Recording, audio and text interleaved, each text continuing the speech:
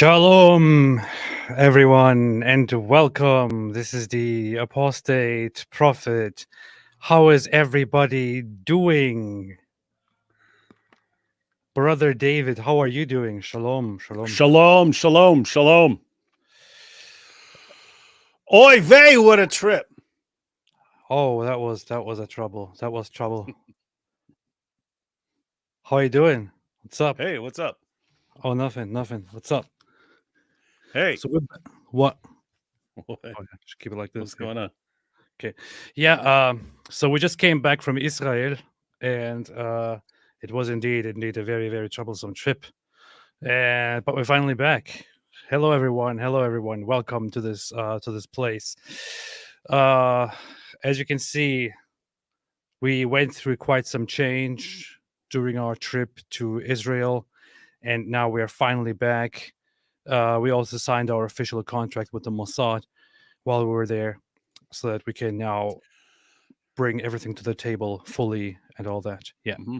Yeah, we're not going to name any figures, but let's just say it's a lot of shekels. Yeah, I was collecting them earlier, still like counting them. So yeah, for those who are aware, oh yeah, tattoos. Some people say short tattoos. Mm. Look at this sexy. I got two. You know what's messed up is we both got this one, and I messed mine up. They put a thing over it. See how the skin's around it's all red. They said take it off after a certain amount of time, and I left it on there like a day and a half, and then my skin was dying. Anyway, so we went and got these cool matching ones, and then AP said he wanted another one across, so I said I'd go over there with them, and then you didn't want one, so then I got this on my finger. Oh yeah. You can barely see it. You have to bring it closer. Yeah, well, it's not going to focus. That's the problem. This thing's focus on my. Not going to focus. Yeah, that's based. What is that? It is a many centuries old design. They're not even quite sure what it was. The place we were at is it's a Coptic family that's been doing tattoos for 7 centuries. Apparently, it's a pretty big thing in among the Copts to get tattoos even on their kids. They was breaking it down. Anyway. Some of their designs from centuries ago, they're not sure of some of what, like on this one, it's got 3 crowns. They don't know if that's the 3 wise men or if that's a Trinity symbol. And here they're not sure. It looks like Jesus lying down on the tomb, but there's like some sort of band going across his front. So they think that might have been some alternative theory of the crucifixion, like he was bound to the cross or something like that. Anyway, pretty cool stuff. Nice. Nutters, what's up? I missed you, man. Welcome back, the very humble, funny, smart, non-nerd David Wood and AP2, I guess. Also, nice, tiny hats. I know the hats are the most amazing thing. Welcome back to us, and welcome back to you, Nutters. Made a contribution with $100 off the very beginning. Fantastic, great to see. I also have a video right here. I want to just share a bunch of stuff to talk about, to remember and to talk about what happened to our trip in Israel, and specifically in Jerusalem and all the other places. Here's a video. This is a fun video. Here we go again.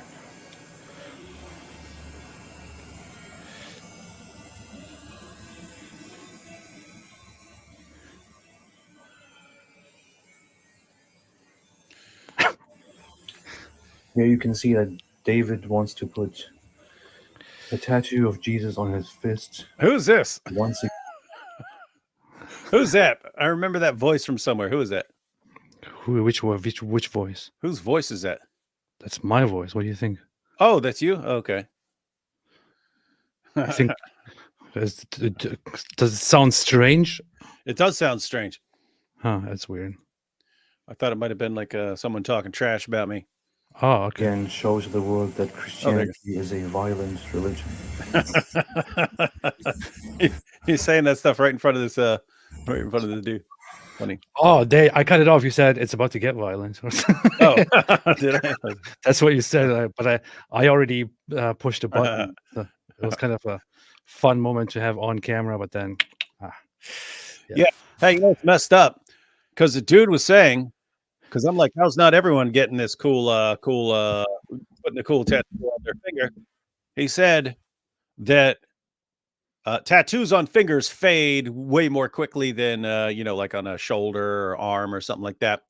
And so I was thinking he meant like 5 years. I looked it up after I got it, and it said, yeah, that thing's going to fade in 6 to 12 months, because it's based on how much skin is stretching. I looked it up after it's in again. I said it's based on how much the skin is moving and stuff. And I said your hands are moving more than any moving.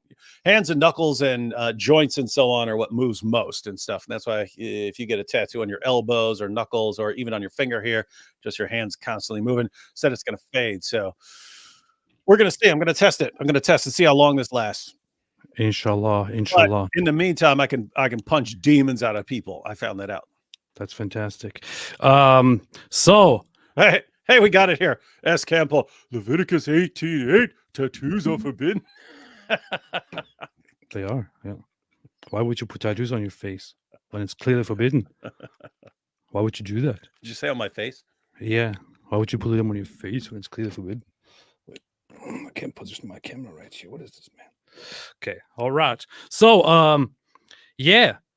We saw a lot of things there. Bro, it's a yarmulke, no, homie, no cap. That's from the Ben Shapiro song.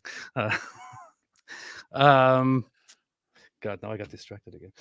Yes, okay. So we went to Israel. So what we did was we announced quite recently that we are going to Israel, and we organized a fundraiser, and we also said that we are past the planning phase. Okay, yeah, we're past the planning phase. We're going. Tickets already, everything already planned. And people thought that it would probably be like, I don't know, 2 months in the future or something like that.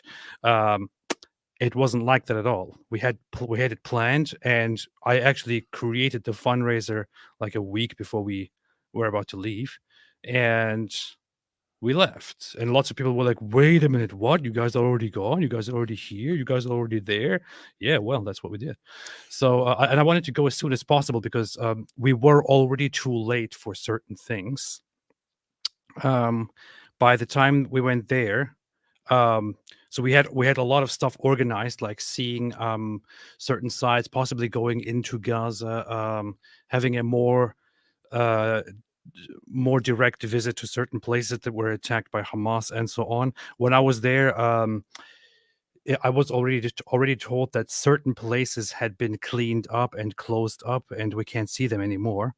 However, we have been to some really good places, to some really interesting places. Yeah, like when we went to I don't know how to pronounce it.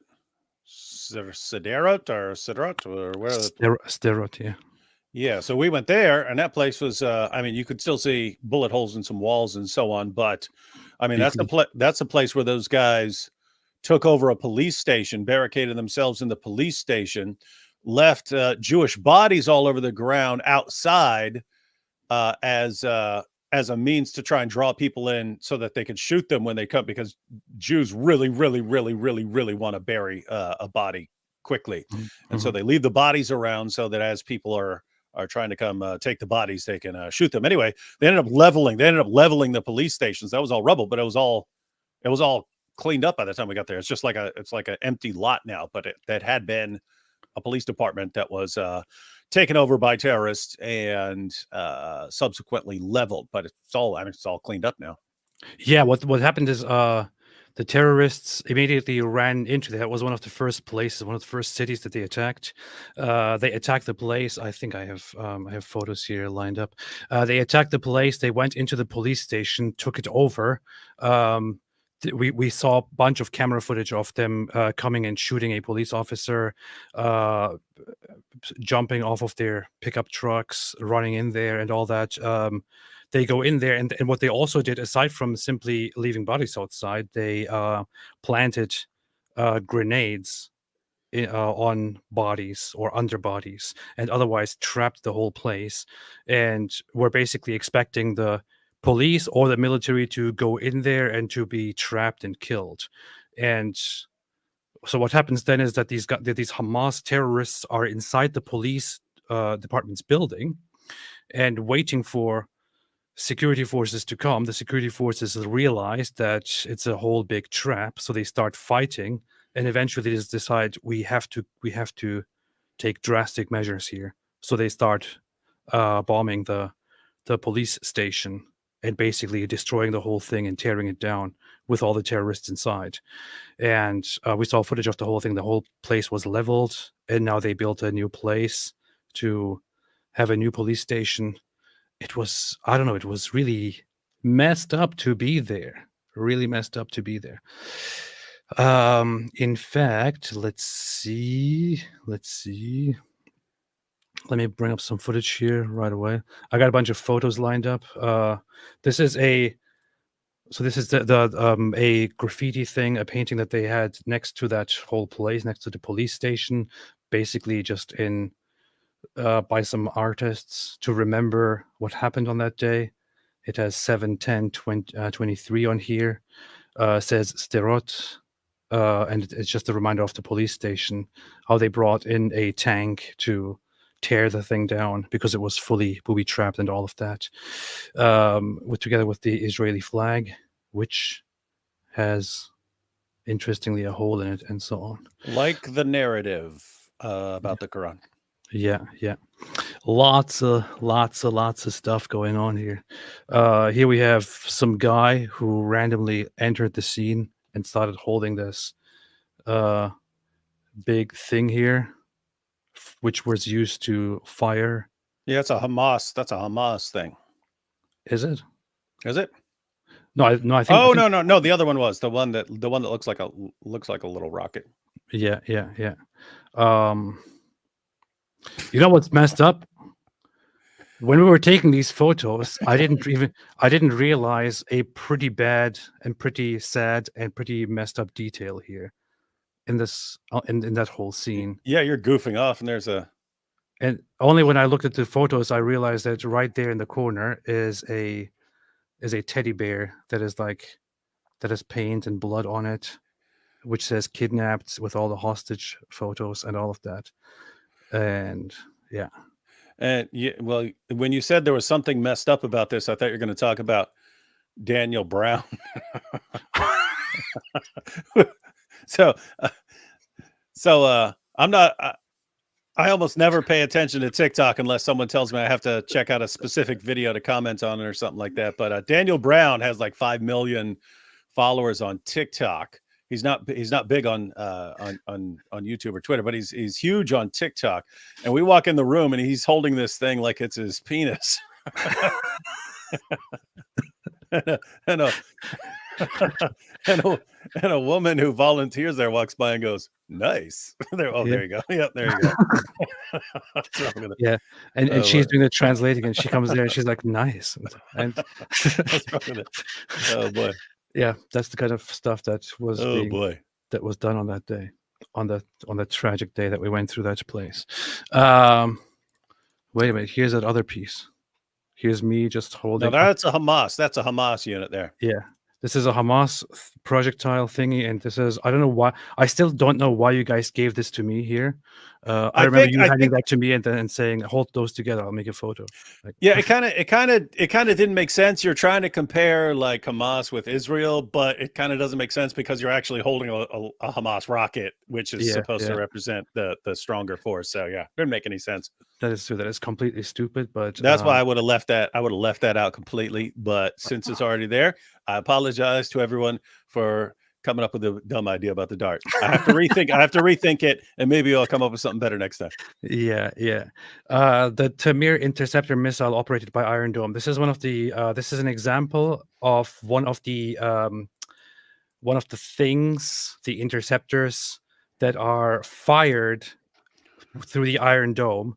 So whenever in the Israel's Iron Dome defense system, whenever a missile appears and seems to fly toward Israel from Gaza, these things detect it and go off and immediately fly and intercept those missiles. And here is a piece of one of those. This is a messed up reality that Israel decided to just live with for 15 years, or no, for almost 20 years. So in the year 2005, Israel decided to disengage from Gaza, to remove all Israelis from Gaza, and to say, we are out. This is yours. Now show us that you will build something out of this and make peace. Of course, Gaza immediately elected Hamas. Hamas took over, kicked out all of the other parties, and said, no peace. We will fight until we take all of Israel. Upon which Israel said, well, if that's the case, then we will keep a blockade in place and keep it that way until you guys decide to make peace with us and to recognize each other. However, in 2006 or 2007, Hamas already began firing missiles at Israel, especially the southern part of Israel surrounding the Gaza Strip. And what happened is that Israel decided to, well, as long as that is going on, let's establish a very good defense system and intercept all those missiles. Now, some missiles still come through, others are intercepted, and you can some shrapnel drops down and might hit buildings or people. But that is basically what Israel decided to just accept as a reality, and that just makes me think, which other country would actually accept that? I mean, I would expect, if you remove yourself from Gaza, and Gaza then just immediately breaks down all kinds of peace agreements and says, we're just going to shoot missiles at you from now on, I would think, well, okay, we tried it, that's it, and just roll in there and take the whole thing down, take the whole project down. Israel decided to just live with that for 20 years until finally things broke down on October 7th. That is Hamas. That is the Palestinian territories. That's the reality. You gotta put this stuff on your tattoo. You remembering? Of course, I'm doing that. I've been doing it the whole time. Yeah, I forgot today. That's why it looks so smooth. Look at that. Yeah, that's why it looks so smooth. Yeah, Where's it? Here it is. Yeah, all my skin died because I left that thing on. Skins die. That's what they do. Yeah. All right, David. Hey, yo, what's up? What did you take away from the trip that we had? I will go into much more detail here on what actually happened, but just to say, what are some things that you took away as a general message from what you saw in Israel? You were a terrible traveling companion. That is one. That is true. We should never ever go on a trip together again. Well, yeah, not without like a completely third person neutral party. Yeah, to moderate all disputes, mediate all disputes. Yeah, there's lots of takeaways, and you should seriously make. You mentioned it when we're on our way back, but you should seriously make like a 10 things I learned or 10 myths that were debunked and so on. I'm working. One of the things that stands out is how little they want to offend Islam or risk offending Islam. And that's kind of in multiple ways. I mean, like the Jewish population, even when we're talking to people whose families are still being held hostage, they're just like that. They'll talk about wanting to get their family members back and stuff. And then they'll say, but we understand this has nothing to do with Islam and that Islam doesn't advocate killing Jews or taking captives. And me are sitting there like, you don't want to interrupt someone who's talking, about trying to get their sister back or something like that. But I mean, it's like, you're still defending this. You guys are defending this stuff. So one, this there's not a lot of hostility towards Islam. They will direct it at Hamas, but not a lot towards Islam. And then even some of you may remember, you had a guy, he goes by the Muslim Cowboy, and I posted. I didn't say a word of insult, AP. I just posted a picture of us outside the Western Wall. And I said, who knows? Right. I said, who knows where we are? And the Muslim Cowboy replied, under my foot. Very bad idea.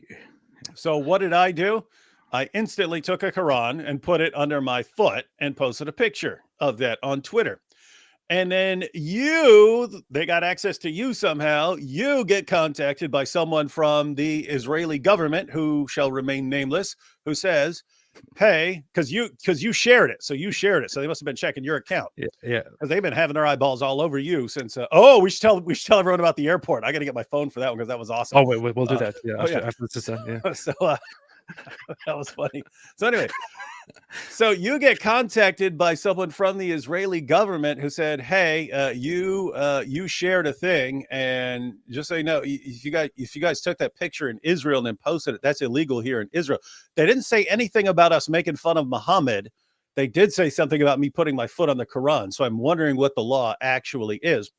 But it was funny. So they say, "Hey, you should tell your friend to take that down because if someone sees it, you could get I just you could get arrested for that sort of thing." And I thought it'd be really cool to go to an Israeli jail and how that might actually help Israel, because if the Dawa guys find out that Israel locked up the Dizzle to protect the Quran, they might be like, maybe we're wrong about Israel all along. These Jews are all right. So I was thinking it may actually help, but was also thinking it could potentially massively screw up the stuff we're trying to do. If I get even if they lock me up for 2 or 3 days or something like that, it might screw up a lot of what we're trying to do over there. Anyway, so I took it down, soon to be put back up whenever someone annoys me for 5 seconds.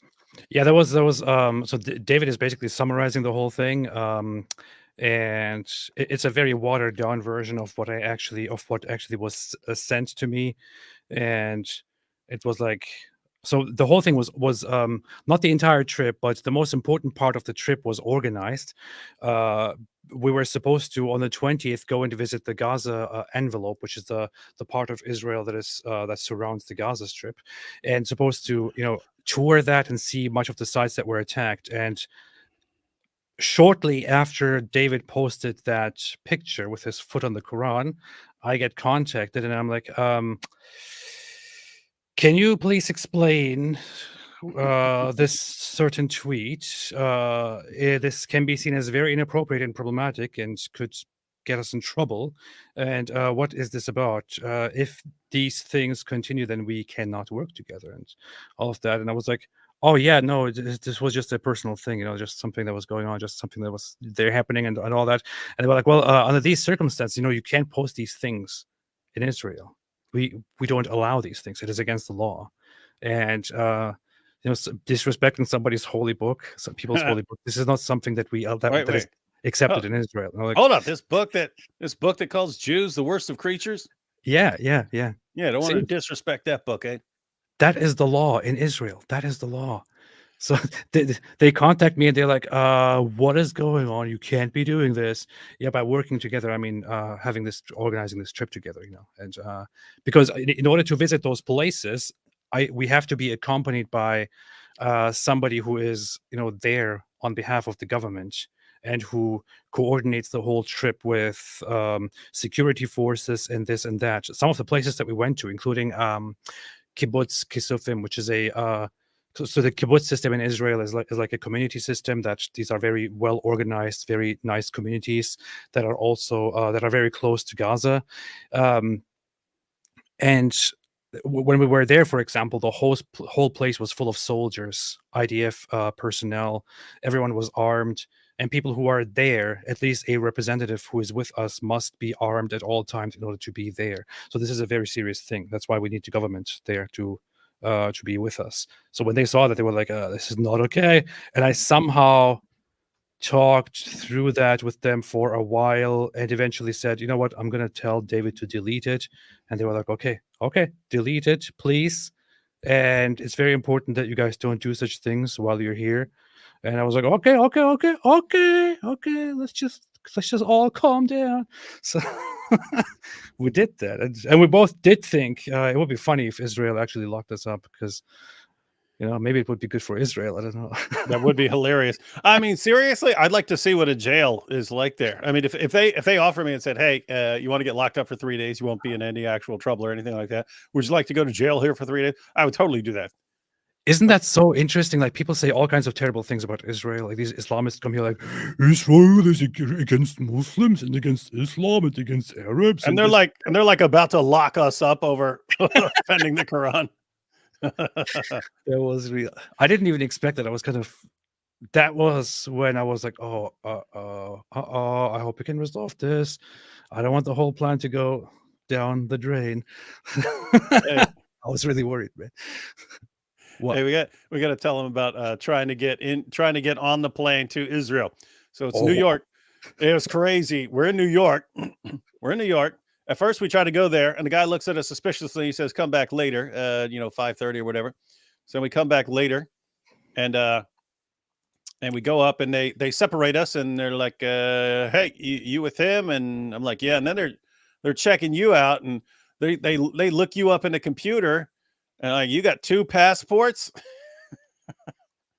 and then it was all downhill from there. yeah. But I'll tell everyone when things really went off. So how long do you think we're there? Like 40, 45 minutes or so? Yeah, so everyone was basically passing through. I was there, and I was there for like 30. Yeah, 50 minutes. everyone else, they check them, ask a couple questions, and boom, they're gone. They got us there for like 40 minutes. And I'm it's mainly about you, and they've got me there because they're pestering me with questions about you. Yeah, yeah. It was mostly about me. It was because they were like, "Oh, wait, where are you from?" "Oh, I'm of Turkish origin, and your name is Ridvan. So you have a Muslim name, okay? Why do you have an American passport that was never used before? Why is this new?" And I'm like, "Because Uh-huh. I just became an American citizen." Like, when? This and this. Okay, so do you have another passport? Yes, I have a Turkish one, but I don't have it with me. Okay, so you were born in Turkey? Yes. On your passport here, it says you were born in America. And I'm like, wait, They what? yeah, they screwed up. They screwed up. The U.S. government screwed up AP's passport that says he was born in the U.S. and he had just admitted that he's born in Turkey. So this thing looks all kinds of fake, even though it's not. The U.S. government screwed it up. So Yeah, they made a mistake when they handed me my passport, and they showed me my passport, and I take it, I'm like, what? How did yeah, this you happen? didn't even notice, and you start laughing. Yeah, I started cracking up. I'm like, this is a mistake, Which is funny because it actually it kind of helped the situation because you started laughing about it. Yeah, instead of getting nervous, I just got all funny, and it was like, I can't believe this. This is hilarious. Like, I wasn't born in the US. I was born in Germany, actually. Oh yeah, Oh, okay. I said I was okay. I was born in Germany. No, that's the thing. That's the reality. Now I got yeah. confused. I was born in Germany, but I have a Turkish passport because I was a Turkish citizen, and I lived in Turkey, and now I'm in America. But the passport says I was born in the USA, and I didn't notice it until we were there. They put it in my face and say, "Why does it say you were born in America?" And I'm like, wait, what? That's a good question. So I tried to explain this to them. After a while, they saw that I was quite comfortable and I was quite straightforward with everything. They were like, okay, so what's your relationship to Turkey? What are you doing? Where are you staying? One of the funny things was we booked a place in East Jerusalem. And Whoa, hang on. Oh, you're still talking about what we were saying. yes, yes, yes. Okay. I thought you were moving on to when No, we no, no, got no, there. All no, right, but no. go ahead. Uh, Because there's a lot more to this story. yeah, yeah. Uh, they asked me, okay, so when you go to Israel, where will you stay? And I said, oh, we booked a place in Jerusalem. They're like, which part of Jerusalem? I said, East Jerusalem, the old city. And then they're like, why? Because East Jerusalem is, is very contested, majority Arab, majority Muslim, and so on. And I'm like, because it's very close to the, historical sites, and we want to go there and take a bunch of footage and stuff like that. And they're like, usually people just, book a place in the modern part and then just go there for, to look at things. I'm like, I know, but we just wanted to do that out of convenience. And they're like, okay. And they keep going back and forth between me and David. Mm-hmm. And they asked me about my family. I said I'm married. I don't have much contact to my parents anymore because of my life choices, this and this and that. And I was very open about what I do, that I'm an ex-Muslim, that I criticize Islam online, that I'm basically there to report on things and all of that. Then they went over to ask David about his personal life. Yeah, so they're asking everything that we say that could possibly be verified. They want to check it like right there. We're like, oh, we're YouTubers. Put me on your channel. This guy scrolled through every single video on my channel and is asking me questions. What's that about? What's that about? Right? He's like, hey, if we open up your suitcase right now, we're going to find a bunch of free Palestine stuff in there. And I'm like, no, you're not. I'll open it up for you right now. Right. And so then they're asking like, and so how long have you known him? Like, I don't know, 6 or 7 years. And do you know his family? I'm like, I like met them and stuff. What about his parents? I was like, he's an ex-Muslim, so I don't think things are going really well with his Muslim family. So I don't know anything about that. And so they're pestering me with questions, and they're asking me to verify anything. Like, what about you? You married? Yeah. How many kids you got? And I'm telling, and they go, like, all right, show us pictures for everyone you just said.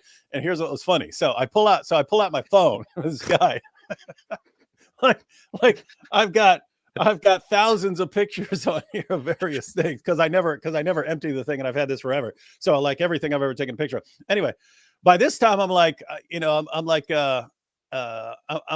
trying to get along with the dude and like laughing and stuff like this. And so he's like, show me pictures of your family. And I go, I got a million pictures of my family here. Let me just scroll through. And I scrolled through the pictures on my phone.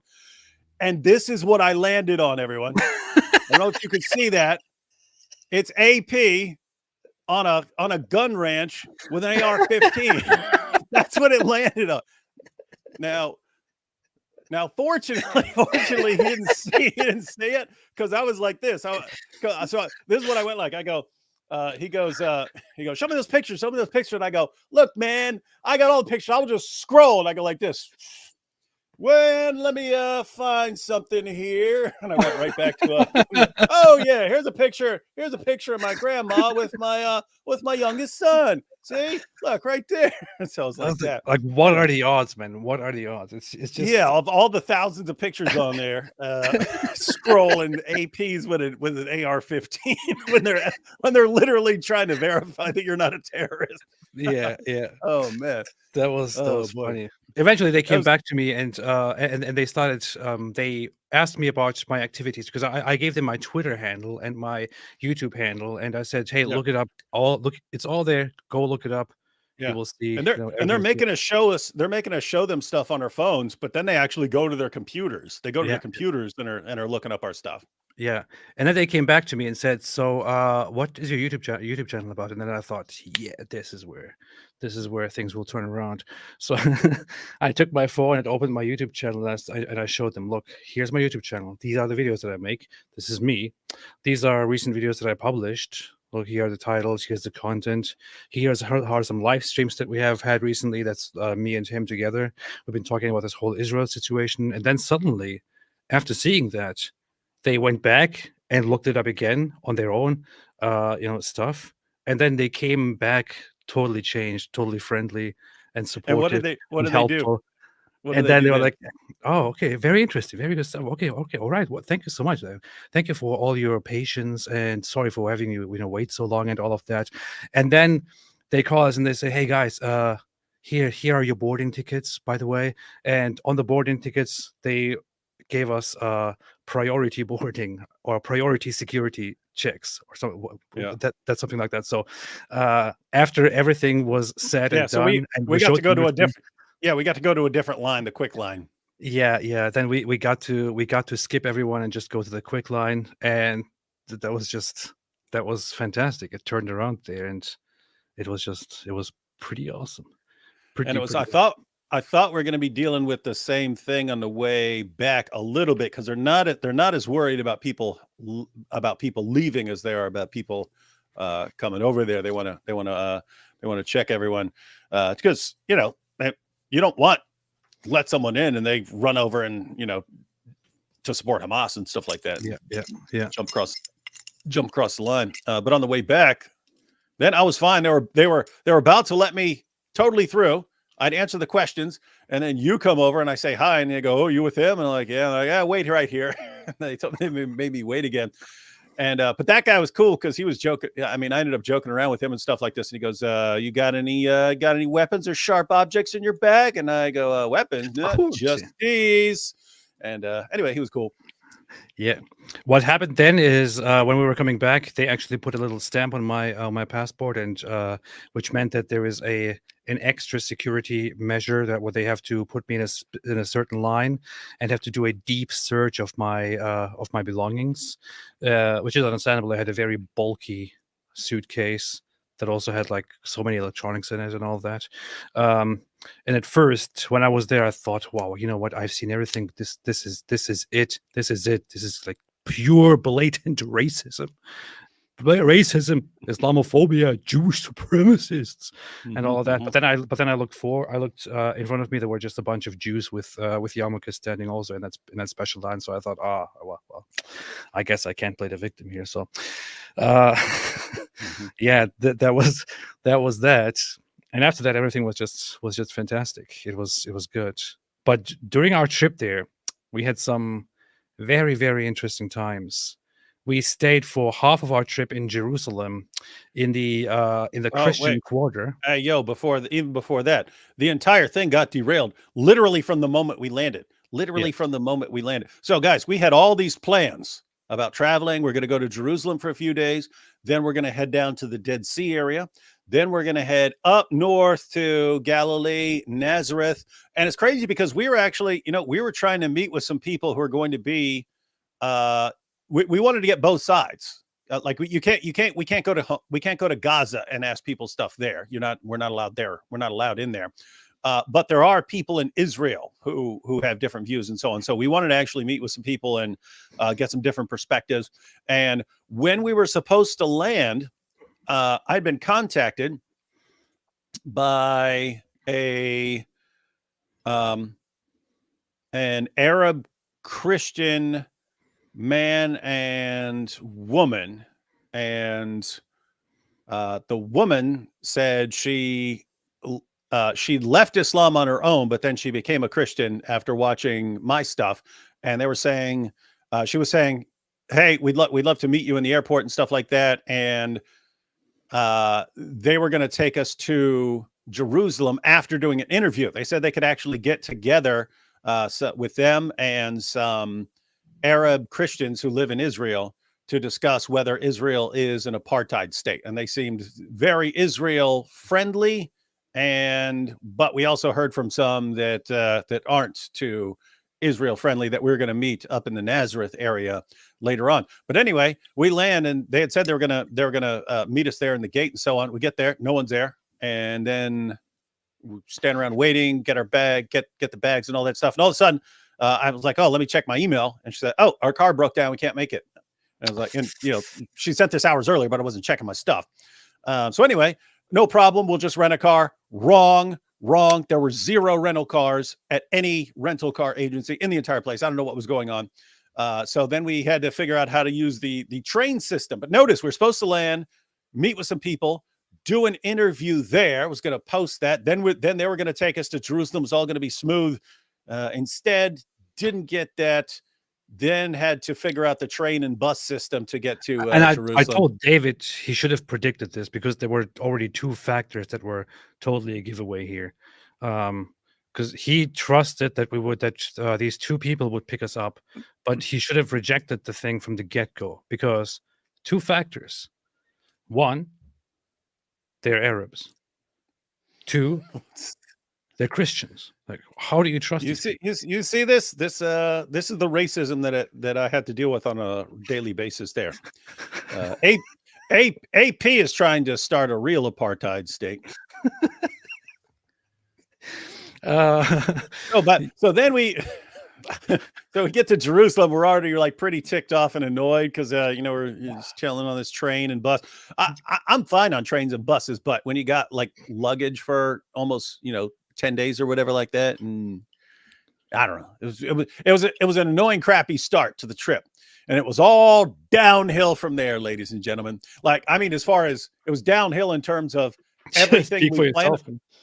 Apart from actually taking the tour of the sites, every other plan we had was completely derailed. But it was replaced by other stuff that was totally unexpected and just came out of nowhere. Like, oh, if you want to talk about because the thing that seemed, certain things that.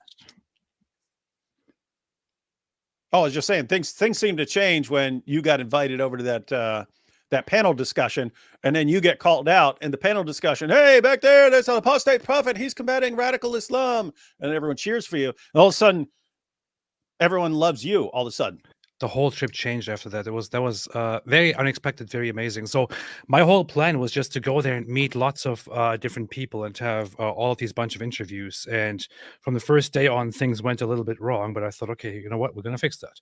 But then I was in touch with somebody that I want to give a big shout out here while we're here, since he did the very same thing to me in a much better way. So Visegrad 24 is the channel, a news organization. Let me put this here right on the screen. Visegrad 24 has been a rising star on Twitter, also known as X, in terms of news. I have been following them very closely. And the guy in charge, the founder, is Stefan Thompson. He's a Polish, British dude. Polish. Yeah, very nice guy. He contacted me like a week or so before we left for Israel, and he said, "Hey, we need to talk. We should talk sometime. It's nice to meet you and stuff like that." Because he just saw something about me, that I'm an ex-Muslim and all that. And I was like, "Yeah, yeah, cool, okay, nice." And when I was there in Israel, I texted the guy and said, "Hey, by the way, what's up? How you doing? I'm in Israel." And he said, "Oh yeah, I'm in Israel too. Let's talk." And then he just called me right away and said, "Hey, what's up? How are you doing?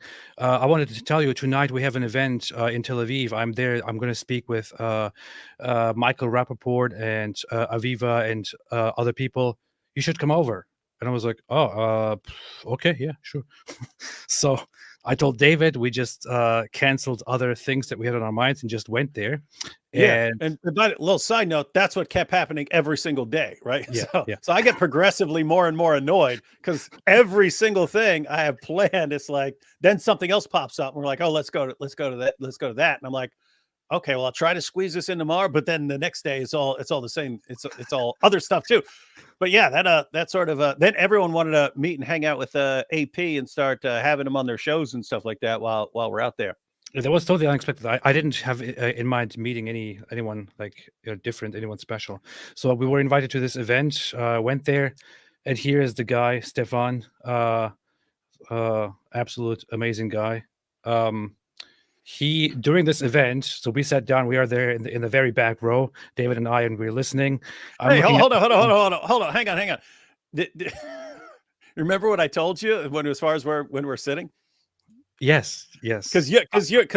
Visegrad, he's like running this thing as far as like keeping the discussion going and so on, and he's the one who invites you there. So you're like important, and you walk in like, where we sit, and I'm like, dude, you got to remember the words of Jesus. Don't take the best seat. Don't take the best seat. Take the worst seat. Get all the way in back, and that way, if someone calls you out, it's like, oh, look how humble this guy is. We know it's not true with you, but that would give that appearance. So we sit in the dead last row, and then AP gets shouted out. He's just, Yeah, yeah, where I am back here. we're in the middle of it. I'm looking at my phone. I'm checking texts and doing this and that while listening to the conversation. And then Stefan is speaking at some point, the Visegrad guy. And in the middle of it, while I'm checking my phone, he says, "And there are some people who battle radical Islam, and it's very brave of them. And one of those I want to mention here is Ridvan Aydemir, apostate prophet. He's here somewhere. Please get up." And I'm like, "What? so, so I get up, and he's like, "Please, a round of applause. He's doing a great job." And I'm like, "Okay, I didn't expect any of this." So everyone turns around, looks at me, and I thank everyone. And I already start receiving messages from people who are in the room right there on Twitter and elsewhere. And then I sit down later again into the discussion. He again brings me up and is like, "And yeah, I want to once again mention apostate prophet. Like, he's back there. Good, very, very nice job," and stuff like that. I'm like, "Oh, wow, this is really, really getting out of hand." So I went there and thanked him after that, and he just was like, "Hey, come here, come over here. Hey, AP, come over here. Let me introduce you to this guy and to that guy and to this guy." And he introduced me to Michael Rappaport and to Aviva Klumpas is the other one here. She's on Twitter, has like over 200,000 followers, and she was the UN speechwriter for Israel at some point. Here's Fleur Hassan Nahum. She is the deputy mayor of Jerusalem. And your new best friend. Yeah, I formed some interesting friendship with her. Michael Rappaport is right here, Hollywood actor. He was recently the dad role in the show Atypical. Hey, and it was crazy because after after he met him and stuff and started sharing stuff with him, then like like one of the dumbest tweets I've ever sent, but it was dead serious. So I went to the Dome of the Rock, and I'm standing right outside the wall because I just went up there for some pictures because I recorded a pretty detailed video on the history of the Dome of the Rock.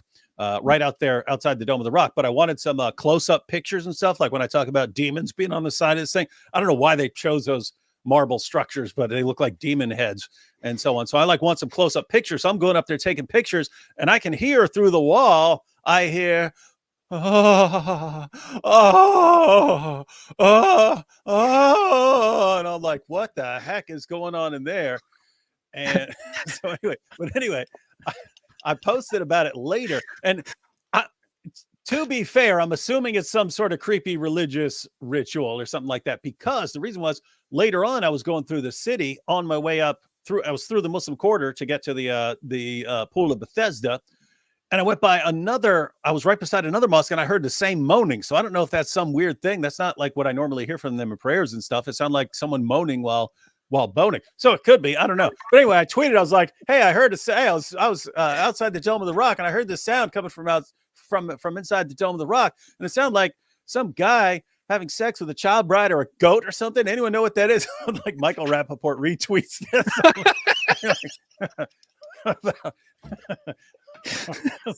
So yeah, anyway, he's a funny dude. You know what I really like about him? Because as we were just pointing out, everyone seems really like not wanting to be offensive towards Islam and so on. And I think he can have a positive impact in terms of just saying, guys, something screwed up, just say it. Say whatever's in your mind there. But yeah, it's been cool like that. The guy has no filter. And he's a very nice guy. Look, a lot of people often get kind of annoyed by him. Like people got a lot annoyed by him, for example, over the last years, because of some very harsh things that he said over the years to people in political discussions. I wasn't really following him very closely or anything. I just saw him every now and then. But then when I met him there, I quickly realized that the guy is just, on a personal level, he's such a nice guy and very humble and just like totally okay with making an idiot out of himself, asking you questions. I don't know. He started just talking to us regularly, and one day, one of the last days that we actually that we were there, we were walking, and he was again with the crew. So after this day here, when we met, we started hanging out with these guys quite frequently. And that day when I saw him, he comes over to me and he's like, hey, how you doing? And I'm like, yeah, good. I posted this thing earlier on Twitter, just dealing with the response, and he's like, yeah, I saw that, man. And then he's just very vulgar. He's like, yeah, I saw that, man. Fuck those guys, a bunch of Nazi effers, those whatever. It was interesting. It's It was interesting because he was asked about approaches and stuff during this panel right there, and he said, guys, you need voices of all kinds of all types to reach all kinds of people. So you need people like me, talking like me, because there are people out there who listen to that more than they'll listen to something else. And you need other positions. You need scholarly sounding people, and so yeah, very down to earth guy on a personal basis. Exchanged numbers, said whatever you need, just let me know, and so on. It was very, very, very surprising. I didn't even know that he was going to be in Israel, honestly, when we went there. Yeah, and he was like a rock. I mean, he was like a rock star, just walking down the street. Like every single person he passed, we're in Tel Aviv, and just him walking down the street, every person he passes, like running up to him, wanting selfies with him and stuff.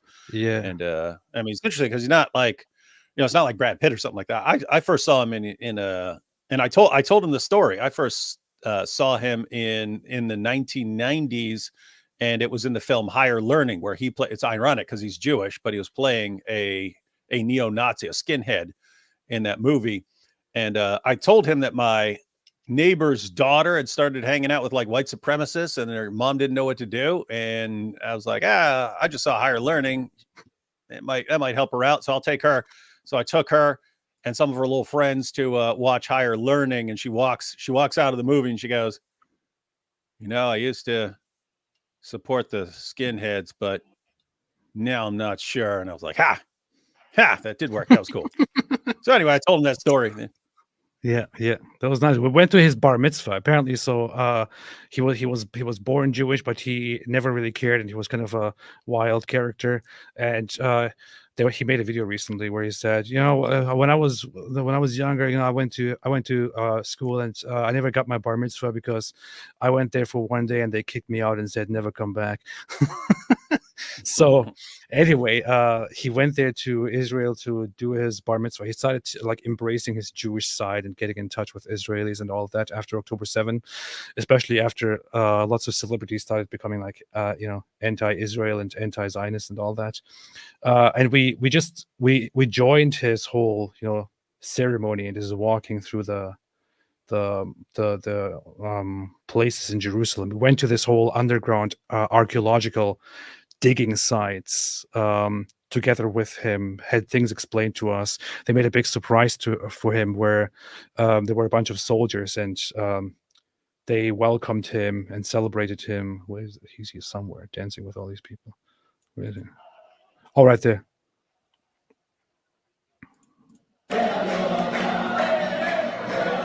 He's back there somewhere. He's over there on the left. You see right there. He's over on the left there. Yeah, right there. It was very, very interesting moments. Was very, very, very, very cool. He was he wasn't even telling a joke. He was talking about some movements in America, and he was talking about there was a few years ago these neo-Nazis walking through a place and saying Jews will not replace us, and he was talking about that, and I guess I caught him here say something funny. It is Jews will not replace us. If we're going to replace anybody, why would we replace you motherfuckers? Did you hear that? Yeah. So like he is like, I mean, who's bigger than him is like a hero in Israel right now. Everyone loves him everywhere he was going. Yeah. Interesting guy.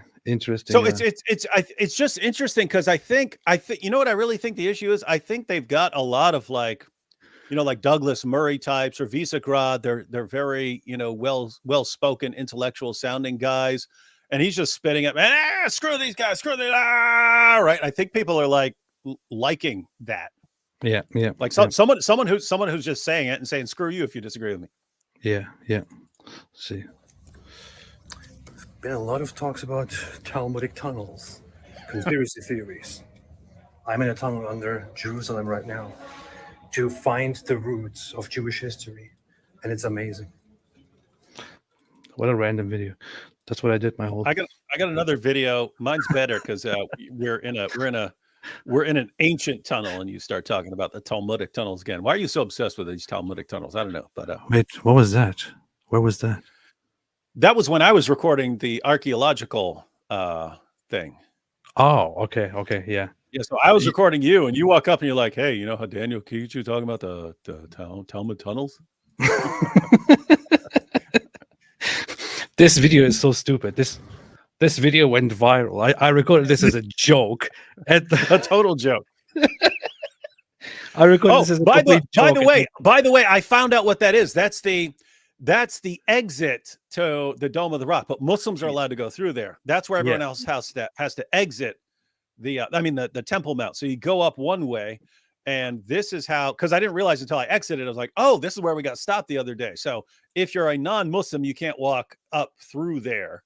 And so they stopped us. Like, hey, are you Muslims? No, we're not Muslims. And then anyway, we're walking away, and you recorded this. I published this video, and suddenly it's like bunch of huge everyone's taking it seriously. Start reposting this as well, and then people start taking it seriously, and it was just a joke, man. Don't calm down. So stupid. So we just went this way. We just went there, and we had to turn back. We were stopped because we were asked if we are Muslims, and of course we aren't Muslims. So we said no, we're not Muslims. And they said, turn back. You're not allowed here. Only Muslims. Only Muslims are allowed here, they said. This is apartheid. Yeah. People have been saying it's an apartheid state, and it turns out, yes, it is. It is indeed an apartheid state. This is literally discrimination. I want to go through there and I can't because I'm not a Muslim. This is apartheid. It's literally genocide. Literally ethnic cleansing. Alhamdulillah. I even said Alhamdulillah in the end. Like it's obviously a joke. Yeah, and me sitting there, we were literally genocided. And then people, yo, David, what in the apostate prophet complaining? So ridiculous. Oh, boy. People. Oh boy. I say Alhamdulillah, and they're like, "Oh, you see, they're complaining now about Israel." Smart people we're dealing with here. Very, very interestingly smart people. Okay, let's see what else happens here. This is what I took when I was going somewhere. This is an interesting. This is an interesting observation. When I was flying, when I was on the plane, looking out the window on my flight from Chicago to New York, I noticed that there is no curve out there. So I quickly took this photo and marked this. I'm going to keep this as evidence to show to people when the time comes, when humanity is ready. Yeah, send that to Daniel Hakikachu, and he goes, you see, AP has been persuaded by the powerful evidence. Yeah, Alhamdulillah. Wow, look at this. Where's the Zabuba? I don't see it as a Zabuba. If the earth were round, it would be shaped like a Zabuba. Yeah, and yes. And then we arrived in Israel, and here's the thing I noticed. Like we're walking there, and I see. Wait a minute. What is this here? Passport control, Hebrew, English, Arabic. What? What? And then what? And then I noticed that this is very common in Israel. And for some reason, I never even thought about this. Until I went there, until we landed there, I never even thought about it. But I go to Israel. We land in Tel Aviv. There is always Hebrew, English, Arabic, or Hebrew, Arabic, English. Then we go to Jerusalem, Hebrew, Arabic, English. We go to any other place, Hebrew, Arabic, English. We go into the tram, announcements, first Hebrew, then Arabic, then English. We go into the train, Hebrew, Arabic, English. We go somewhere else, Hebrew, Arabic, English. We go to Jerusalem, and we hear the loud call to prayer of Islam, and everybody else has to listen to it. I forgot I got Tel Aviv. We got recordings of that. Yeah. I go to Tel Aviv, and we hear again the call to prayer. And I'm thinking to myself, hold on. So we are told all the time that Israel is this racist apartheid state that is like so anti-Arab and so anti-Muslim that they're basically hunting Arabs down, as Daniel Kikachi makes it look like. And yet these guys have Arabic left and right and everywhere, and they don't even have to do this, but they're just doing it. And I go around and I'm confused, and I ask regular Israelis, I say, so I see that Arabic is everywhere around you. What do you guys think of this? And they're like, oh, we don't have a problem with that. Nobody even thinks about it. Nobody bothers. It's fine. This is part of our life, and we actually appreciate it. But and then I go on Twitter, and people are telling me that Israel is this apartheid state that is racist, where you can't be an Arab and can't be a Muslim. And then I go again to the Israeli person who stands next to me and say, "So you guys don't have a problem with all of this?" And they're like, "No, of course not. We like it. We like having Arabic in our culture. We use it all the time. We engage with it. It's okay. This is good." And then I go back on Twitter, and they're saying they're killing Arabs in Israel.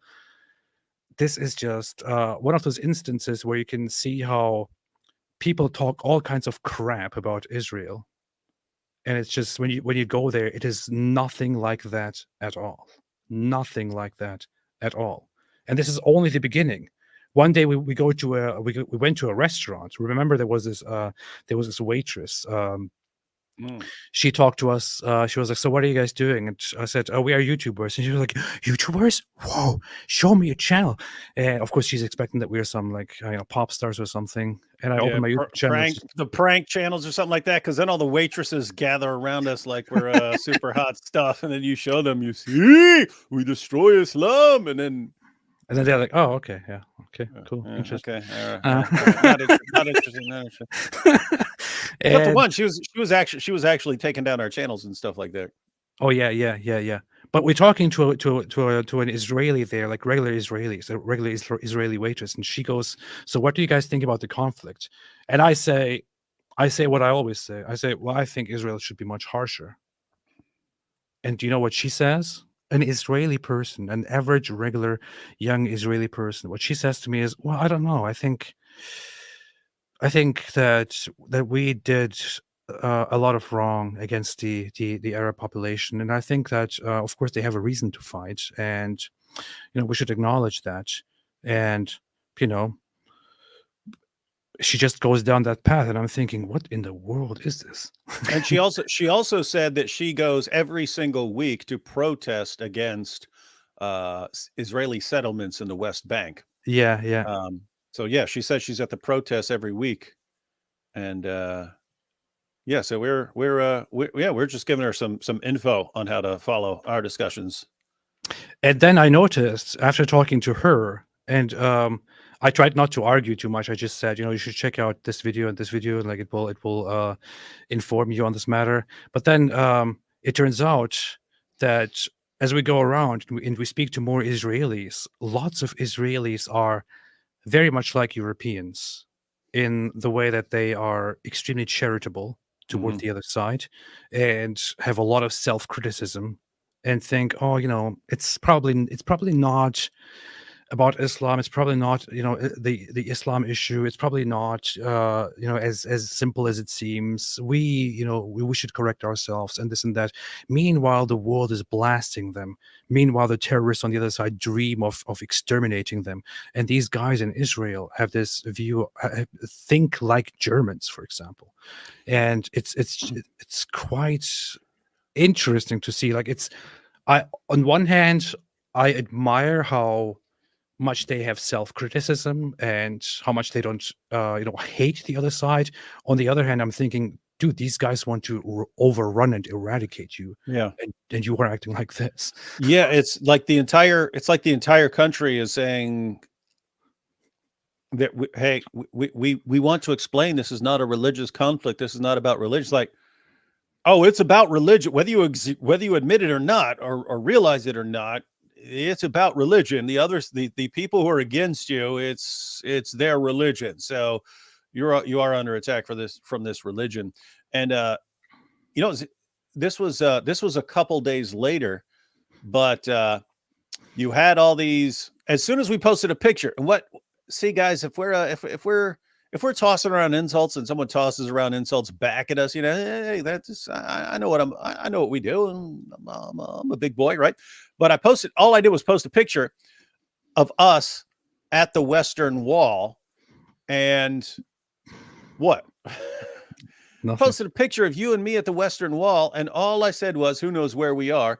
And everyone lost their minds. It got millions of views because they're all complaining about it, flipping out, and they're all talking trash.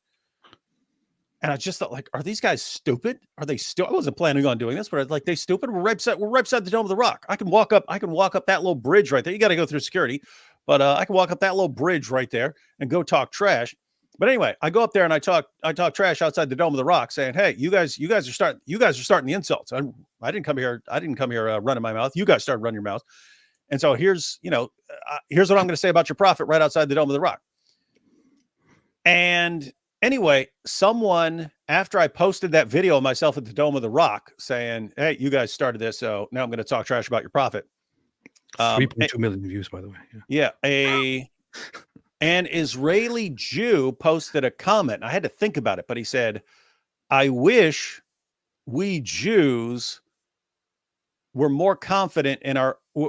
confident in our own righteousness as this Christian is."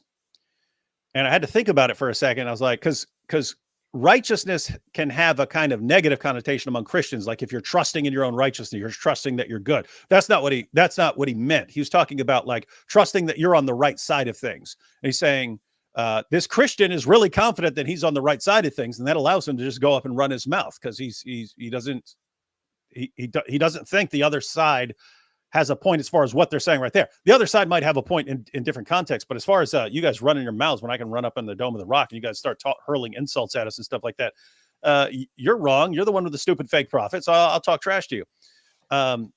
But I think that, the point the guy was making was there are tons of Jews in Israel who, even if they believe in the right to defend themselves and so on, they still feel really guilty about how certain people were treated over in the past decades, and they don't want to talk trash. They don't want to run their mouths. Yeah. That's how it is. That's the issue. That's how bad it is. How badly it is. Wait a minute, where was I? I had this. Okay.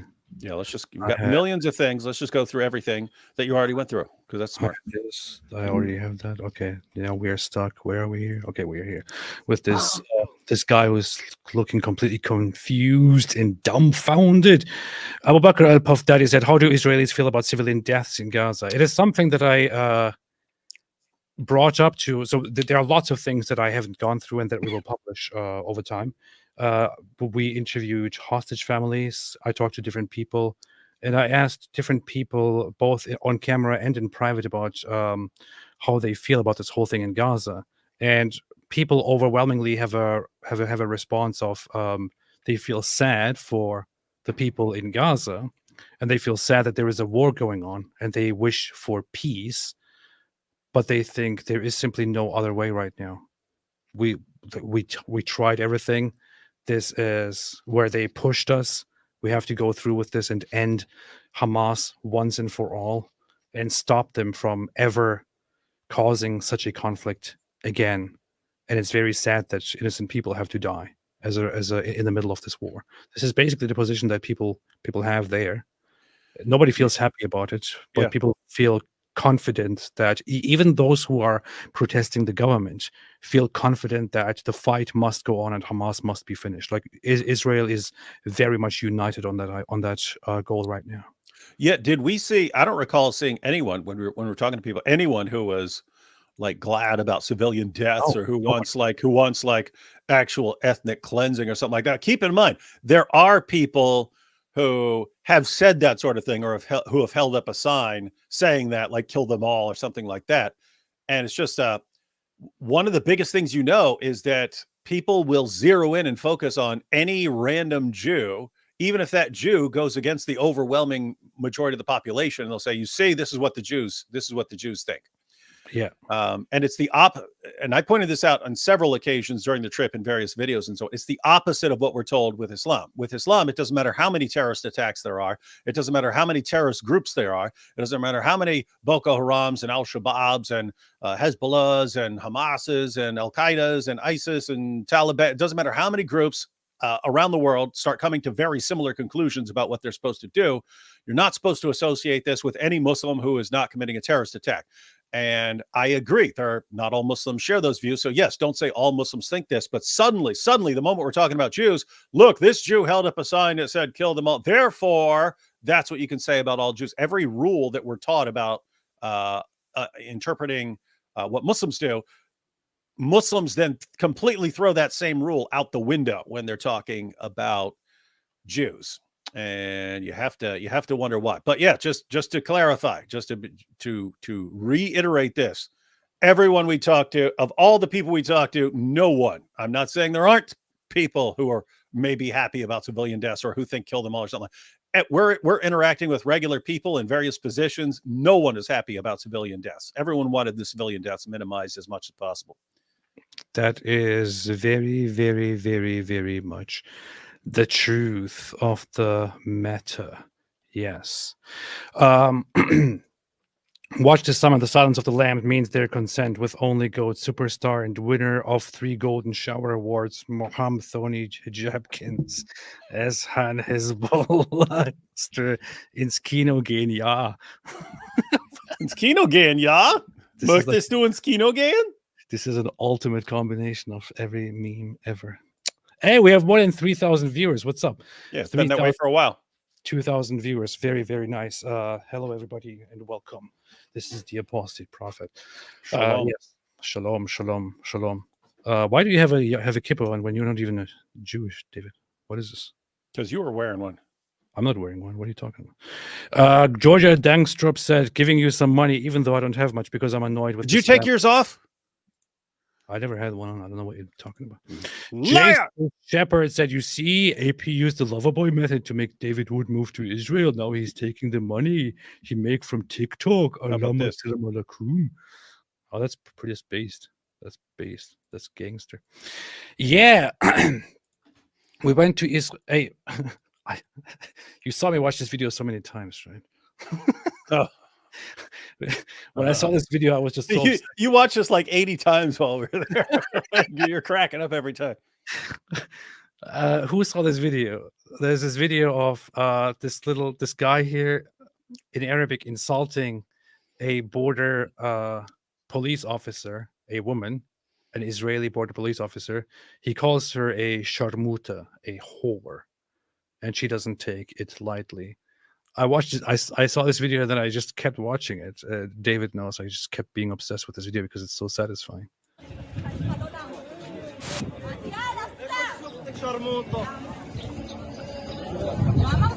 I like how she hunts him down.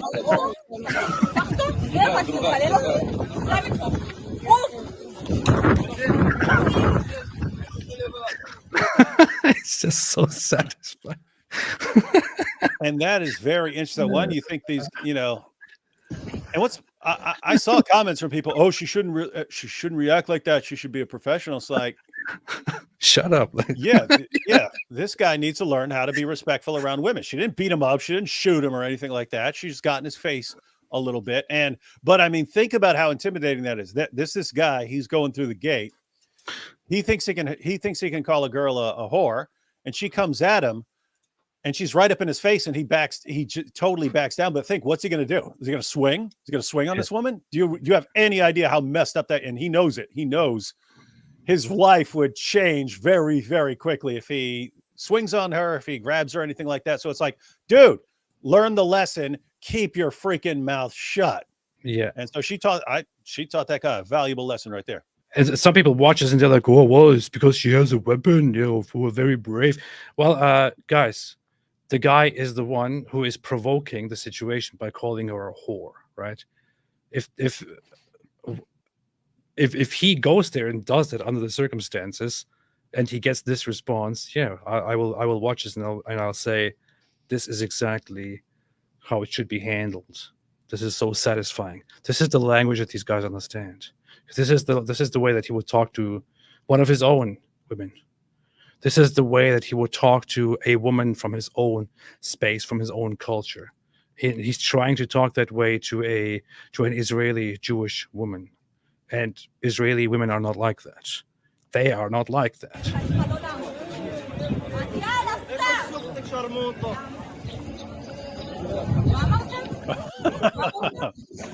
I love it how she zeroed in on him and tracked him down.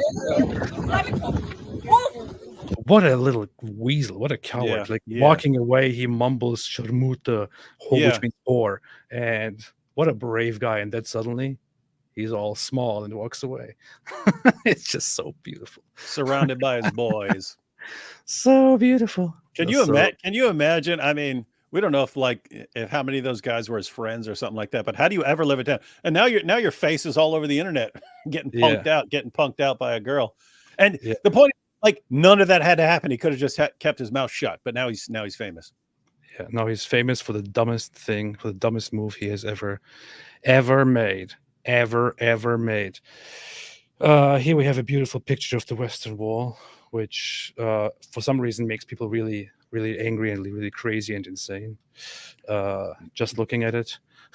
I wonder if any of those, there's those guys who can climb almost anything, and they'll just run and jump on the side of a skyscraper and start climbing up it. And then it takes hours to try and figure out what to do with the guys, because you can't just like knock him off there or something like that and fall to his death.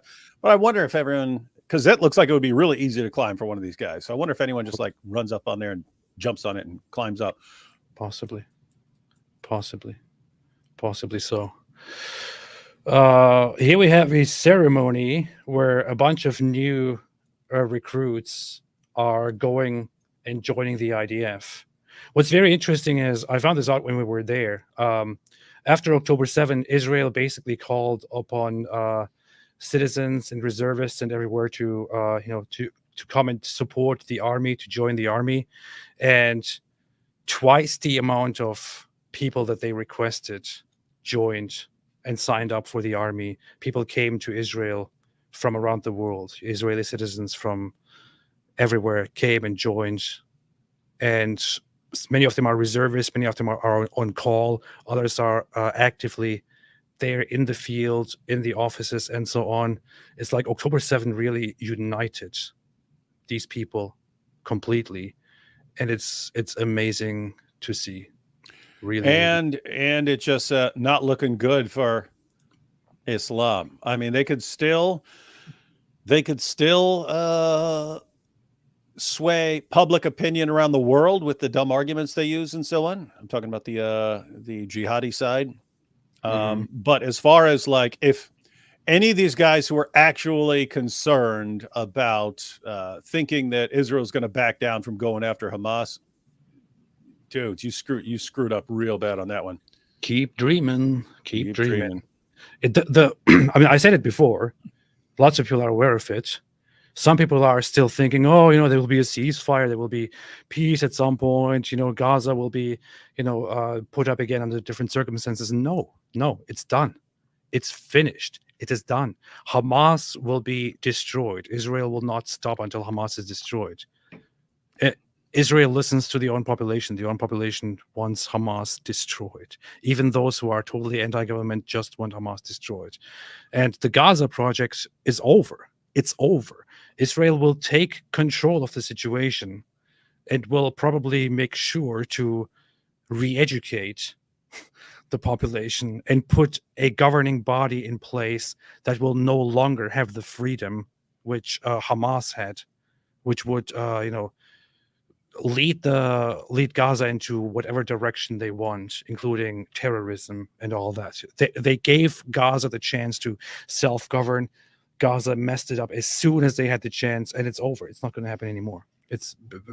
I think it was Netanyahu who said, we will do something completely different. There will be no more Hamas is done, no more Fatah is done.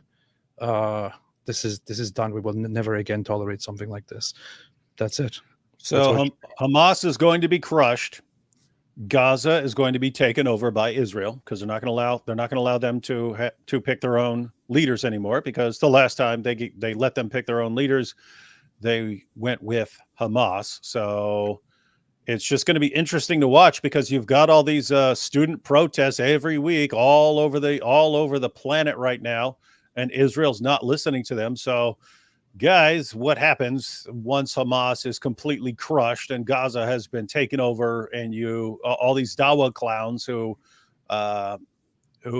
been running their mouths nonstop, and they realize you did not help anyone. You did not help any of your people. You helped yourselves. You helped yourselves by getting clicks and likes and so on your stuff you're posting. You did not help anyone in Gaza at all. In fact, I have to say, I mean, these guys, all these Dawa guys, these guys have blood on their hands. They encourage them. They encourage the people of Gaza. Hey, go out and fight, guys. Yeah, go out and keep fighting these Jews. Yeah, go ahead, keep launching these attacks. Wow, you're heroes. Oh yeah, you're getting blown up in return, but yeah, just keep going, guys. We're safe here in the UK, running our mouths, getting our clicks and likes. But you guys keep going out and dying for this stuff. Bunch of scumbags. That is very, very funny. A gay P.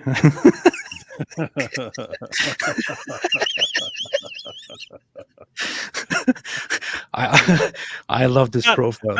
How did they go with APOS and not with gay P? Like, I don't know. I don't mean this guy. I mean like the Muslims back when they came up with APOS as the insult. How did they not go with gay This P? is funny. Like a subscriber here, a fan is much more creative. Yeah, he's better. He's better. Yeah.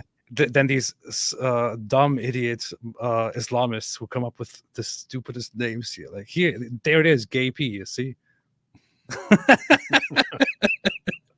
Oh goodness, the boys are back. I'm gonna faint. I went to Destiny's hairdresser. Got my blue hair. Juju B made a super sticker. Thank you so much. Did anyone catch Jerusalem syndrome? No. The funny thing is, Oh, that's $6.66. Interesting. Ooh, So, evil, dirty, dirty, dirty evil. Jerusalem syndrome is something that people talk about, and that goes around a lot. I think there's often a misunderstanding of what it actually is. There's actually supposed to be some people actually go to Jerusalem and then afterwards start experiencing certain thoughts of delusion and things like that, Really? associated with things that they see there. Yeah, Google it. Never Jerusalem heard of syndrome. that. Never heard of that one. And it happens rarely, and then it goes away after a while. Some people think that it just refers to feeling very overwhelmed and all of that there. It's not, but it's not really that. The term is specifically used for a form of psychosis, actually. I'm serious. I'm not even joking. Let's see. Huh. Jerusalem syndrome. Oh, here's a Wikipedia article. Jerusalem syndrome is a group of mental phenomena involving the presence of religiously themed ideas or experiences that are triggered by a visit to the city of Jerusalem. It is not endemic to one single religion or denomination, but has affected Jews, Christians, and Muslims of different backgrounds. It is not listed on the mental disorder. Wait a minute. People who didn't have such symptoms show signs of psychopathology, become psychotic after arriving in Jerusalem. The psychosis is characterized by an intense religious theme and typically resolves to full recovery after a few weeks or after being removed from the area. It's very funny, but it's actually a thing. It was actually reported on different occasions. So, yeah, that's a funny thing. Didn't happen to me. And we were right in as Jerusalem as you could possibly be. We're in the old city, so we were in the Christian quarter. But a little apartment we rented was in the Christian quarter, but it's like what, 1 minute from the Muslim quarter, 1 minute walk. Yeah. And then we're in the Muslim quarter, we're in the Jewish quarter, we're in the Christian quarter. We're all over there. Western Wall, all that stuff. But yeah, you remember what the most based thing was about what I did there. So we are talking about Visegrad, and the guy from Visegrad, Stefan Thompson. Oh, that was pretty based. He said, hey, I need to interview you. We need to have an interview. Let's do an interview where we walk toward, through Jerusalem, through the old city, and I ask you a bunch of questions. And I was like, yeah, sure, yeah, let's do that. And on the day of Michael Rappaport's bar mitzvah, I go over to Stefan and I say, so when do you want to do the interview? He said, after we're done, let's go to the Muslim quarter and we'll start recording. I'm like, Muslim quarter? He's like, yeah, let's go. Yeah, we'll go to the Muslim quarter and we'll walk through the Muslim quarter and I'll ask you questions. I'm laughing at something else. I just noticed your name is Big Zionist Jew. I'm sorry. It is. And we're walking through the Muslim quarter. And it has to be published still. They're going to probably publish it in a little while. But we're walking through the Muslim quarter among lots of Muslims. And he's just asking me questions about being an ex-Muslim and why Islam is problematic and Hamas and how to defeat and stuff like that. And just a bunch of Muslims walking around us and looking at us. And some people screaming in Arabic. Kids. There are Muslim kids running around and stuff like that, playing ball. That was a very interesting experience, and it was. I mean, I'm impressed because Stefan's brother is a camera guy, and he's recording, but he's walking backwards.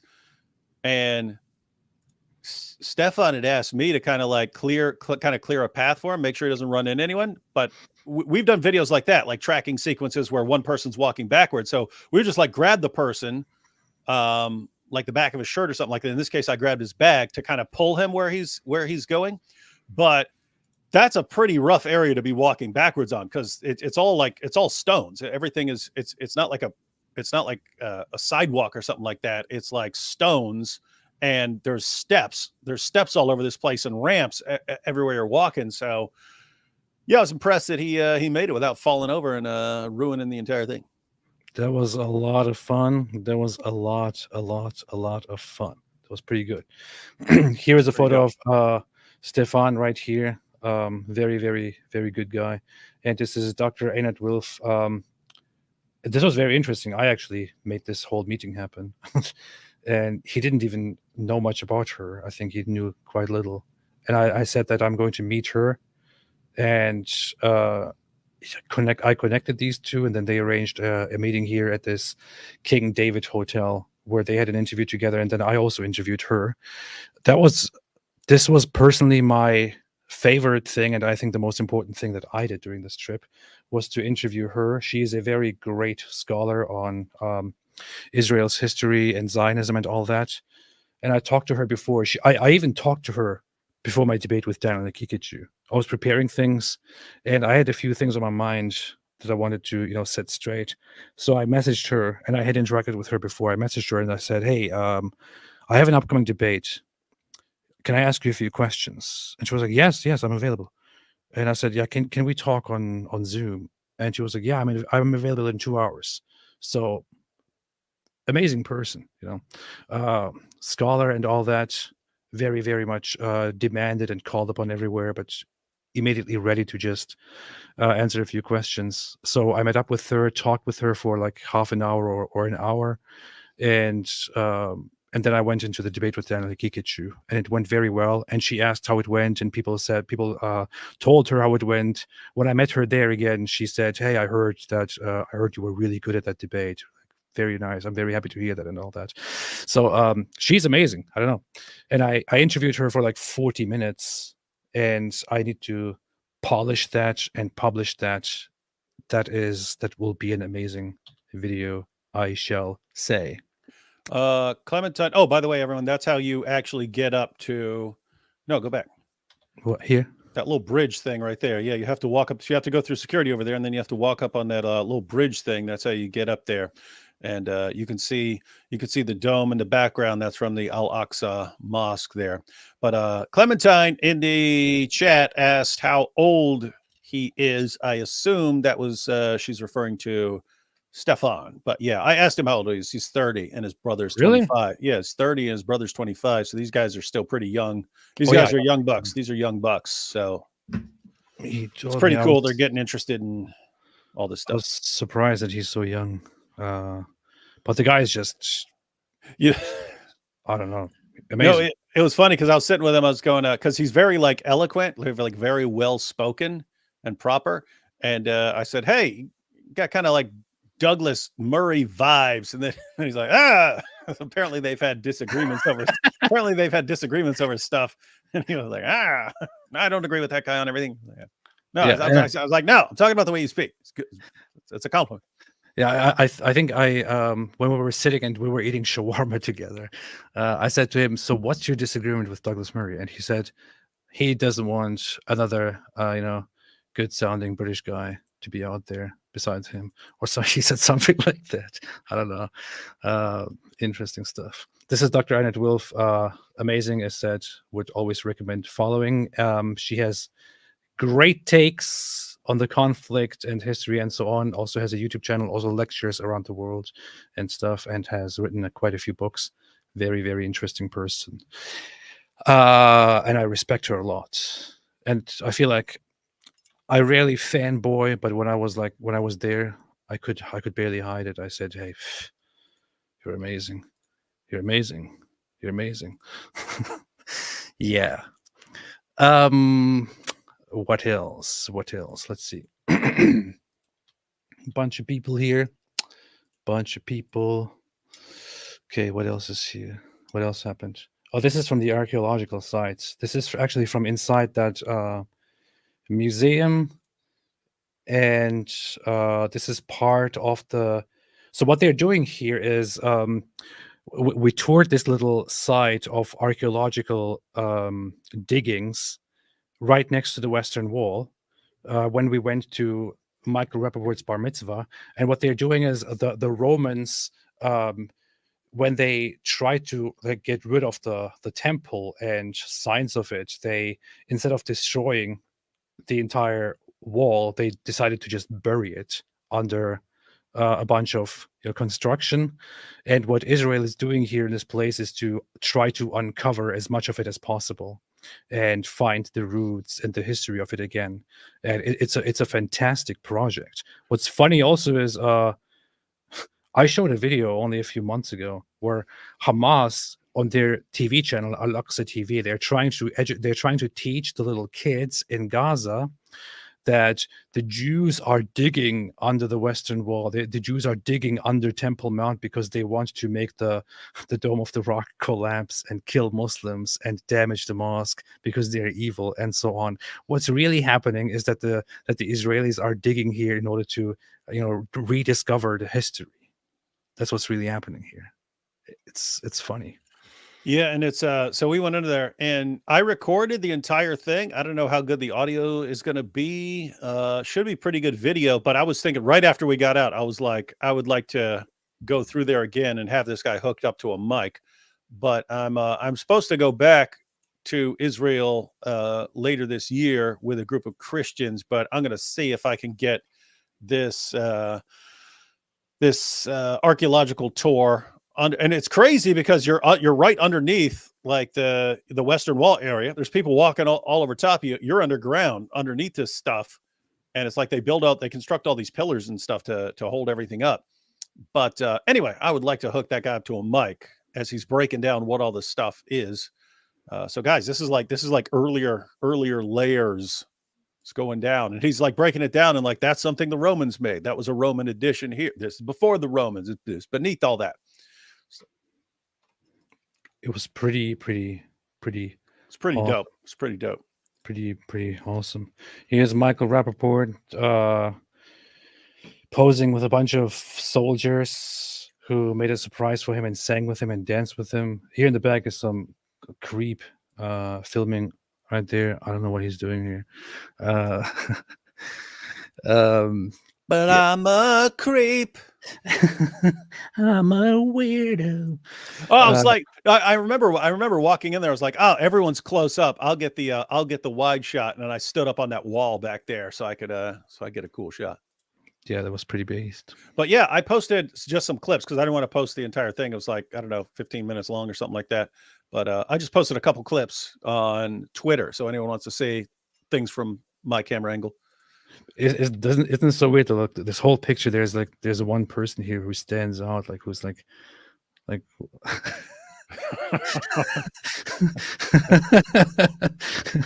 it's interesting. That's a funny picture. And here's Michael Rappaport.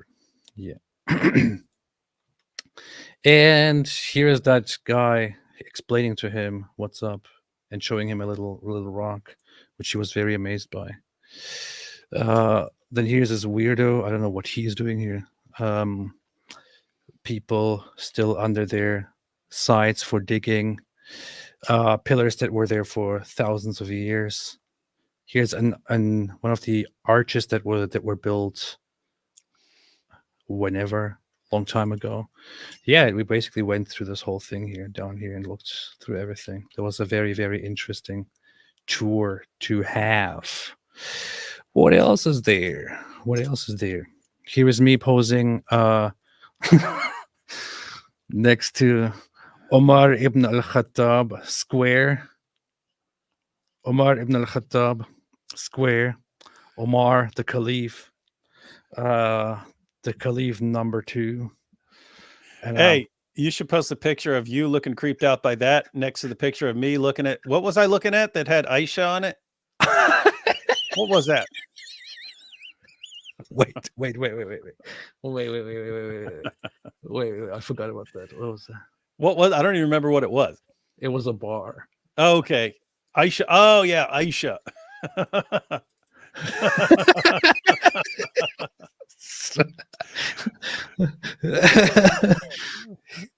Here's David. We were walking through this place in Jerusalem at night, and then we find this place which is called Aisha Bar. And we sit down, and David is just holding this up. This is so stupid. Aisha Bar here once again. Aisha Bar.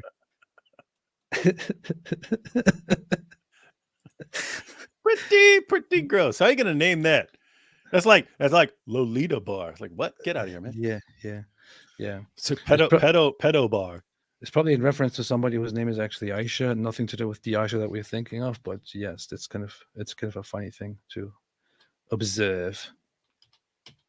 Oh, this was an interesting place. Yeah, that was because I had told people we're going to go to the Church of the Holy Sepulchre. Almost the entire thing was closed. This spot right here. So this is the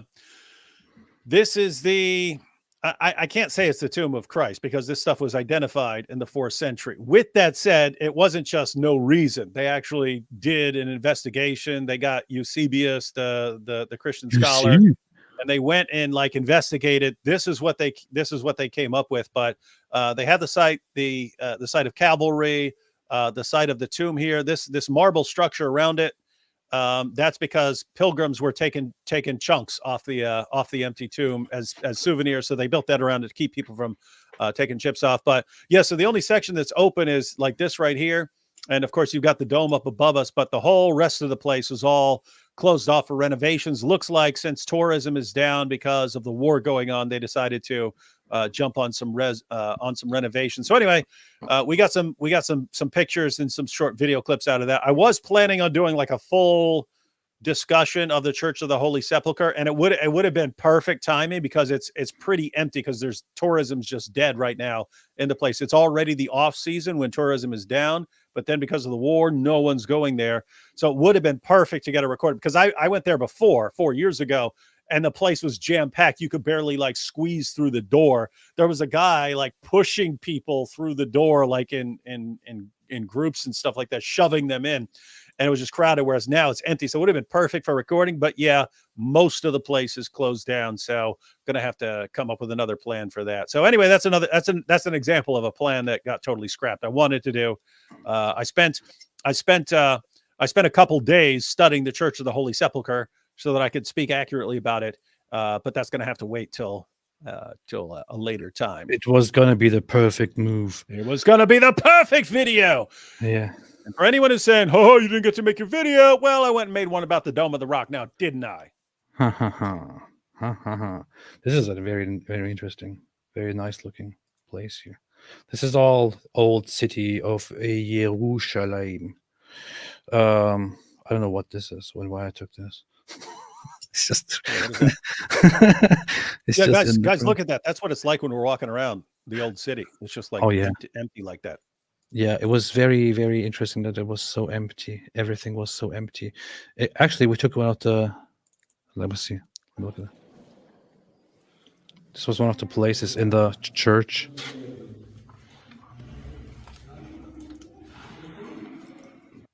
I went into this little hole, but this is actually one of my favorite things here. Wait, this one here. Look at that. Look at that. Scary. Scary. And I feel this whole thing. And for some reason I zoom into this here. And then I walk out. And then here you are.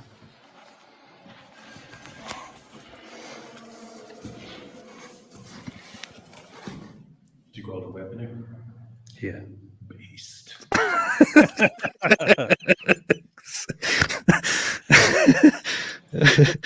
Yeah. Yeah. I'd been in there last time, but yeah, this is sort of it's another tomb. It's another tomb in there. And this is a little side room. So there's this room and then the next room, and that connects to the room with the tomb of Jesus. But it's interesting because that whole so that's supposedly the place, that area is where you have the tomb, which was made for Joseph of Arimathea and was used for executions by the Romans. But archaeology has shown that area was a rock quarry during the time of Jesus, which would kind of make it perfect for digging tombs and using as an execution site. So this was outside the city of Jerusalem during the time of Jesus. Later in the 1st century, they expanded the wall of Jerusalem to prepare for fighting the Romans. So this became part of the city. Juju B said, did you convert to Judaism?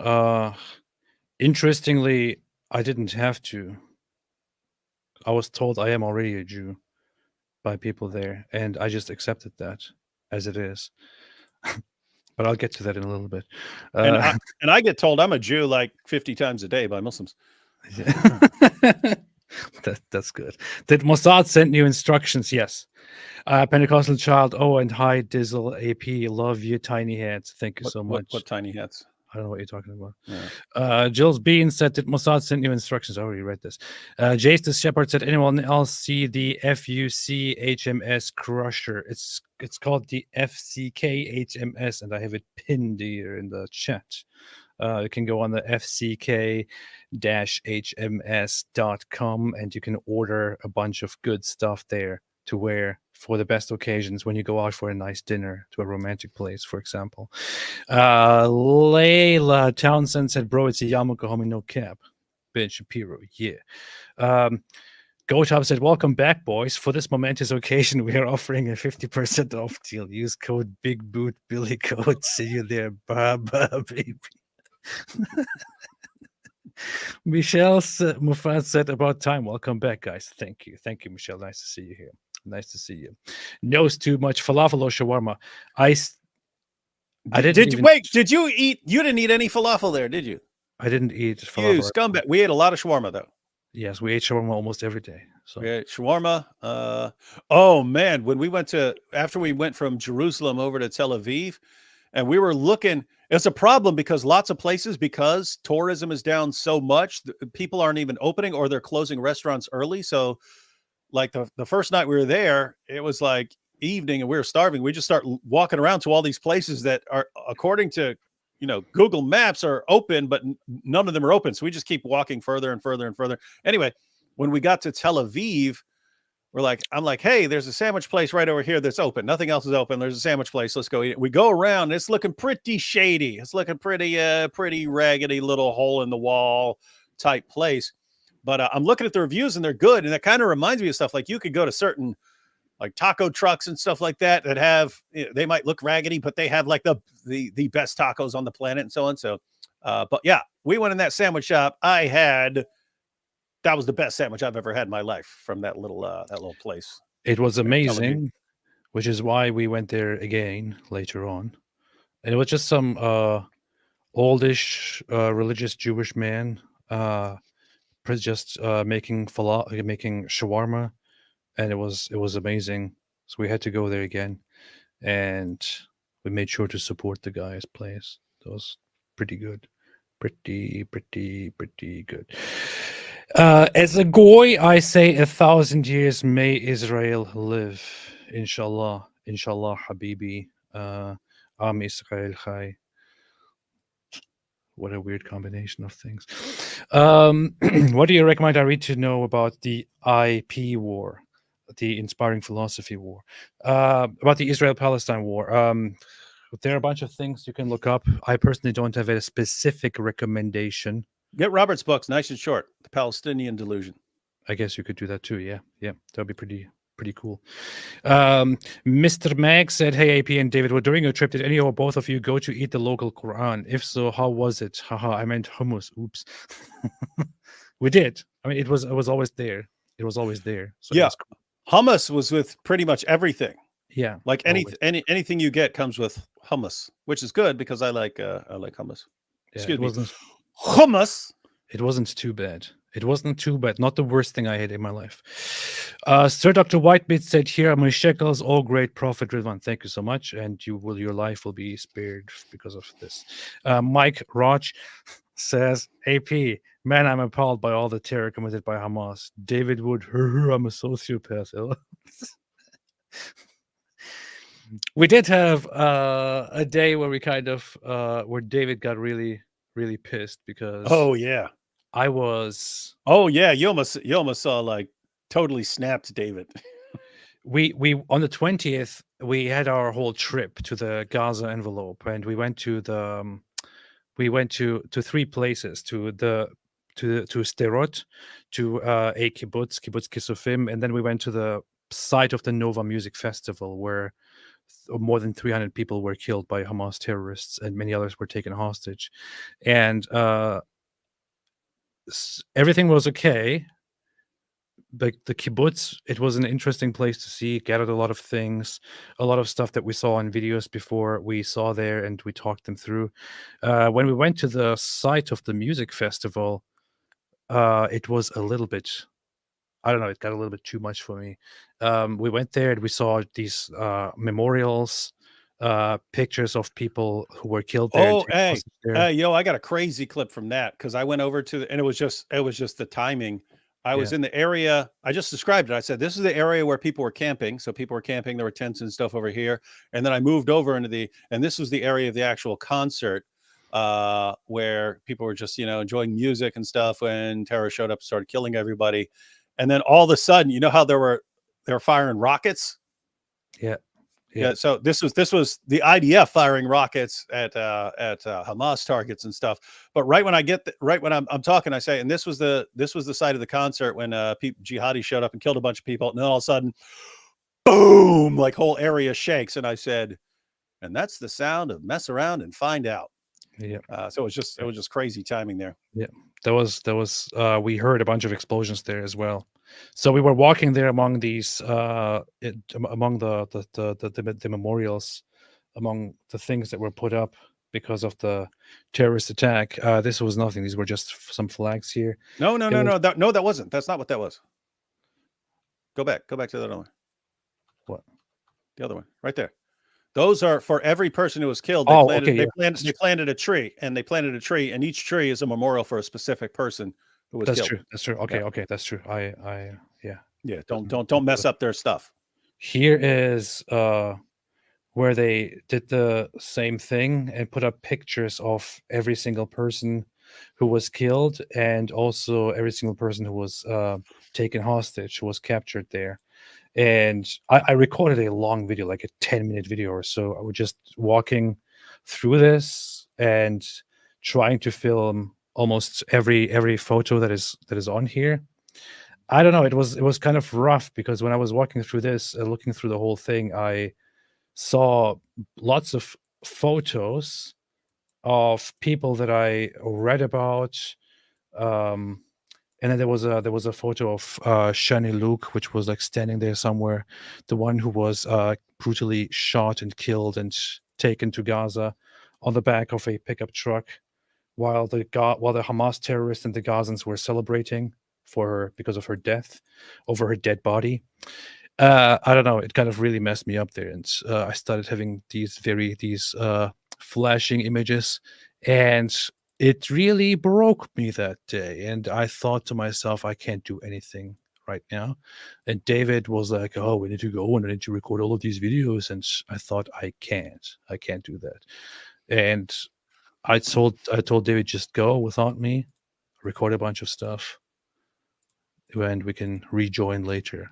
But David was like, "No, I'm a psychopath. I don't know what you're talking about." Right after this, we recorded that Messianic Jew.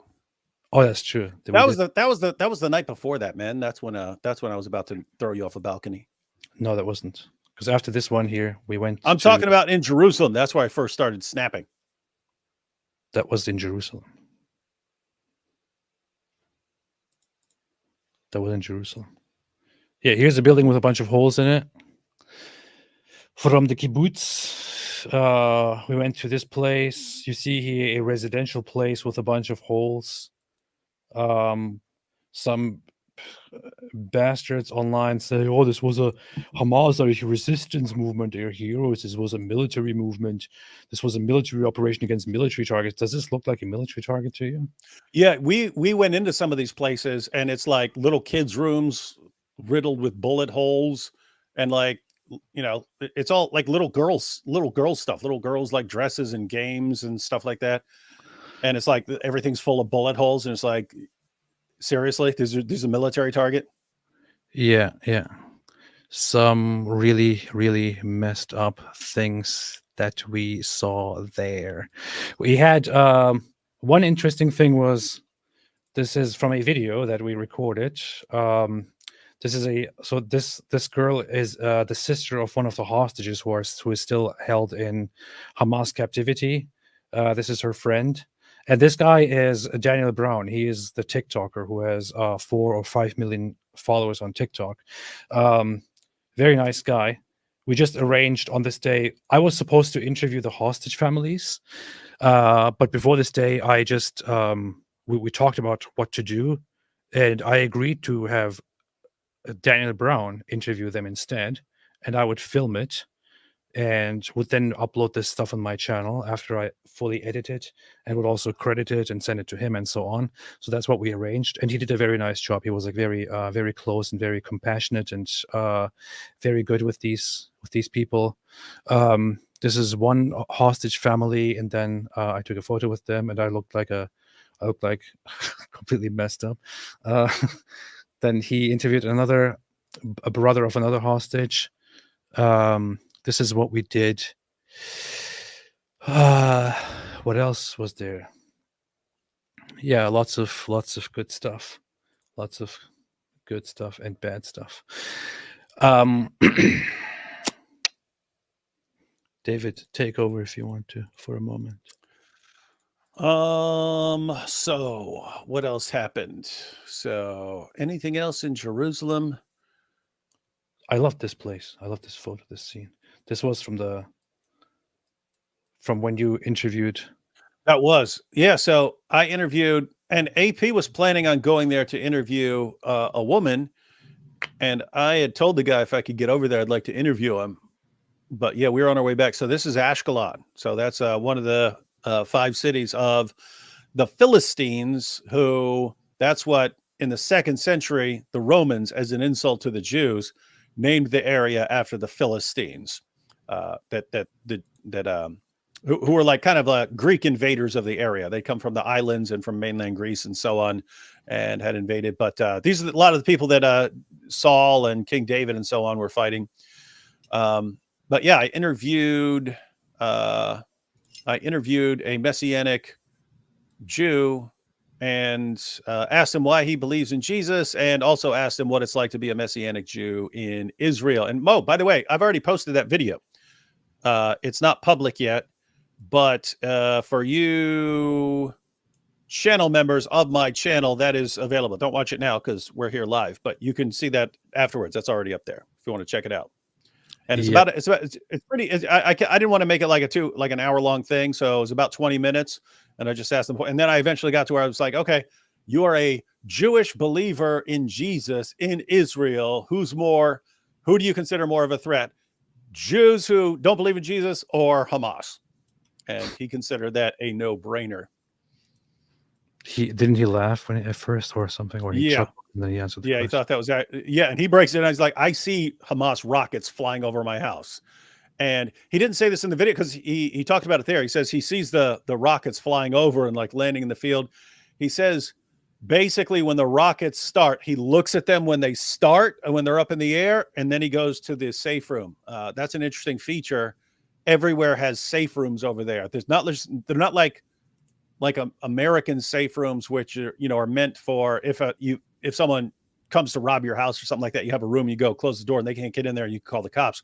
These are like bomb-proof safe rooms. They're built into the structure of the building so that even if the building gets destroyed, the row of safe rooms in the building are still standing.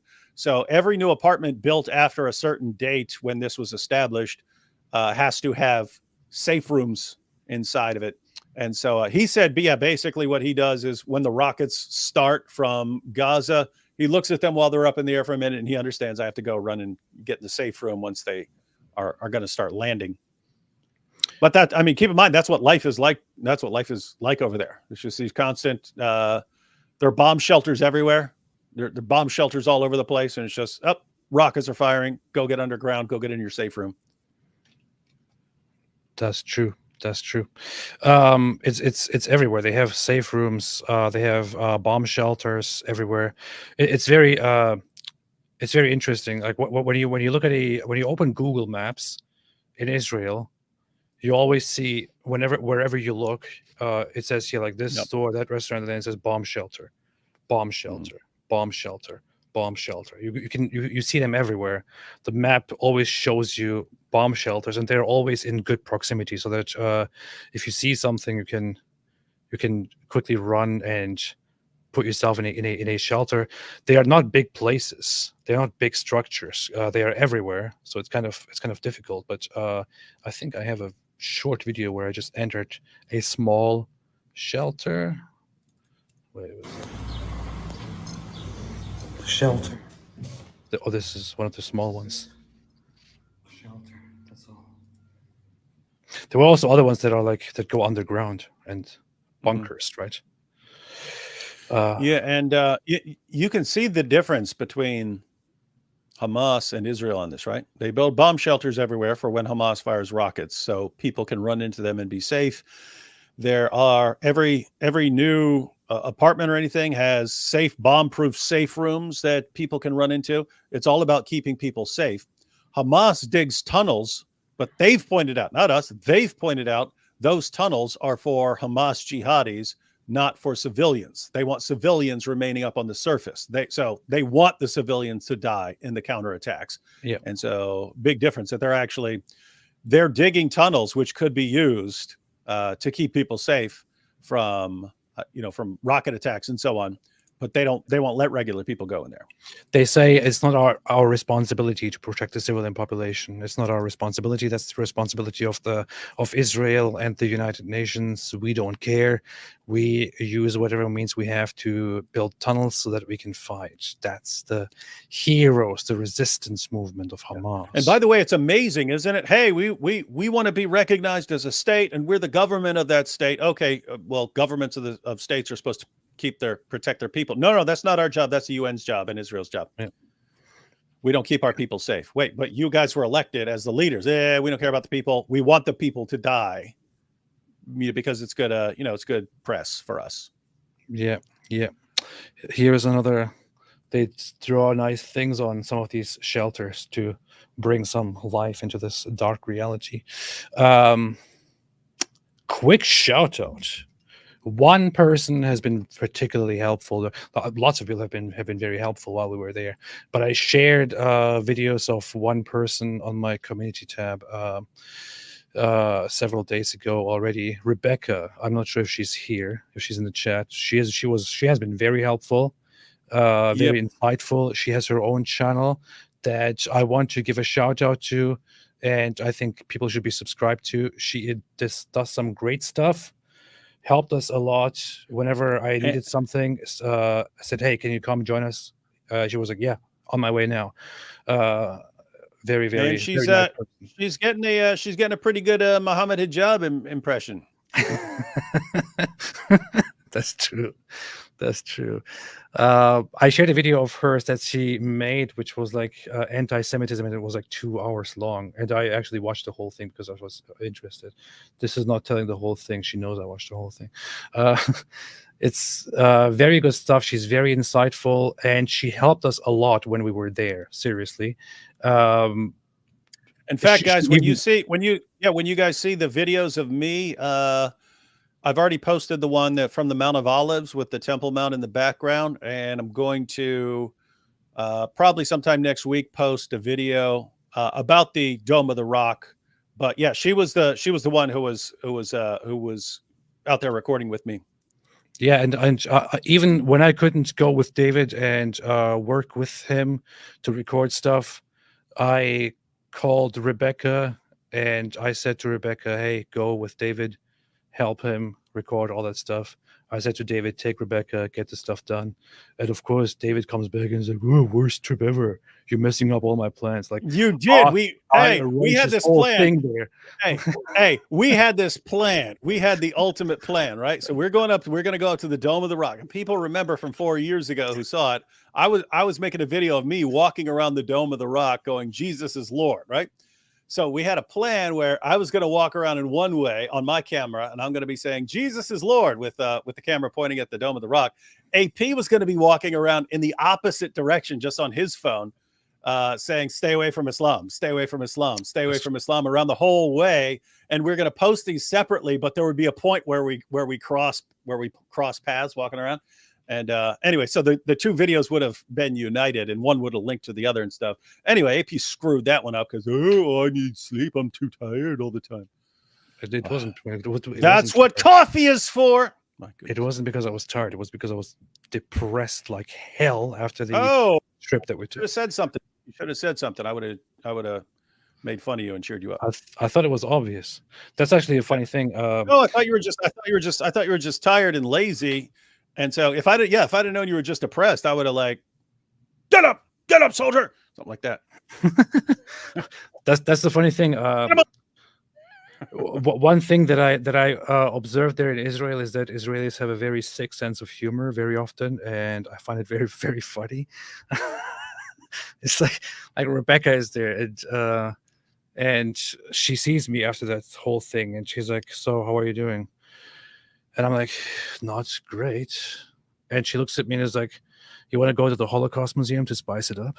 And I'm like, what the hell is wrong with you? And start cracking up, and suddenly I feel kind of in an all right mood. But that's Rebecca. So she was very helpful. Oh, hey, the next Zucker Nike said David always stealing ideas. Yeah, matter of fact, now I remember it. He's the one that said AP should make a video walking around saying stay away from Islam. So yeah, then we combine the two. And anyway, maybe someday. Oh wait, no scenario where I'm traveling with AP ever again. So I don't know. Maybe we can do some special effects or something to make it happen. Yeah. I pinned her channel, the link to her channel in the chat. I believe I did. So go ahead and subscribe to her. She was very, very, very helpful, and I want to help her in return also. And I think her channel should grow. She has a lot of interesting stuff to say. Yeah, she could also. Yeah, she could blow up. She could blow up. Yeah. That's actually the only reason why I agreed to meet her. I checked out her channel and I was like, "Oh, this is good stuff." So I thought, otherwise, like, I don't care. I don't care about people. I don't care who you are. Anyway, so yes, all right.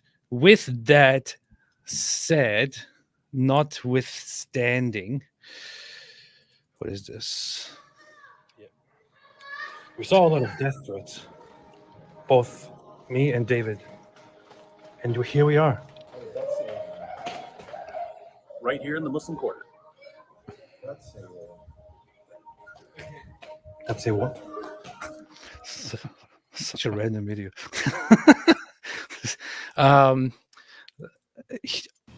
This is one of the most. Oh no, this is not it. Hold up. This is one of the most important videos that I took there. So this woman is this is from Kibbutz Kisofim. You can look that place up. It was targeted. I took that video. Okay, fine. You took that video. You recorded this video, and you can tell because when stuff is exploding, the hand doesn't shake. Oh yeah, that's true. That's true. I actually shared the location when we were there, and it's like it's right at the Gaza border. In fact, you can see it here. It is known as the Kisofim massacre, and you can see right here. It is located. Wait, why is there? Okay, it's shown here. It's right at the border here, right at the border of Gaza. That's the place. It was one of the first places that were attacked by Hamas on October 7th. They killed a bunch of people there and took others hostage. And so this woman is the wife of the guy who was in charge of security in this kibbutz, in this community. And he was killed. He made sure to protect everyone, sacrificed himself, and he was killed by Hamas that day. And she was here to tell the whole story, to explain everything that happened. It was very nice to answer my questions and tell us more than ever. But one very dramatic aspect of it is that as we were here, we heard very loud, very massive explosions in Gaza, which is very close to us. We are here, David. You know, right? So you could feel the shock. You could feel the shock waves. You could feel. Yeah, we are vibrating whenever it happens. And here's one of those moments. For example, this is very dramatic. Like the real thing that go outside. So all I do is just be with my daughter. This is the reality there. That's the reality. So, and what I thought was interesting was just in the course of listening to her, how she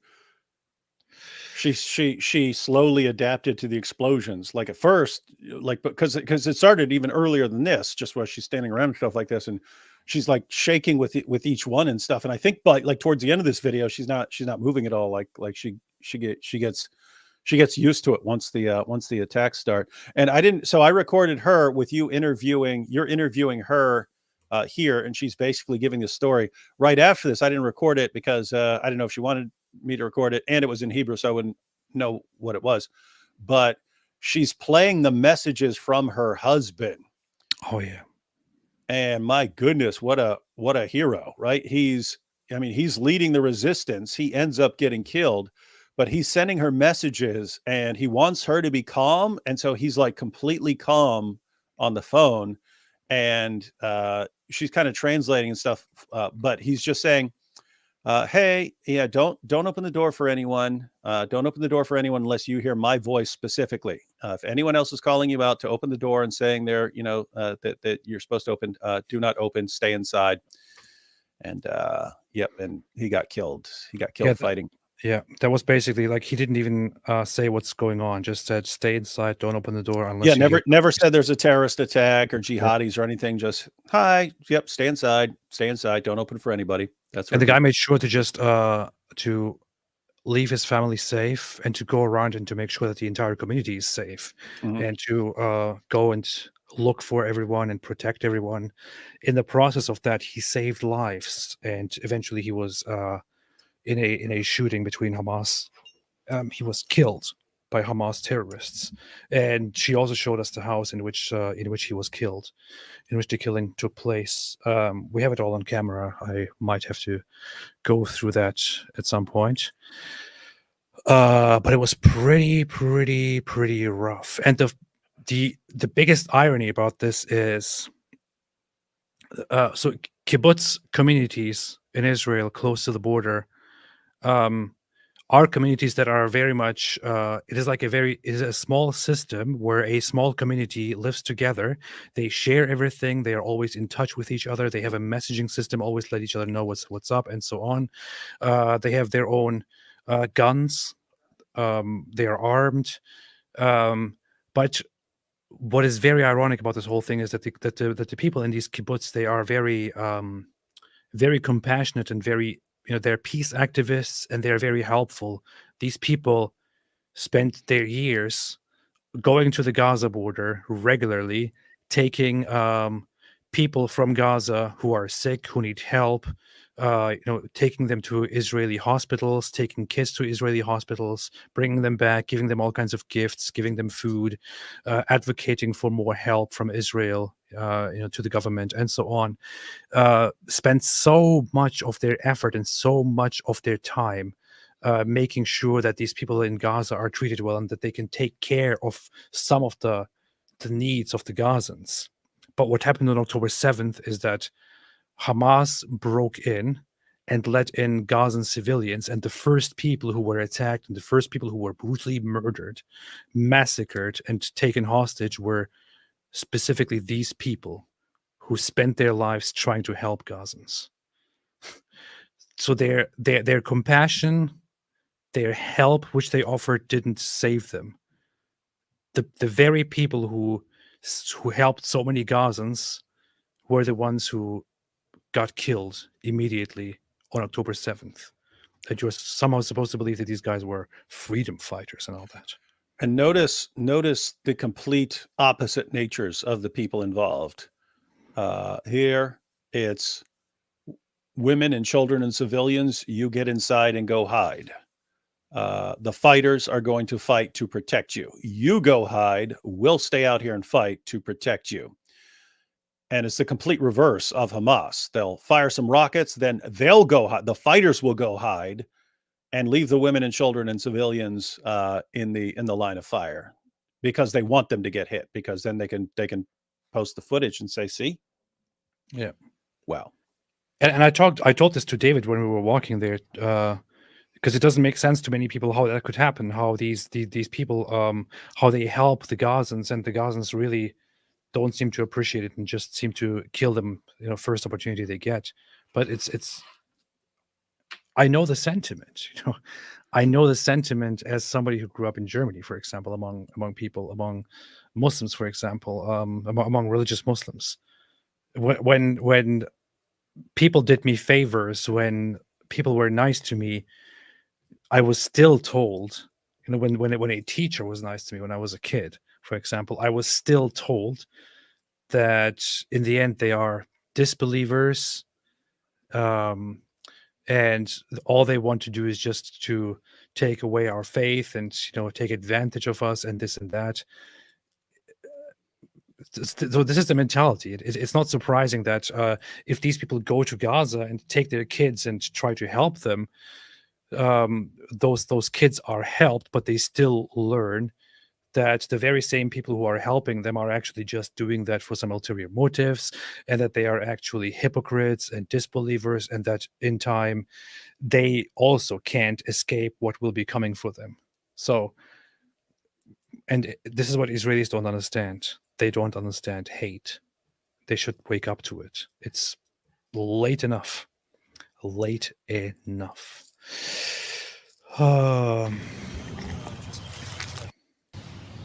Here's one of those moments. Look at this building. Does this look like a military operation on military targets, as people claim on social media, to defend the terrorists? This is a residential building. This is a residential, peaceful community of peace activists who helped Gazans. This was targeted. This is one of many buildings around here that have holes in them that are completely destroyed. It's quite obvious they were going after civilians. That's what they did. Yep. And you have lots of footage too, which Hamas terrorists themselves published from these communities, these civilian communities from the kibbutz, where they go around and they shoot on site, shoot into homes. And why do they go in there? The entire purpose is just to kill civilians or to capture civilians. That's it. That's what they do. That's what they do. David, anything else you want to add to that? Urinating upon one another. That's what they do. Yeah. Oh boy. So you've got a culture where the men and the women who are fighters protect the people who aren't fighters. And you've got another culture where the men who are fighters run and hide so that women and children get killed. And we're supposed to view the latter as the good guys and the freedom fighters. That's pretty bad. Pretty bad. Yeah. Okay. Yeah. Yes. Obey said, welcome back. Any new perspectives after the trip? Also, don't worry. Finger tats are good. My finger tat is going strong 12 months out. Oh, that's good. You see. Finger tattoos are Palestinian, by the way. Federer Mephitis says, I got a full body tattoo of myself on myself. Looks very realistic. Thank you for that information, Federer Mephitis. I appreciate it very much. Hello Edie says, AP David Wood, check out Kosher Dills. He rapper comic. He does these great vids interviewing Hamas supporters at protests. He has a new rap called Watermelon in Hebrew. He does great freestyle too. I see. I'll check it out after this one. Probably. Mr. Krang is welcome back, y'all. Did y'all see the Gaza border or a rocket barrage from Gaza? Things didn't go exactly as we expected. We went as close as we could get to Kibbutz Kisufim, which I just showed, which was close to Gaza. But yeah, and we did see the border along the road. You kind of see it in the distance, but it's behind trees. Because I actually wanted to record a video with Gaza in the background, and I wanted to make it about the L from L-I-S-O, Elohim, pointed this out. She said, hey, you should tell like the story of Jonah and how Jonah didn't want the Assyrians to repent because they were evil. And I just wanted to make a little message saying, hey, you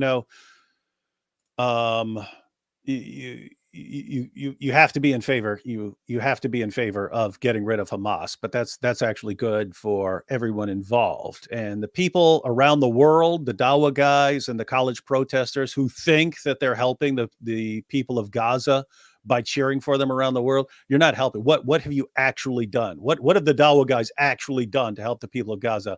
Nothing. It's the exact opposite. They're the ones who keep encouraging them to keep fighting Israel, which keeps getting them destroyed. So I wanted to point out that, I mean, what a stupid culture. And I wanted to make the point because everyone points out that Hamas is using children as human shields.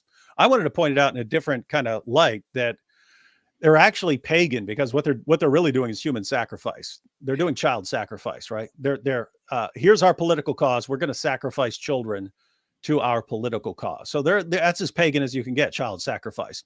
And so I wanted to point that out and tie it into the story of Jonah, where as much as you hate these people, as much as you may hate these people for what they've done, you still have a moral obligation to try and get the truth across to them, and try and bring them to repentance. And so I was going to do that. Couldn't get it. We couldn't get close enough for a good shot of with Gaza in the background. So it was a situation where I was thinking, all right, I'm going to be back later, and maybe security won't be so tight and can actually get in a better spot. So it's something I'll do next time. Won't be as relevant because it's going to be, further down the line after Hamas has probably been completely crushed, but we'll see what happens. An ISIS operative named Nabil Halabiya was recently executed by the IDF in the West Bank. Good. This is the first time ISIS has clashed with IDF since 7/10. Interesting stuff. Need to look into that. Somebody else with the Hebrew name made a super chat. Appreciate it very, very much. And donated 15 shekels. I also got a bunch of shekels now to look at. Haha, big Zionist Jew. Funny. I like it. I know it's amazing, right? It's an amazing title. Look, here's a video where we actually captured an instance of anti-Muslim, racist Israeli apartheid.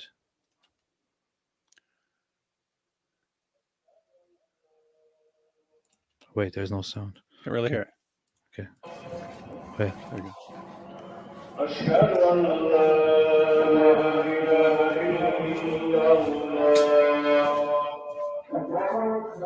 Muslim culture. Where we are. As you can hear, it's like very clearly Islam is being oppressed and suppressed here, and Israel is really cracking down brutally on Islam here in Jerusalem, and making sure that you can never ever hear Islamic stuff anywhere. This is clear sign of apartheid and oppression and Islamophobia. Walking through the Muslim quarters.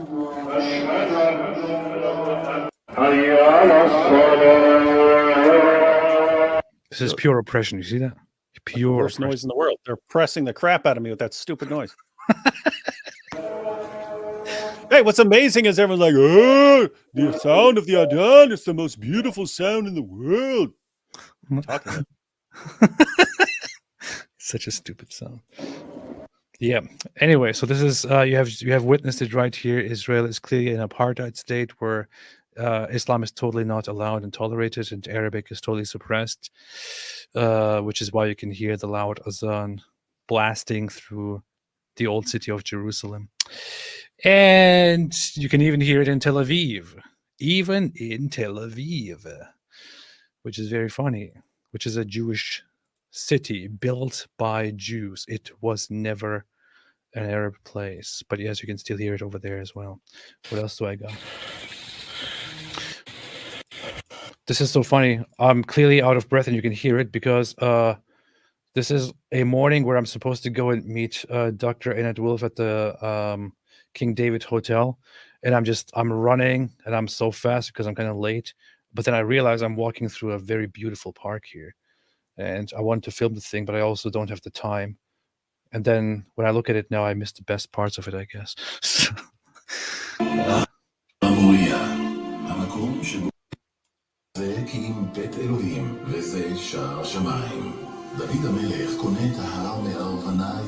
Here we went to this little room where we were shown a presentation that is not yet open to the public, where they are projecting onto the walls and into this little structure here the history of the Western Wall and the temple of the temple and all of that. It was a very interesting experience as well.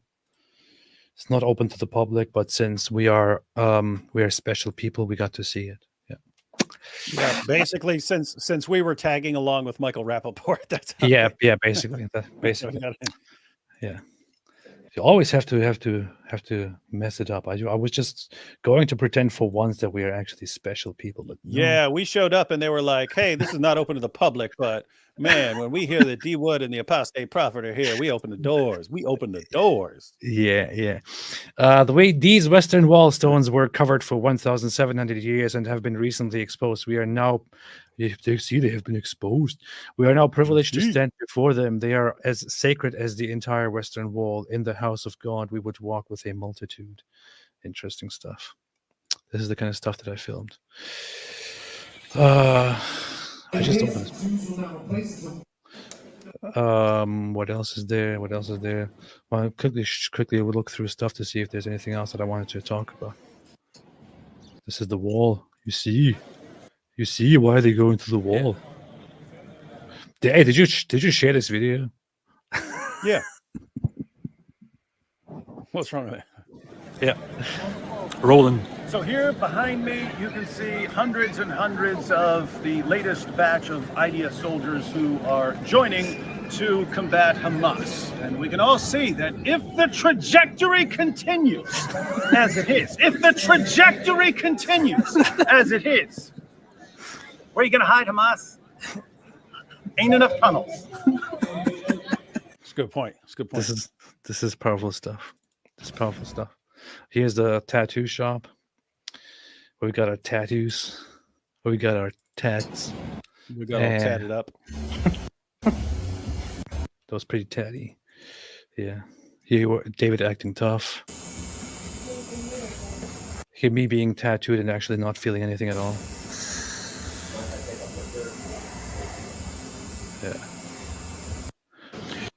Yeah. And stuff like that. It's just a bunch of good stuff. That's what I did. Oh, here, another video, another evidence of apartheid here. Look. Make sure to connect to your Wi-Fi. Oh yeah, let me do that now.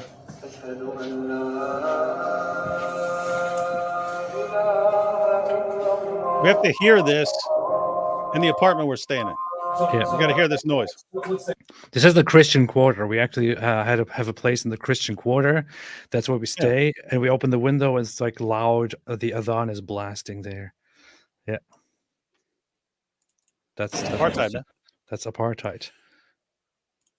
One of the this was an interesting sight. As soon as we landed at the airport, there were just lined up pictures of hostages that are still in Hamas captivity with the sign "Bring them home, bring him home now, bring her home now," and so on. I have a hoodie on that also says "Bring them home now," by the way, which I got there in Tel Aviv. Based. Which is very based. It's everywhere here. This is a very big issue. It's like the whole country cares about this right now, and much less about any other stuff. This is how it is. You land here, and you see stuff like, "Hey, welcome." Oh, you go to Jerusalem, and you see like "Welcome to Jerusalem," and you see it here in Hebrew, in Arabic, and in English. Clearly apartheid here, right? Clearly anti-Arab apartheid here. You see something else, Jerusalem, Yitzhak Navon, you see it in Arabic here and here in Hebrew. Clearly disgusting apartheid stuff going on here.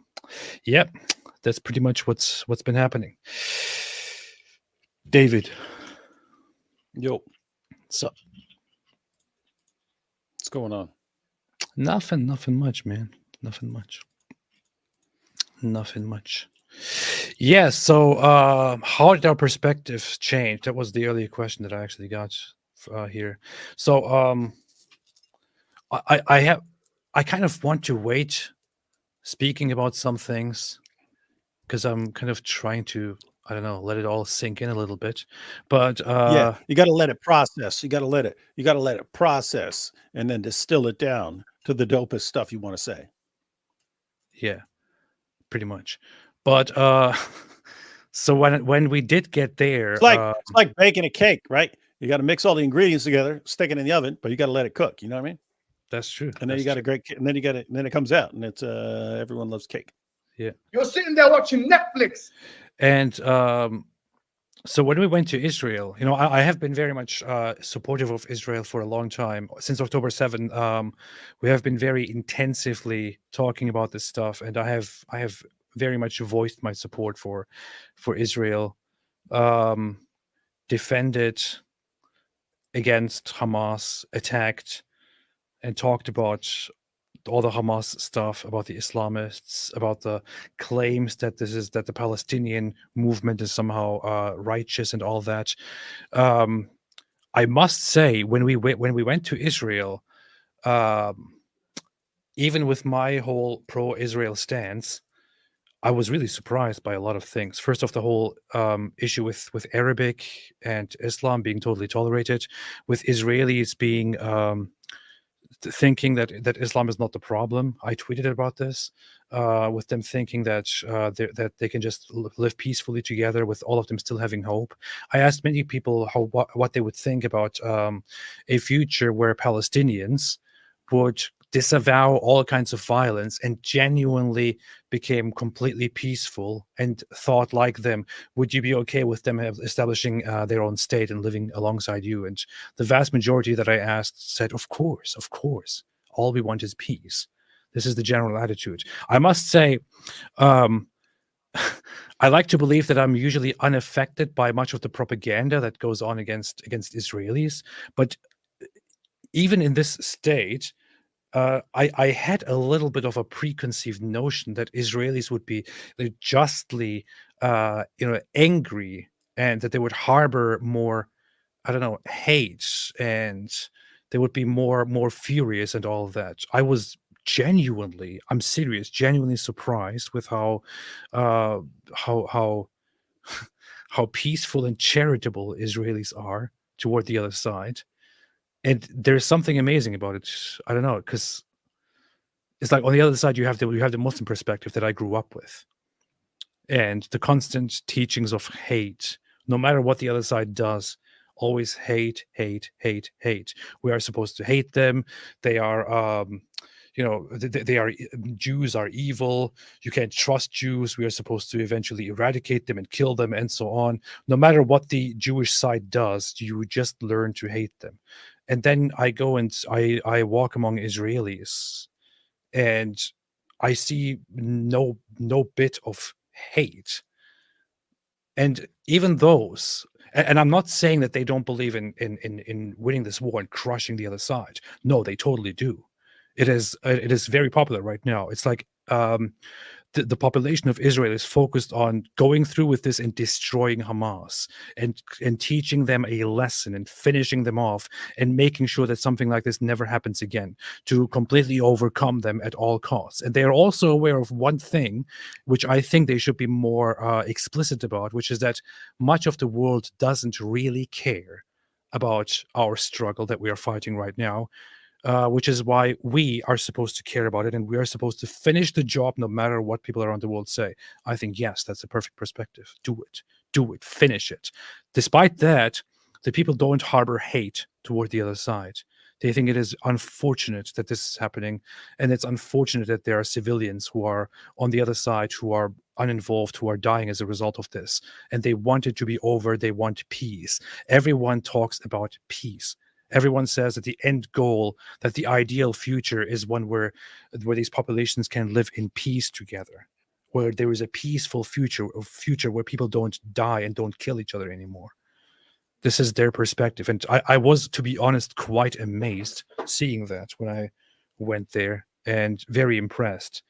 And I felt like, I don't know, it's, I don't know how to express it without being misunderstood, but I feel like these people were like the best people that I've encountered in my life. And I mean it when I say it. And I don't understand why. Yeah. Yeah, lots of cool people there, and this is something that came out when I was in the discussion with Ron Cantor, who's the Messianic Jew that I had a little discussion with.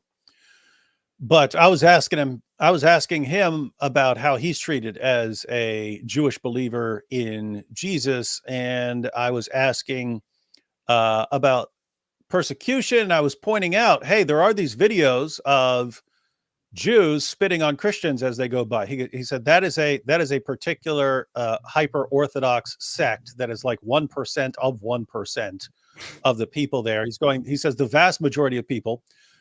He says they're actually interested when I tell them I believe in Jesus. They're like, "Oh, you believe in Jesus? You're a Jew? Why is that?" And they ask him. They sit there and listen, and that kind of lines up. Even when I was talking to Rebecca, who's an atheist and a Jew, but she starts asking like, "Hey, so why do you celebrate Christmas? What's going on with that? And what's your next biggest holiday and stuff like?" So she's asking about what these various holidays are for in Christianity. But it's like, since they don't come from a Christian context, they're a bit inquisitive about Christianity. But I never encountered any hostility. I know there is some, but what happens? You get some like rabbi from this hyper Orthodox sect, and he spits on someone. What do? They say, "You see, this is what Jews do," even though we couldn't find anyone like that. We couldn't find anyone who was slightly mean to us at all while we were there. But something that stood out to me most during this trip was, you've seen the clips of like Muhammad Hijab, and he screws it up. But what he's trying to say when he screws it up is, when he says we Muslims love death, they love life. And they're pointing it out as like a weakness. Ha ha ha, these dummies, they like life and we like death. But you see, it's actually true, but it is not good for Islam in that sense. You go around, even at the sites of the attacks, there were Jews gathered around singing songs. Yeah. Like at the Nova Music Festival, there's a group of Jews sitting around playing instruments and singing songs. And I think that's connected to, they got attacked too, right? So we pointed out, buildings were demolished and so on. They've already leveled them so that they can rebuild. There's this focus on, we're not going to be held back here forever. We're going to deal with it. We're going to crush Hamas. We're going to get whatever hostages are alive. We're going to get them back. We're going to rebuild and move forward. In Islam, it's just that obsession with death is, hey, let's just kill and kill and kill. And we hope we get killed. And we hope we get bombed down to nothing. And we want to leave it like that so everyone can see. Look, oh, we got bombed. Look at us. And we can run our mouths about it for the next, 5 decades and never rebuild and never improve. And it's like, guys, why does anyone think that that's a better culture that should be actually in charge of the entire area, including the land of Israel? It's just like insane. Who wants to be under that a culture that is obsessed with death and destruction, even upon themselves? And so that you really see there. The Jews love life. When we go to anything, like a bar mitzvah or something like that, or any of it, there's always music playing. There's people are singing and dancing, and they love it. And it's, hey, these are people who have to deal with rocket attacks regularly and so on, and they're singing and dancing and so on. And so anyway, it's pretty interesting stuff. Hey, yo, I did want to respond to some Jason Ezekiel here, just because other people brought up the same dumb thing. And at this point, I have no idea why it's even relevant to respond to people who just bring up the same thing over and over again. Please don't. Here it goes. Very simple. Jason Ezekiel says, "Hey, David and AP, just a quick question. What does the Torah and even the Bible say about tattoos?" Well, one quick correction. The Torah is part of the Bible. Jason, you're treating them as two separate things. You're referring, of course, like every other ding-a-ling who's never studied in his life, Leviticus 19:28. "Do not cut your bodies for the dead or put tattoo marks on yourselves. I'm the Lord." You say, you put tattoo marks on yourselves. Oh my goodness. Yeah, so that's very relevant. If I thought for a second that I was under the Mosaic covenant, read the book of Leviticus. It says over and over again, this was revealed to the children of Israel. This is for the children of Israel. These are the rules for the children of Israel.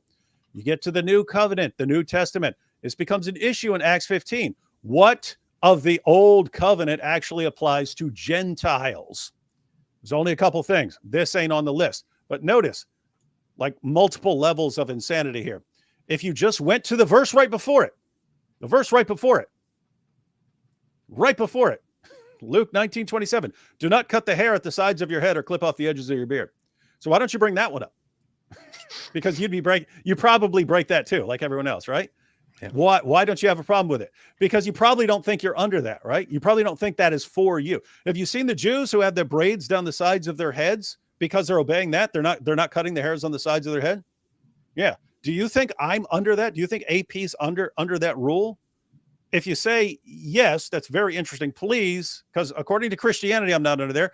Atheism, he definitely wouldn't be under that rule. So none of us are under that rule about how we're supposed to, what we're supposed to do from this, about trimming our beards and so on. How do you go to the very next verse and say, oh, but it says don't tattoo? See, you're under that. Guys, I don't know. I don't even know anymore. It's funny. It's funny. We can explain this 900 times, and then next time I go, oh, look at this, and hey, look at this, and they'll go, oh, what? You got a tattoo? What? Yeah. What about the Bible? My goodness, dude. This is one of the most common, one of the most popular signs in the Jewish culture and in Israel. You should have got that tattooed. You should have got that tattooed on your face. I should have. Which means, like, wouldn't that be cool? Like right here, like instead of the teardrop, it's that. Yes, which is Chai, and which stands for life or alive. And this is the essence. This is like what is a very recognizable, a very common sign in Israel and among Jews. One of the most popular things, actually. When they speak of numbers, like I see it even people making donations, super chats, and things like that. They numerically refer to life. When they drink, they say l'chaim. They say to life. One of the very nice phrases, although not directly related to that, is when they speak of the continuation of Israel, or of the people of Israel, say Am Israel Chai, which means the people of Israel live. And they value life. It is in Jewish culture, it is ingrained. It is a thing that they have this whole idea of, as the Bible says, from dust we come, and to dust we will go. But then the idea in Jewish culture is in between, we live life. This is what we have, and we celebrate it, and we cherish it, and we love it. And yeah, the other side thinks that is bad. The other side thinks that's a weakness. The other side loves death. They love dying, and they love killing. And they think that's what makes them so good. It's what makes them tough. They think they will win because they are not afraid of death, because they like death, not realizing that this is exactly why they will continue fighting and continue eradicating themselves and each other. So this is the one of the greatest takeaway that I have as well from Israel is that Israelis and Jews love life, and that's great. Whereas the other side loves death. The death of Jews, the death of Israelis, and the death of themselves. They are proud to die. They are happy to die, and they are happy to kill. While the Israeli side is happy to save lives and to live. And you know what's funny? People say a lot of things about the IDF, right? About the Israeli army. There is a thing that when you join the IDF, you are supposed to learn, and you're supposed to agree to and remember at all times. What's it called? The spirit of the IDF. I forgot what it's called. I didn't really plan that. I just found it out when I was there, and I was looking through recruitment into the IDF, and I found out something about the ethics of the IDF. So there is a thing that is called the purity of arms. When you join the IDF, and you among that, as part of that, you learn 4 fundamental values in the IDF that you are part of. One of those is defense of the state of Israel and its residents, patriotism and loyalty to Israel, human dignity. The IDF and our soldiers are obligated to protect human dignity. Every individual is of inherent value, regardless of their ethnicity, religion, nationality, gender, or status. This is something that, and the other is statehood. Human dignity. This is something that people who join the IDF learn, that they pronounce, they speak out, and they remember and are remembered of throughout their service. This is not something that is out there, that is published, for the United Nations, for human rights organizations, for this and that. It is something that they tell their own personnel, everyone who signs up to the IDF, everyone who becomes part of it. Everyone must remember it. This is the essence of the values that you are supposed to hold on to if you are part of this. This is not publicity. It is something that every single person joining has to learn and remember at all times. That even when they're in the battlefield and they're confronted with the other side, they're supposed to think, I must do whatever I can to spare and to save lives, and not to go after, I don't know, the other side just because of their ethnicity, their beliefs, and this and that. And and these people are maligned by so many people around the world. You saw it, David. We were on the plane on our way back. What happens is when Jews are on a plane, especially when there are flights that correspond to morning times, those Jews who are religious and who practice tefillin, which means to bind their leathers around their arms and their forehead to contain the box, the tefillin, which contains scripture, right, or prayer. So they are supposed to practice that. And on planes, you can often see somebody go around and organize basically everyone who practices tefillin. So a religious guy comes to me as we are on the plane. We are taking off. David sits on the window side. I'm here on the aisle. In the middle of us is an Orthodox religious Jew. The guy comes to me and says, Hey, "What?" he was funny too, because he was watching a movie and a woman. She wasn't like naked or anything, but a woman came up on the screen and he went like this. He wouldn't even look at it. Yeah. She had on some like lingerie or something like that. He covered up. No, she was just wearing a towel. That's it. Oh Like, it yeah, wasn't okay. lingerie, Yeah, it was something. which is a I towel. couldn't see because he had his hand over it. I saw like a girl there. No, I noticed he was putting his hand up, and I saw it, and I was Yeah. like, "What's going on?" It was like Cameron Diaz from some Beast. old movie, like with a towel, and I thought, interesting, nice."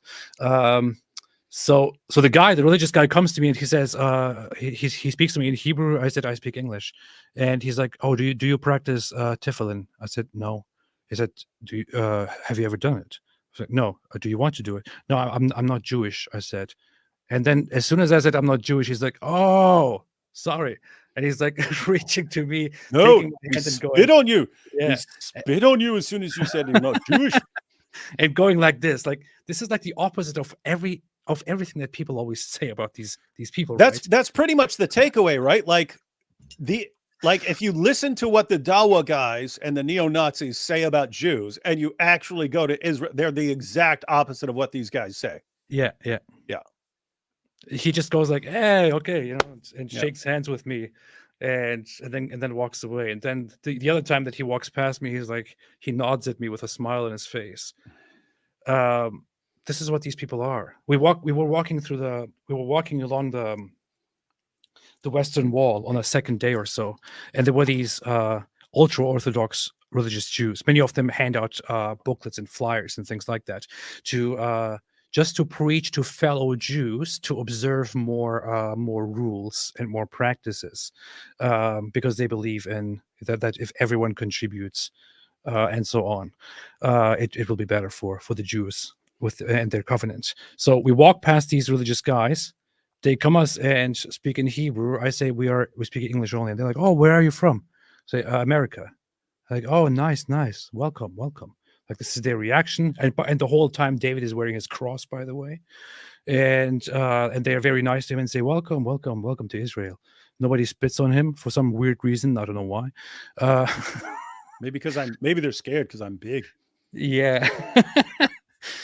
And by the way, when I was pointing this out, guys, I've been rocking my cross for days now. No one spit on me and stuff. And you get all these claims from the Muslim. That's because you put it away, right? And you're not recording and you're hiding it and stuff like this. Or they say they're only not spitting on you because you're recording them. And it's like, guys, I'm not recording most of the time. No one has a problem with it. It's like once they get the idea in their mind, and you tell them, guys, the idea is false. I was there for 9 days. I was there on a trip about the same amount of time, twice. No one so much as looked at me wrong or showed the slightest bit of displeasure with me having a cross. Again, we know there is a hyper Orthodox sect that will spit on people and so on. But that's not people in general. They're not like that. And you're saying all people are like that. And I'm trying to figure this out because you are the exact same people. The people who say, look, a Jew, here's a video of a Jew doing this. So you see, the Jews, the same people who always tell us, hey, don't associate what this group of Muslims did with all other Muslims. You're the same people who say, if I see a Jew doing anything, and it's negative, I will apply that to all Jews. And it's just, and what the sad part is, you have people who've like never interacted with Jews, never been over there, and they believe that nonsense. They believe that nonsense because they see it over and over again on Twitter. And if you bring up something about Jews on Twitter and people keep posting all videos of people doing stuff, you go, oh, wow, these Jews are really messed up. They're doing all this stuff. Guess what? It's not like that, guys. The incredibly vast majority, not like that. Not like that at all. On the contrary, they're very friendly. One thing that stuck with me the whole time from that interaction was so those two religious Jews, they asked us where we were from. We were from America. They said, welcome to Israel, very nice, and all that. Then the one of them asked me, so what are you guys doing? And I said, oh, we are here to report on what is happening and to show our support for Israel. And as soon as I said that, one of these men, like these are old men, ultra-Orthodox religious Jews preaching to other Jews. One of those old men started tearing up and getting very emotional and looks at me and he's like, thank you so much. He said thank you to me like 1,000 times. I don't know. He was like, thank you so much. Thank you so much. You're a good man. You're a good man. Thank you so much. You're a very, very good man. Thank you. And the other guy hears it. He comes to me and he's like, you are very, very good. And for a moment he did this thing. He said, I know you don't believe, but let me show you something. He said, and then he stopped himself again. And I'm still wondering what he was going to show me. I still don't know. But he stopped himself and came back and said, you don't believe, but, and then he did something. I don't know what it is. He said, you don't believe, but God, something in your face. I don't know. And he said, you're a good man. Thank you so much. Thank you. And it was just these guys saying thank you 1,000 times and not asking for it, not saying anything or asking for anything in return, and us then leaving. And that just stuck with me the entire time because it's like the complete opposite, these people, the complete opposite of everything that you hear on Twitter and all kinds of nonsense. And it's amazing, and I don't know. It felt great, and I felt like the entire time that I was there. I said this to David as well on our way back. It's almost like there is something out there, and it's Told you so. Here is the thing. Like when I talk about this, and when I speak out my genuine impression of this, like I have a friend that I made along the way. He's a rapper in Germany. Is Jewish. His name is John Ben Salomo. He was quite popular in the underground rap scene like a long time ago.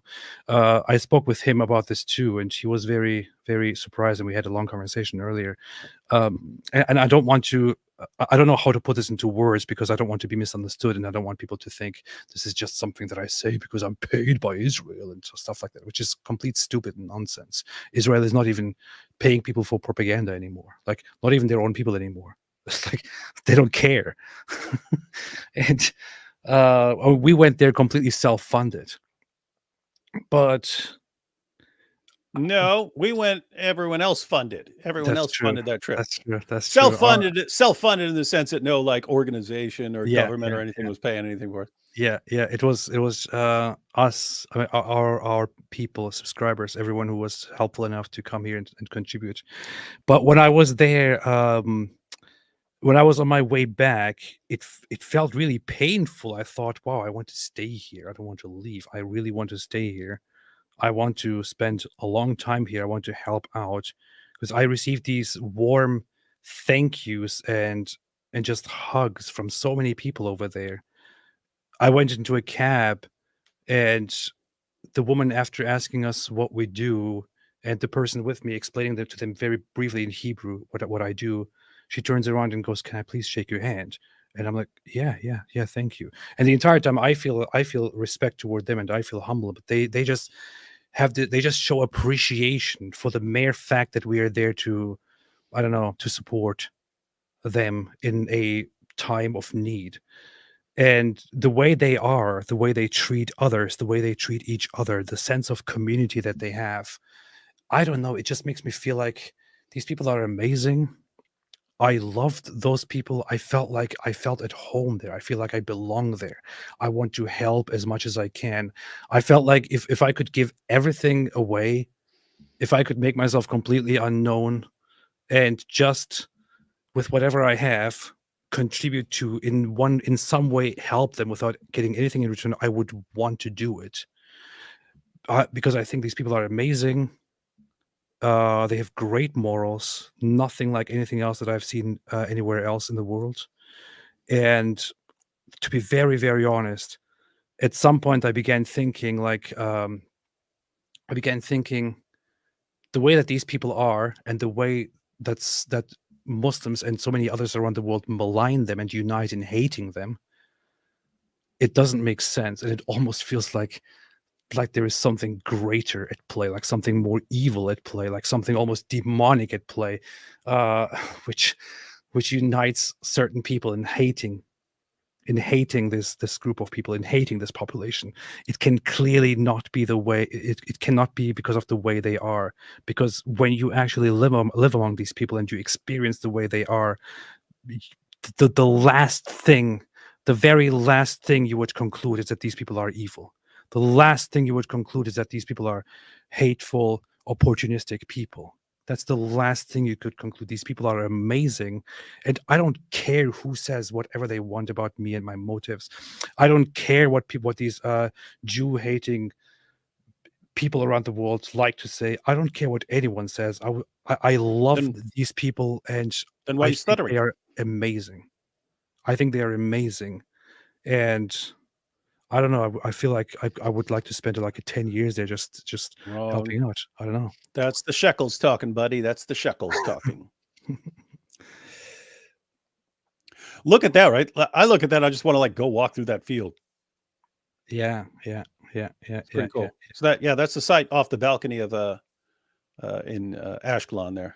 Pretty cool. But notice, beautiful area, and that's where bombs land that are being hurled at Ashkelon or Tel Aviv, and some of them land in the middle.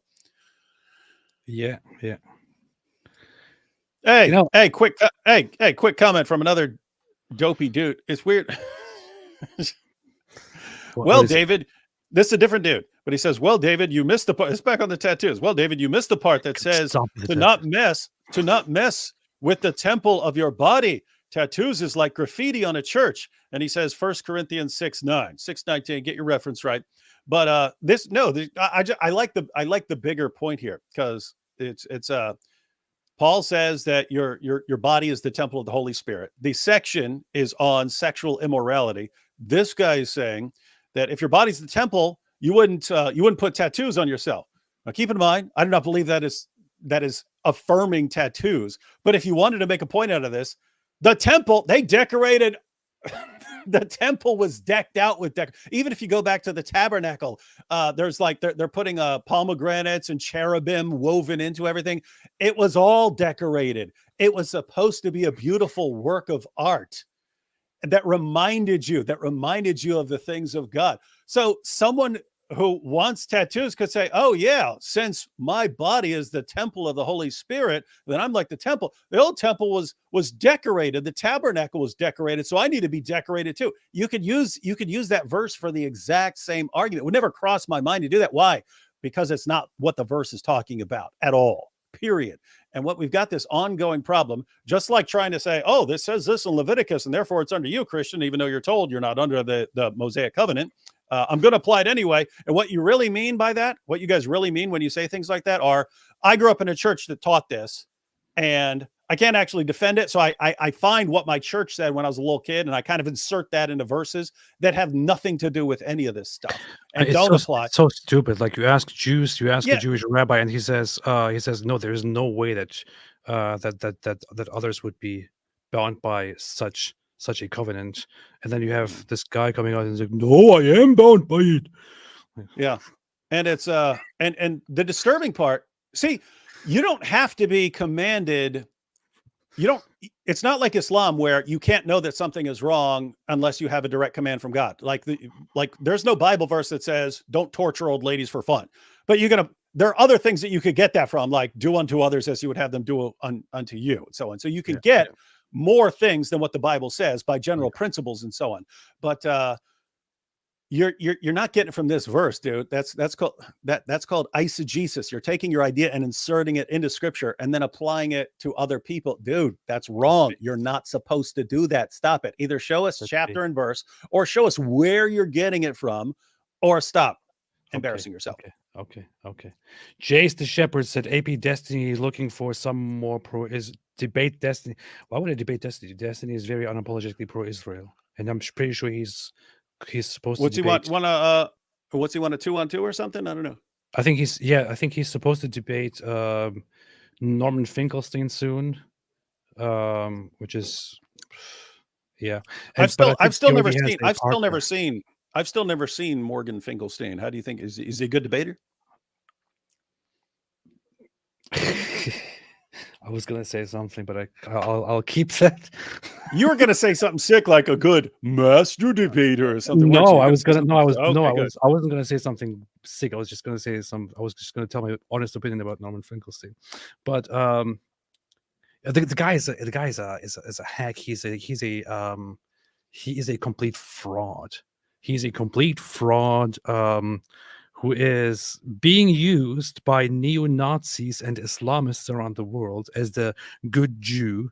Jews are evil, sick people who just want all of us dead and want to rule the world. But Norman Finkelstein, he's a good one. He's a good one, and he is on our side. We can use him, although he doesn't acknowledge us. He's still on our side. And the guy works together with like the most anti-Semitic piece of crap publications and conspiracy theorist publications that are out there, like Mondoweiss and things like that.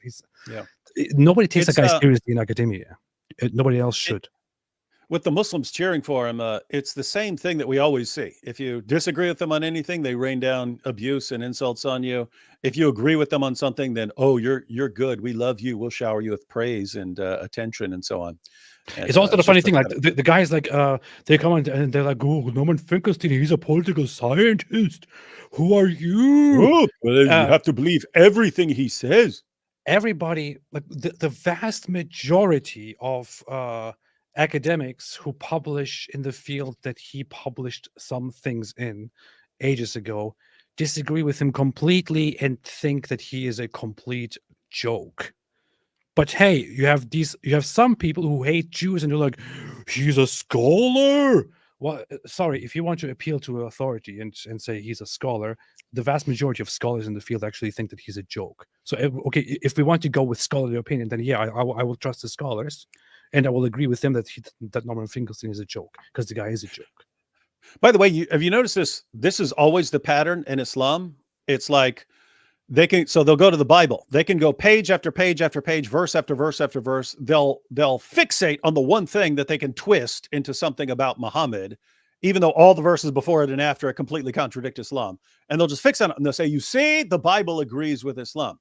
Or they'll look for everything in science ever, and they'll look for the one thing that kind of sounds similar to a Quran verse, even though if you read the Quran verses that come before it or after it, they completely contradict the scientific theory that they're saying affirms the Quran.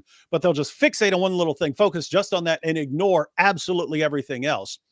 And then it's the same thing with they can look at a million Jews. They'll go for the one that kind of agrees with them on something. You see, this is a good one. This is the correct one. Or they can look at a million scholars. They'll find one. Oh, this guy kind of agrees with us. You see, he's the right one. And that's the true position of scholarship, even if that guy flies in the face of all other scholars on an issue. It's just this weird thing. They just they get tunnel vision anytime they think something is on their side or agrees with Islam, and they ignore the fact that everything else is completely destroying their position. That's how they are. That's what they do. It's weird that their religion somehow makes them more like that than everyone else, than any other group that I can even think of. That's what they do. Blue said, Kenneth Owens said that she once visited Israel. She saw people living in apartheid and ghetto-like sections, that even the travel guide, a rabbi, told her there's a Muslim quarter. Or only Jews area. Did you see that? I saw a clip of her. Kenneth Owens is just. Yeah, I said this consistently, but she's one of the dumbest, most misinformed political commentators out there, and I have no idea. I have an idea. Okay, she's not supposed to be popular. She's not supposed to be well known because she has nothing good and nothing insightful and nothing informative to offer. The only reason that she's popular, yes, the only reason that Candace Owens is popular is that she's black and she speaks against the popular black opinion. That's why she's popular. That's all it is. It's because she happens to be black and happens to disagree with the mainstream black opinion. That's the only reason she's popular. She's an idiot. She doesn't know anything. I know Yeah. some people say, "Oh, she lost it. I used to respect her." Why did you respect her? She never had anything informative to say at any point or time. She was always completely ridiculously uninformed from the very beginning. The first she's time I more heard popular her, than you. I thought this woman is dumb as hell. Like she doesn't know anything. She just makes things up on the spot. Talks about things she knows nothing about. And in Yeah, this that case, was, too, like about Israel, she says, "Well, in Israel, in Jerusalem, for example, they have a Muslim quarter, and like that's where Muslims are allowed to live. So, and that doesn't sound like equality." Oh God. Yeah, guys, let me break down because this was one of the videos that we were gonna record when you got all miserable and depressed and didn't want to do anything. But we were going to go. So you got the four quarters of Jerusalem. By the way, the old city of Jerusalem is Muslim majority. They have the majority of the population. They have a Muslim majority over there. They're quarters, but the Muslims have by far the most people. So there's a Muslim quarter, there's the Christian quarter, there's the Armenian quarter, and there's the Jewish quarter. So the Jewish quarter is a quarter of the old city of Jerusalem. Outside of that, you have a much larger city of Jerusalem. You have Muslims all over the place, right? But in the old city, you have what's called the Muslim quarter, and that's because you got a ton of Muslims living there. We were gonna there's the spot where the four quarters intersect, and we're gonna have AP like standing on the Muslim quarter. Oh, how can I get out? Oh no, I'm in the Muslim quarter. It's apartheid. And then walk across the street. Oh, I'm in the Jewish quarter now. I'm free. And something along those lines to show how absolutely stupid it is. But yeah, I mean, guys, you walk from the Muslim quarter to the Christian, it looks really similar. You wouldn't actually know unless you started looking at some Islamic stuff on the wall or something like that. You wouldn't know. It all looks the same. That's the old city. Again, the old city is pretty small. It seemed like you could walk through the entire place, like all the streets, like in a day or two, because it's not an official thing. Like people didn't establish a Muslim quarter. What happened is that during a British assessment of the Jerusalem, of the history of Jerusalem and the current demographics of Jerusalem, people came up with I think it was a British, I don't know what kind of British guy it was, but somebody on behalf of the British government, he came and he drew a map based on where the people are vastly concentrated, and he drew up this map of Jerusalem that consisted of 5 quarters, which were the Christian quarter, the Armenian quarter.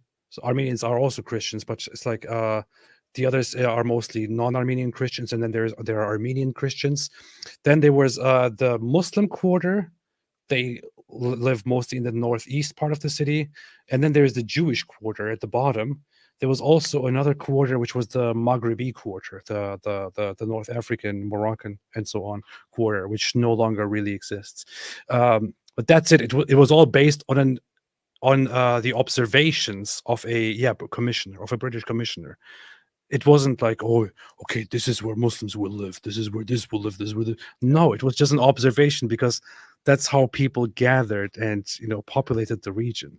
But somebody like Candace Owens comes and she's like, oh, why is there a Muslim quarter? Why are Muslims only allowed to live in a Muslim quarter? That doesn't sound like equality. Shut up, man. Yeah, and AP, you can verify. You're walking through the Christian quarter. You see Muslims and Jews walking all over the place. You go over to the Muslim quarter, you see Christians and Jews walking all over the place. You go to the Jewish quarter, you see Muslims and Christians walking all over the place. There's people all over the place. Not like, you can't go past this line right here, guy. Yeah. That's pretty stupid. Pretty dumb.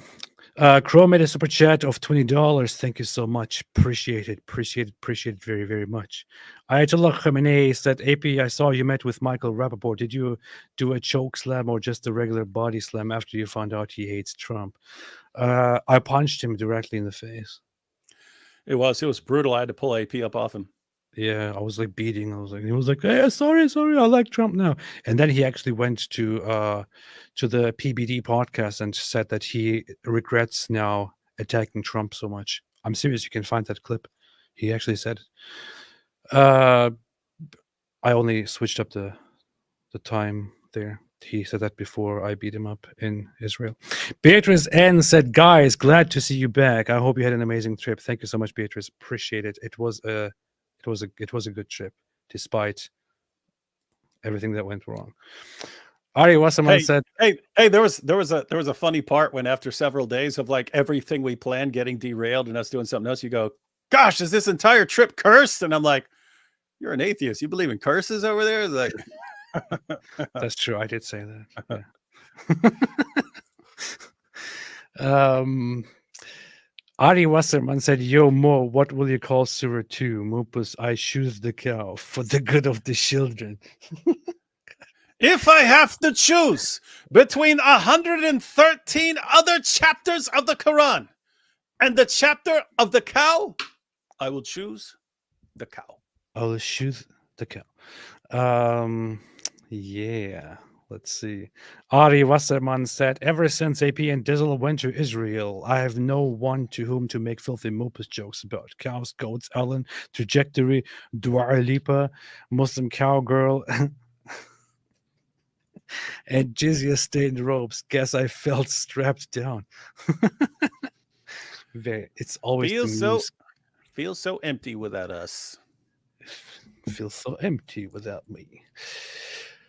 Thanks, Ari Wasserman. Very nice to see you again. Very nice to be back. Very nice to be here. And thank you for the $49.99 of Super Chat. Appreciate it. I'll be here again on a regular basis. And yes. By the way, yeah, I shouted out Rebecca earlier.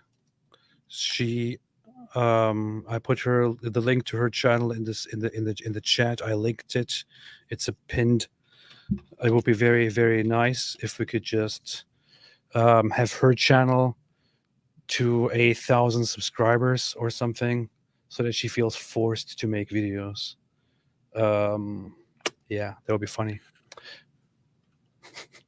Very insightful, helped us a lot. And I don't know. She's an atheist. We should boycott her channel. She's a Jewish atheist. Delil Raja said, "Hello AP and Bruder David. Schön, dass ihr glücklich und gesund zu Hause angekommen seid. Freue mich auf eure Videos." David, what does this mean? Wait, I wasn't paying attention. What are you laughing at then? What are you laughing at? What do I got to tell you? Hello AP. So hello David. Hello AP and Brother David. Happy that your luck and health, something about coming home, and then happy. I'm happy about your videos. That's I can kind of what? How far am I off? I know some of those words. No, that was pretty much right. I didn't really pay attention, but yes, I think it was right. Ari Wasserman said, "Alan, Yomo, what will you call Surah 2? I already read this. Ari, always good. Always good. Iris Pablo made a super chat with some currency that doesn't look like anything to me. Is this Philippines? What is it? I don't know. David, you probably know if it's Philippines. Ari Wasserman said, "You see, the Jews proved that Rizvan is a liar." Mm-hmm. I don't know what that was in reference to, but yeah, that's what the Jews do. Jason Ezekiel, David AP, please tell us what it's like in the West Bank. I am Jewish and have had no contact with my family. I didn't go to the West Bank. We didn't have the chance to go to the West Bank. I could have agreed to certain things to go to the West Bank and talk to people. I did not do it. I did get invited to Hebron by the spokesperson of the Hebron Jewish community, but I didn't even respond in time because we had just too much on our plate. And I talked to one person who lived in a settlement in the West Bank, which was a pretty messed up thing to listen to. She was pretty traumatized. But I recorded that. I might publish it at some point. David, what's up? Yeah, I wanted to go to Ramallah in the West Bank and make a video because they have like 4-star hotels over there. I wanted to go over there and live and stay the night in like their 4-star hotel and have the best steak and so on, and then make a video saying, I spent the day in the world's largest open air prison, and just post a video about my experience there. I did go to Bethlehem the last time I was there, so that's in the West Bank. Something that you actually notice is that you go there and there's just like trash on the ground everywhere. So we asked about it. It's like, why don't they clean it up? And someone told us that a lot of the Muslims there believe that if they clean it up, that they're going to be treating that like home, when what they really want is the rest of the land of Israel. And so they don't want to make it nice. They want it to be garbage because they don't want to think of it as their home. That's about the dumbest thing I've heard in my entire life. It's extremely stupid. It is extremely stupid. And I didn't expect anything better. So, oh, they do have a point here. Jesse has a point here. Jesse said AP for president, born in the USA, just like POTUS 44. Yeah, you can pull it right out and say, it says right here on my passport, born in America. What? Yeah, I was born in the USA according to my passport. Case closed. Run for president. You got an advantage over Cenk Uygur. I do. Cenk Uygur, you loser. Poor Khan said, I upset some people when you were gone by asking, how can a 9-year-old be too young to be Hamas, but old enough to be a bride? Well, I have seen people pointing out the inconsistencies on these issues. Like they'll say, "Oh, what's her name? Shamima? Is it Shamima or Shamima? What? Shamima Begum." They'll say, "Oh, Britain should let her back in because she was just a teenager. She's not capable of making these life decisions." Like, wait a minute, you're the guys who say a 6-year-old is totally fine making these life decisions. So, where are you drawing the lines here? But yeah, there are all sorts of issues that you can point out where there's this total inconsistency on what they want to consider a kid. It's stupid. It's very, very stupid. Krom said, I like your pro-Israel anti-jihadist content. Want to see if you like my pro-Israel anti-jihadist music. I got 2 songs on YouTube, Curtains and Never Again. I think you like Muhammad Hijab quote, LOL. I'll check it out. Hey, you should make a note of that, and because we do like some jams around here. I love it. I'm already making a note. That's what I'm. We even make dope lyrics for some of them. Yeah. Chrome. I'll make a note of that and I'll check it out. Okay. Michelle Moffat said, AP, did your thoughts, feelings change regarding Jesus after seeing the sights? Hope David Wood didn't forcibly dunk you. Unfortunately, I really wanted to go to Nazareth and also wanted to go to the Dead Sea. And we wanted to go to the Sea of Galilee, see Capernaum and things like that. We didn't. After going there, everything changed. We didn't do that. Yeah, so. apart from going to the Church of the Holy Sepulchre for like 15 or 20 minutes because most of it was closed. Yeah, we were mainly focused on other things. So AP screwed that up. Unfortunately, I would really like to go again and see Nazareth. I never had in mind going and seeing Bethlehem because of where it's situated at the moment. But yeah, unfortunately, didn't really have the chance to do that yet. Poor Khan said to Pro Pals, also asked, how is the one-state solution possible if they can't even stand Jews eating falafel? I saw somebody tweet that earlier. Who was that? I saw somebody actually ask it earlier on Twitter. I think there was. What's that mean? What's that mean? Jews and Muslims eat falafel. What's that about? I know, but so whenever Jews eat something that is like part of their region, of the culture, they're like, oh, they're stealing this from us. How dare they? How dare they do this? So, you know what's interesting about this? Jews make better falafel than Arabs. That's true. I can't But know. there's someone that makes better falafel than the Jews, and that's the Druze. The Druze, that's what I The heard. Druze are understood to have the best falafel. The Druze. Yeah. Yeah. In I don't know. fact, if you crack open Arab falafel, it's brown on the inside. If you crack open Jewish falafel, it's green on the inside because they love life. And if you It even crack affects up, their cooking. if you crack up an atheist falafel, it's black inside because they don't believe in anything. The Little Russia said, from the unknown regions to the outer rim, the Empire will suppress every person. Free Palpatine. That actually fits. Free Palpatine. Free Palpatine. Ari Wasserman, some badass in Turkey hooked up a mosque's Mueddin loudspeaker system to PORN in 2017. I saw, I think I saw that. And I saw a that's similar funny. record with somebody actually, some communist people hooking it up to that resistance song, Ciao Bella. And it was like, instead of the adhan, it was going, Ciao Bella, Ciao Bella, Ciao Bella, Ciao, Ciao, Ciao. It was funny. Ari Wasserman, seeing in Arabic in only most places in Israel is literally genocide. This is true. You are supposed to see it everywhere. Everywhere you walk. Otherwise, it's genocide. Ethnic cleansing, literally. Nigel said, I found myself thinking with AP's voice sometimes. Get out of my head. This is what happens. This is what happens when you listen to me, Nigel. He wakes up and thinks, hi, this is the apostate prophet. Yeah. The EQV says, when someone shows you who they are, believe it with them. That's what I say too. That's what I say too. Believe it with them. When they say we want to kill you, you better believe it that they want to kill you. Don't make excuses. Don't try to say, I don't believe it with them, and I believe it that they actually have a different approach, different motive. Believe it when they say that they want to kill you. That's it. It's as simple as that. What are you laughing about? Nothing. Okay. Just thought of a joke or something. Oh yeah, I see. Very natural. Ari Wasserman, Dizzle should do his song of Darwa music video wearing his kippa and headphones, which look like Pirot. Oh yeah, you should do that. You should totally do that. The sound of Darwa. Middle East Truth said, check Islam Debunked and Jihad Explained on my channel. Been a while, still very informative and relevant. David, you're going to love it.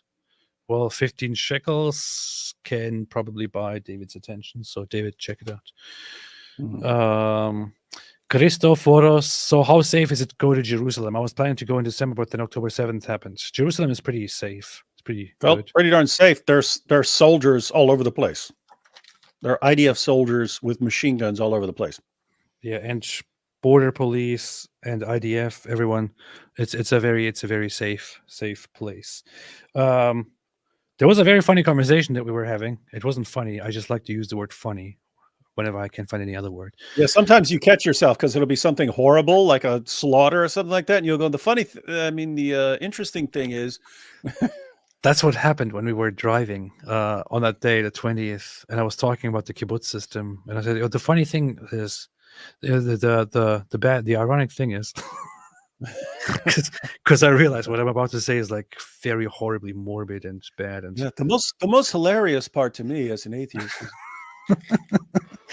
yeah, yes, Jerusalem safe. Oh yeah, we were talking to this Christian living in the old city of Jerusalem, and we were talking about the conflict, and there's something interesting that he said.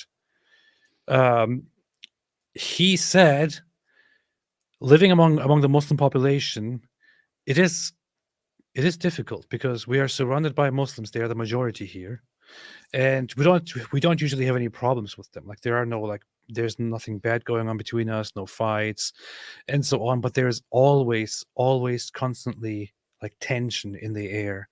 And it always feels like something is brewing, and things could at some point with a trigger get out of hand. And there's also the one aspect, which is that we are, as Christians here, are caught in the middle of a conflict between the Muslim population and the Jews. And here is the issue. He said, when we go through a security checkpoint, for example, and they see that we are, not Jewish, they stop us and they investigate further.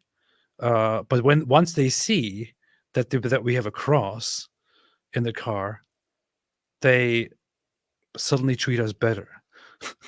When they see that we are Christians, they treat us It's better. funny. And the This was a Muslims Christian. see that. He was complaining about it. He was saying how Yeah. messed up it is that that Christians are treated better for security purposes than Muslims are. And you start arguing with him, and I'm like, I don't want to start this argument here.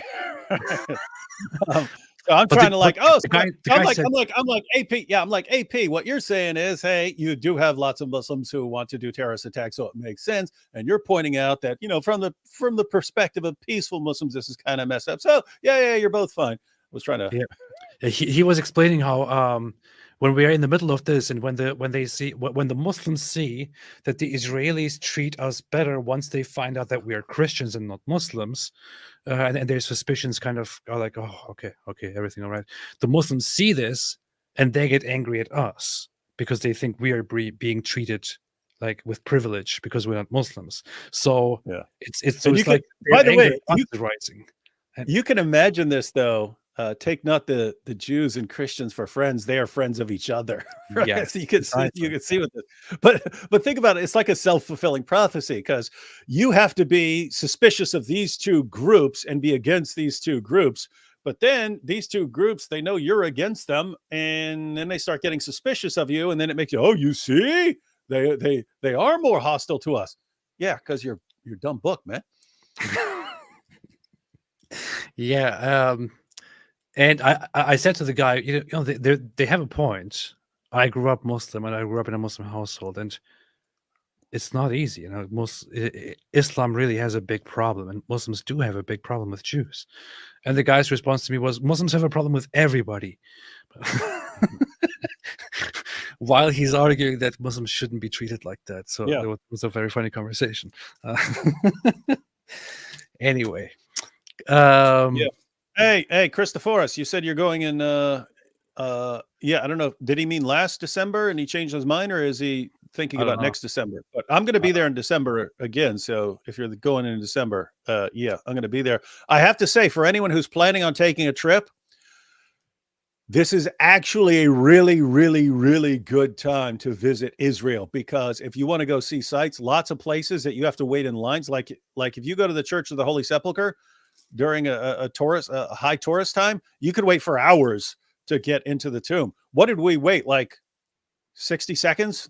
Yeah. There was like one group of like 3 or 4 people in front of us. They went in as a group, and then that was it. So there's no one in any of these places. Like I was up on the Temple Mount. I'm thinking, because I'm up there for a while, that there are going to be a bunch of people up there, and there's no one up. I mean, there are some people scattered around and so on, but the point is, if you want to actually see sites without a big crowd, this is a really good time to get over there. Yeah, people think this is a bad time because there's a war. No, in Israel, life is going on as usual, except everyone is aware of what's going on. In Gaza, the situation is different, of course. In Israel, everything is all right. So it's a very good time to go and visit. And that's good. Sad how clueless and ignorant those Israelis you spoke to. Palestinianist ideology, not ethnos, pan-Arabic Islamic imperialism in the land of Israel. It's true. I showed some people in Israel videos of Hamas leaders saying, we want to first get rid of all the Jews and then establish a caliphate. And they were shocked to see that. Lots of people are not aware. And the Israeli government is kind of trying to control the narrative and make it look like we can just all live in peace, because Israel is basically trying to de-radicalize the Muslims in there, while also making it less about a religious struggle, because they want to create harmony and peace between the Muslim population and the Jewish population inside Israel, which is why the Muslims inside Israel are very different from the Muslims outside of Israel in terms of how they view Jews and all that. It's very, very interesting.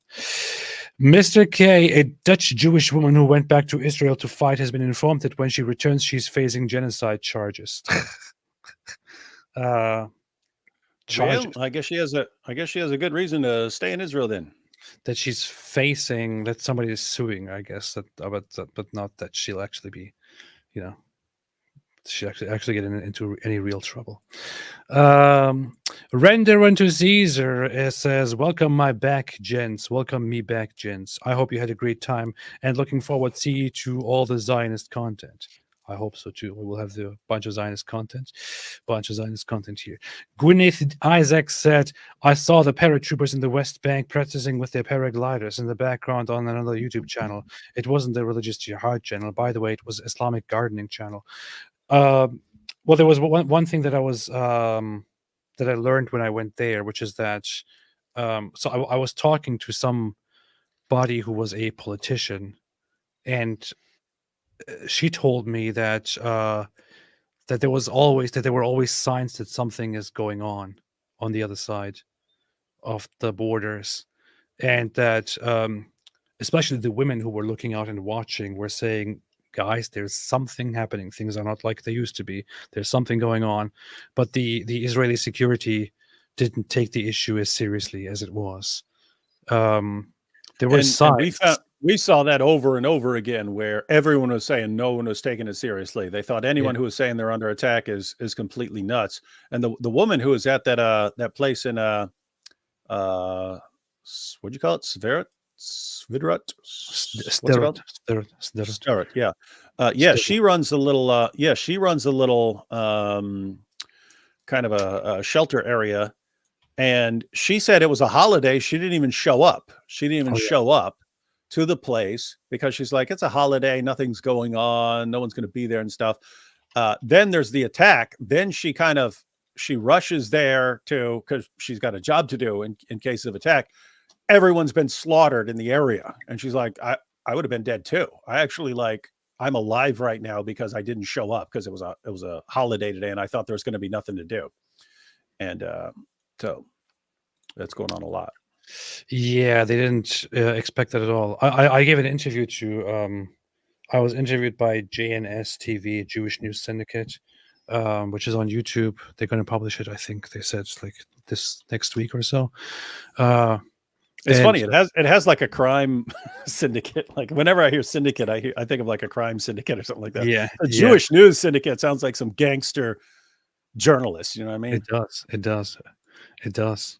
So they were interviewing me, and I told them there that I find it very funny that outside, when people make these, tell these narratives and these conspiracy theories about Israel and about Jews, they make it look like Israel is this mastermind, genius, evil that is controlling the narrative and this and that. But then when you go there, you see how it's like all over the place. And we both got that impression. Like we're there in they're sort of like media center. They have an entire building, and we were there, and they're like, this group is focused on this, and this group is focused on that, and this group is focused on this. And we're walking through there, and we're like, they're focusing on the things that are most relevant to the Jewish population. It's bringing back the hostages, and we were attacked on October 7th. And that is the message they keep just hammering out. But I mean, I actually got ticked off with them. And I'm like, guys, do you not realize how you were getting blasted on social media? You're not responding to any of the most relevant things that you're being attacked on social media, because we interact with the Muslims, and we got the Nick Fuentes fans coming at us and stuff. So we hear from these guys, and they're constantly bombarding you on like 5 or 6 core issues. And they're convincing, and guess what? They're wrong on every single one of these. You don't have to lose any of these, but you guys don't respond. Everything you're saying is just, let's keep reminding people that we got hostages out there, and let's keep reminding people that we were attacked.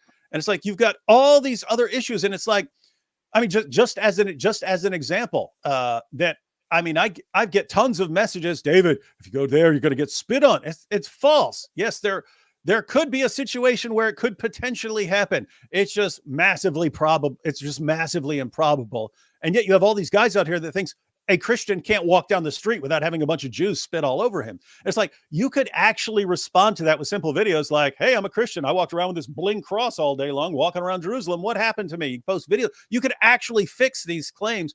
And they're not interested. So I'm looking at that going, from the perspective of I'm just a YouTuber who's doing it by myself for years.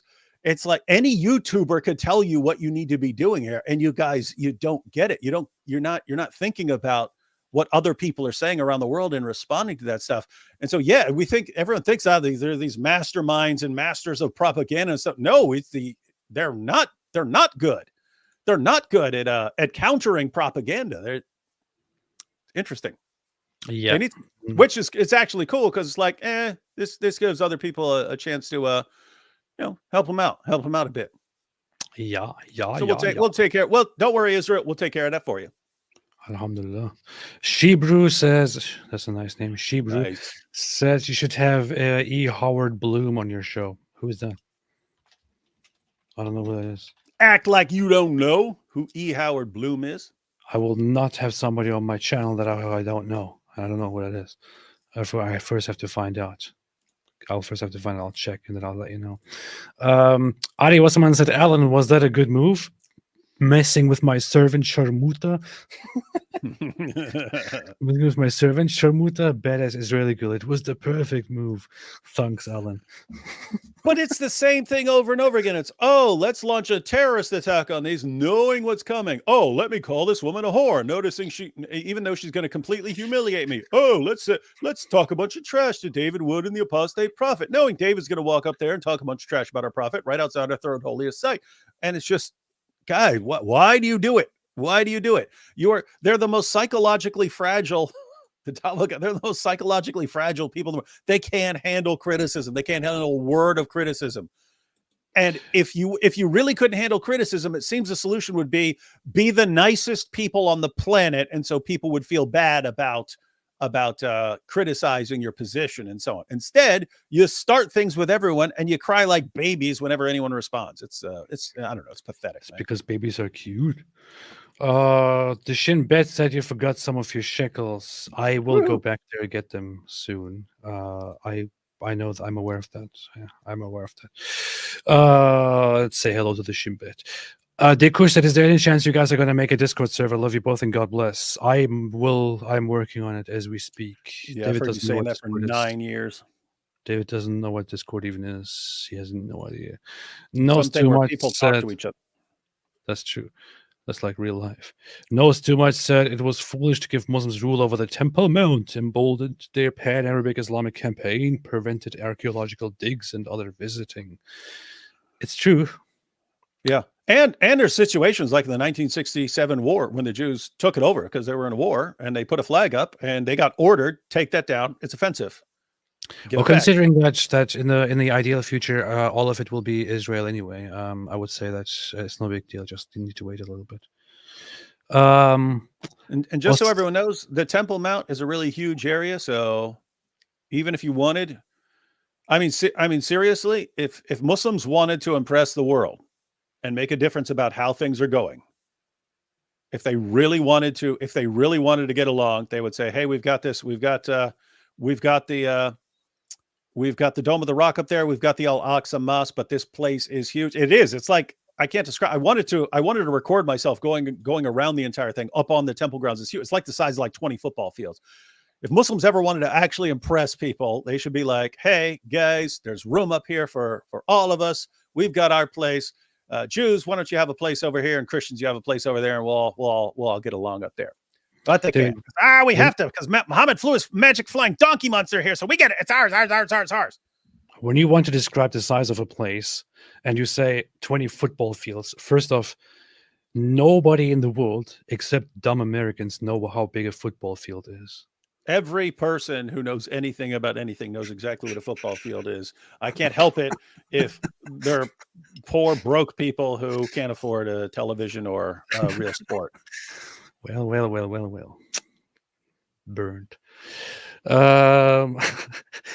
Bird. Hamas is a sharmuta that belongs to Israel already. It is. IDF is taking care of the Hamas sharmuts very quickly. Brecht said, hello, David. I am an overeducated Jewish dude, and my friend from college who studied Middle Eastern studies said I need to read tafsir before I criticize Islam. What's my response? I would tell him to just read tafsir. Yeah, one, I would, if you have the time to read the tafsir, that is not going to help your friend, because there's the tafsir is going to agree with exactly what you criticize. If you want to criticize jihad or child brides, the tafsir is only going to confirm what you're saying. It's modern Muslims who are going against the Quran and the tafsir when they reinterpret these things. So if you wanted to, yes, you could, and the tafsir is only going to confirm what you're saying.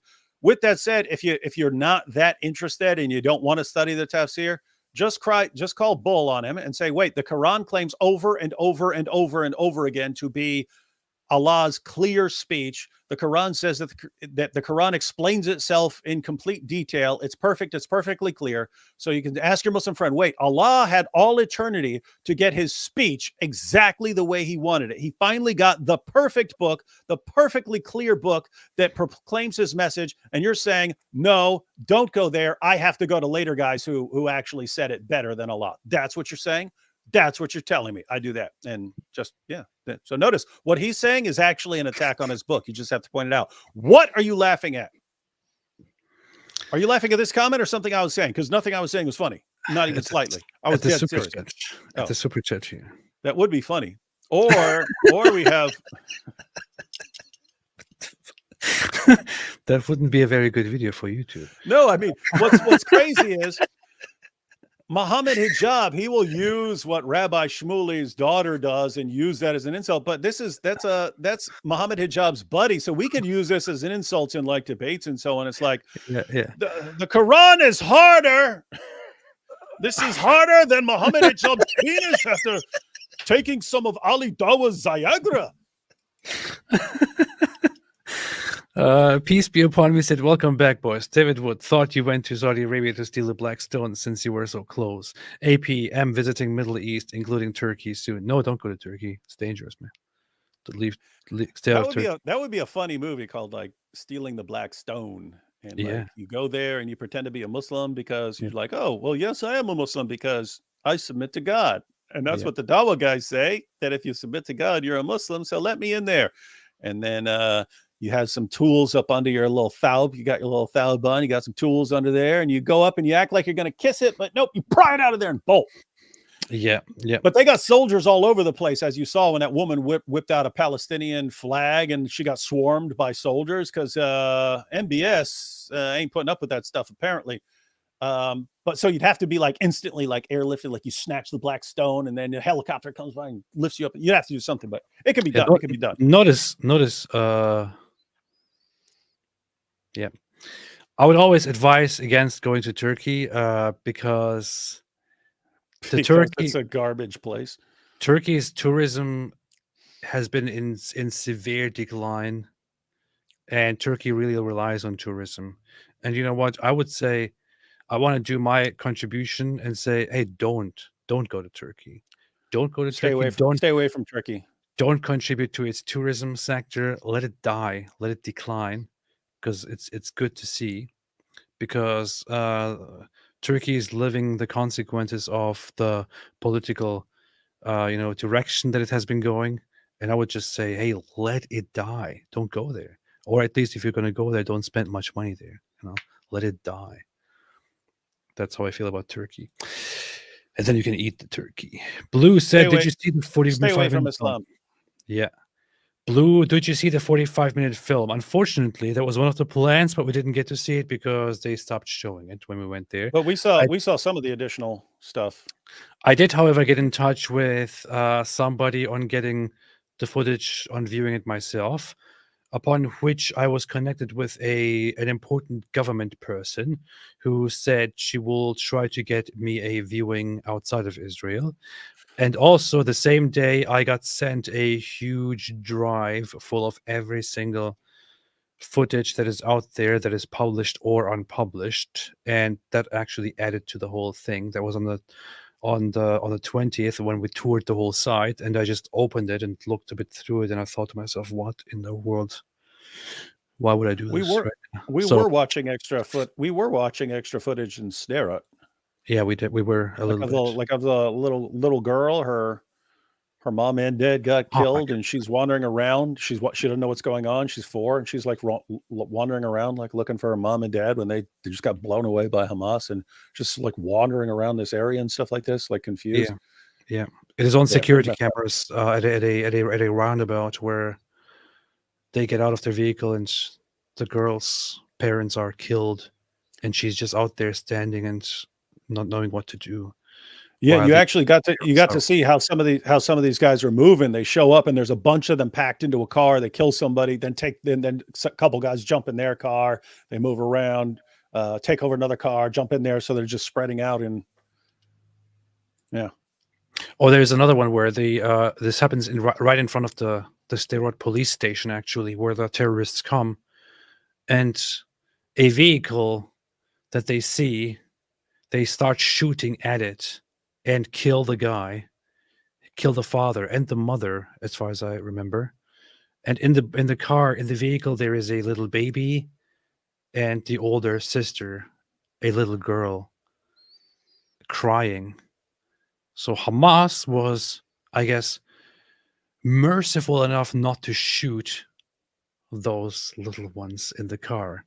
But in that vehicle where the baby and the little girl were sitting together with their parents, they shot the parents in front of them, killed the parents in front of them, massacred those parents in front of them, regular civilians who have nothing to do with any army or anything at all. They killed No. them right there on the spot in the middle of the street, and left the children there crying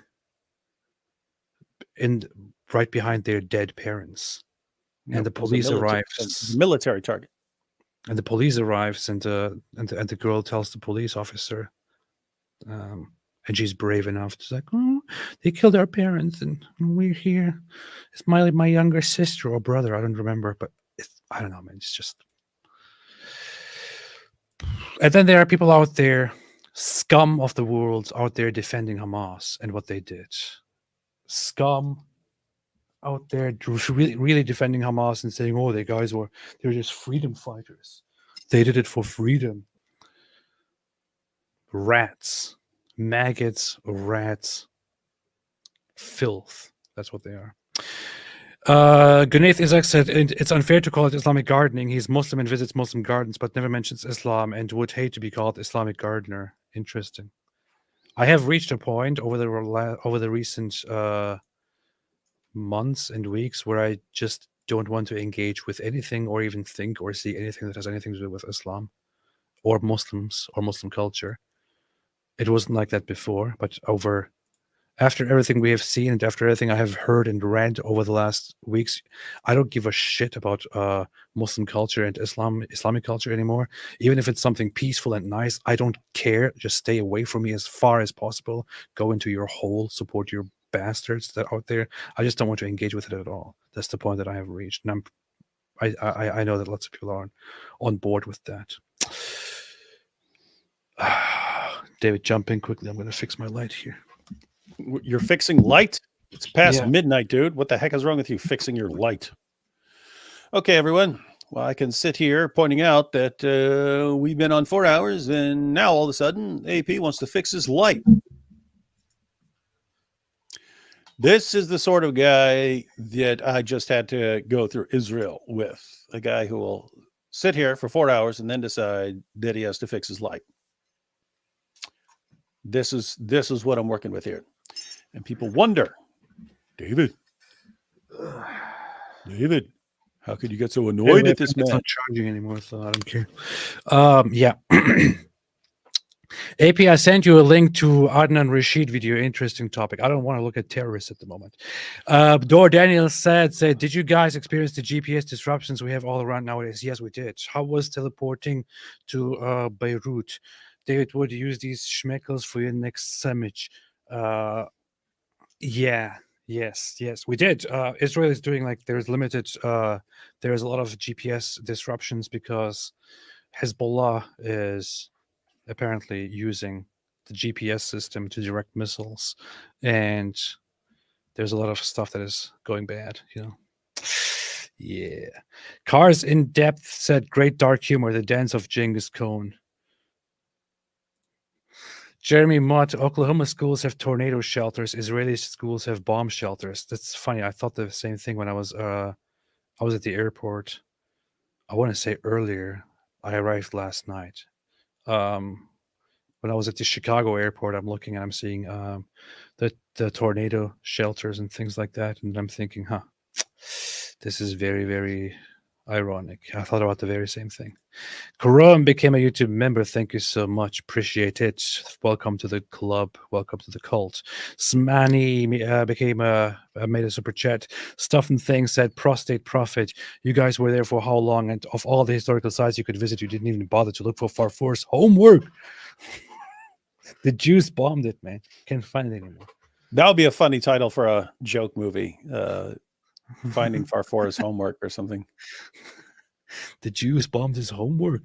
Talmudic Tunnels Constructions Inc.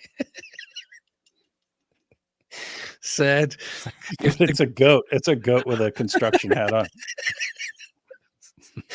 If the construction continues as it is, your private tunnel to the Blackstone will be finished in no time. Goats always get in free. Who creates these profiles?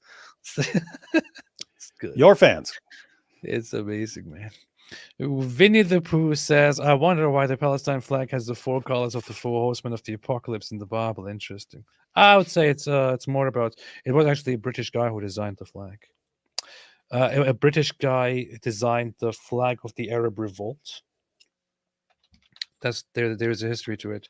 It's actually funny to bring up because it's like you can point out that the flag that many of these Arab nations use was created by a British guy and by a Western guy. So whenever these guys mention things like, "Oh, look, the Israelis, they don't have their own culture. They took this and this food from us," which the Israelis acknowledge, or these people, they use this and this of us. The entire flag that is used in different variations by the Arab nations was created by the British in order to inspire an Arab feeling of revolt against the Ottoman Empire. And the Arab nations just were inspired by that design and made their own flags with that very color. You can look that up if you look for the flag of the Arab revolt. Who did that? Who is that? Some guy. Mark Sykes. Okay, yeah.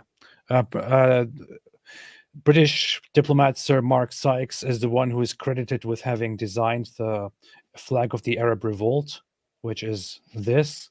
And from this flag, so it says designed by Mark Sykes, from this flag, which was designed as an inspiration of revolt against the Ottoman Empire, the Arab nations came up with different flags, all inspired by that. So the flags that the Arab nations have was made by a British guy. And it's just the same as the name of the place, Palestine, Palestinians. They took that from the British as well, because the British called it the Mandate for Palestine, which then turned into Mandatory Palestine. And the Arabs living there was like, okay, this is going to be our nation. It's going to be Palestine, and we're going to be Palestinians. It's all like Western invention. National identity, as they have it, is a Western invention. It's all Western. These guys need to shut up and sit down. Andrei Brezhnev made a super sticker. Thank you so much. Appreciate it. Chris Atkinson said, what is this? Are you ignoring the open colonization? I love colonization, man. Crusader General said, AP, you should do a DNA test to discover if you have Jewish DNA. I do have Jewish DNA. I'm 100% Jewish at heart. Mark Schwarzberg made a super chat. Thank you so much. Appreciate that. Mr. Cockney Nutjob said, Jewish funds keep Mediterranean Sea crossing afloat. So Israel are sending the very people they are fighting to Europe while Israel takes aid from EU, UK. Sorry, but how can Israel be Europe's friends? Jewish funds keep Mediterranean Sea crossing afloat, so Israel are sending the very people this is that are part, fighting this to is Europe part of while Israel takes aid from EU, UK. yeah. This is part of the This is part of the. It's a Jewish conspiracy Jewish conspiracy to support the very place that people go to Europe. So what, David? I'm saying the same thing. It's the theory is it's a Jewish conspiracy to flood the world with Muslims who want to kill Jews. That's true. That's true. And this channel is by Mr. Cockney Nutjob. Name fits. So checks out. That's good. That's good. Gwyneth Isaac said, my husband was a Scottish Jew and a Christian. His mother hid his Jewishness from him because of the Holocaust, and because her husband, his stepfather, hated Jews. He only found out when he was 46. It's pretty messed up. That's pretty messed up. That's pretty messed up. Medis Dodd said, wait, Medis Dodd said, debate Norman Finkelstein. I don't think Norman Finkelstein is even aware of my existence. He's too good and too big and too famous to debate Hear me. this? AP is scared. Chupi says, AP, you should. I heard he's going to debate Benny Morris soon. And I even heard that they're having a 2-against-2 debate where Destiny is joined by Benny Morris, and they're supposed to debate there. So Norman Finkelstein against Benny Morris. That will be interesting enough. Benny Morris is a historian on Israel who has a very balanced approach, and I would like to see that. Norman Finkelstein is an revisionist scholar who appeals to imbeciles who hate Jews. And to see him go against an actual scholar on the issue will be a pleasure. Chupi said, AP, you should read Colossians soon and tell us what you think. I do pray for you. I shall do so. I need to read it in Hebrew so I can understand it. Well, keep in mind, that's only 4 chapters. You can read that one very quickly. Wait, Michelle said yes, they are debating in a few days. Really?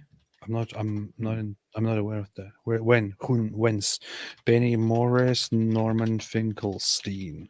When is the Norman Finkelstein? Benny Morris, Norman Finkelstein. I can't see where it is and when it is, but I'll look it up. That'll be interesting to see. One actual scholar against a fraud. Sandman Delta said, David AP, I'm chilling in Dislopolis, not an apostate town. Jesus bless you both for the work you do. Praying for both of y'all and your families. What do y'all think about the new and old Israeli settlements in the West Bank? Why are you making a super chat in Indian rupees and speaking like you're like from the middle of the United States of America? Explain yourself, Sandman Delta 2000. What is this? What kind of perversion is this? What do I think of the Israeli settlements in the West Bank? I think lots of them are completely justified. Some of them might be too aggressive, others not.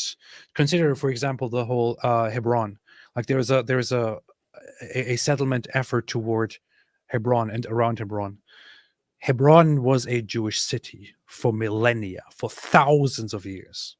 Thousands of years. For centuries before the 1900s. In 1929, the Arab population in Hebron forced the Jewish population to flee Hebron. They killed lots of people, kicked out the rest, and they had to be removed, evacuated.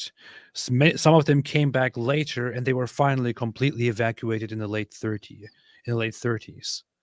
And now there are efforts by the Jewish population to get back there. Do I think that is not justified? I think that's completely justified. And the way that the other side acts, Yeah, I have kind of mixed views on this. Guys, keep in mind, so you have the West Bank and you have Gaza. Gaza is small. The West Bank is huge. The West Bank is a huge area. So there is room for various kinds of settlements and so on. I would say it depends on your perspective. Like I can totally see saying, guys, you should not interfere with them over there. They need a place of their own. So stop settling over there. Just focus on Israel and on developing some of the undeveloped areas within Israel. So I can see that. I can also totally see, guys, we're sick of this, and we gotta keep moving in. My biggest issue. So again, I can see it from both perspectives. My real issue is like the hypocrisy involved. Like whenever Muslims complain about settlements in the West Bank, I just want to ask, like, okay, so you're saying it's wrong and immoral to move into an area and to keep moving into an area until you take over an area. You guys are saying that is wrong and immoral. Are you saying that? Because that's what you guys do everywhere. It's what you're doing everywhere you go. What you are condemning the Jews for doing is exactly what you guys are openly acknowledging that you're doing in European countries. So I'd like that to be brought up whenever the issue of the settlements comes up, just so Muslims can explain what they really mean. And what they really mean is it's okay for us to do it, but not okay for anyone else to do it. And especially not Jews. We cannot stand the Jews taking an inch of land, even though we want all land. And so I just like that clarified. Yeah. As said, 1929 Hebron massacre. Look it up, study it. It shows very early signs of, or very, very early brutal aggressions against the Jewish population by the Arab population. People like to make it this all about 1948 and say it's because the Jews, they took over in 1948 and they kicked out a bunch of people. That's when it all started. No, it didn't start that way. It started in 1920, then in 1929, then in 1930, then in 1936, 1939, 1947, 1948. These were all Arab aggressions. Cars in depth. So many people hate Jews. When people are nice to us, we Jews appreciate it. Jew hatred may indeed be supernatural. It's certainly irrational. Thanks.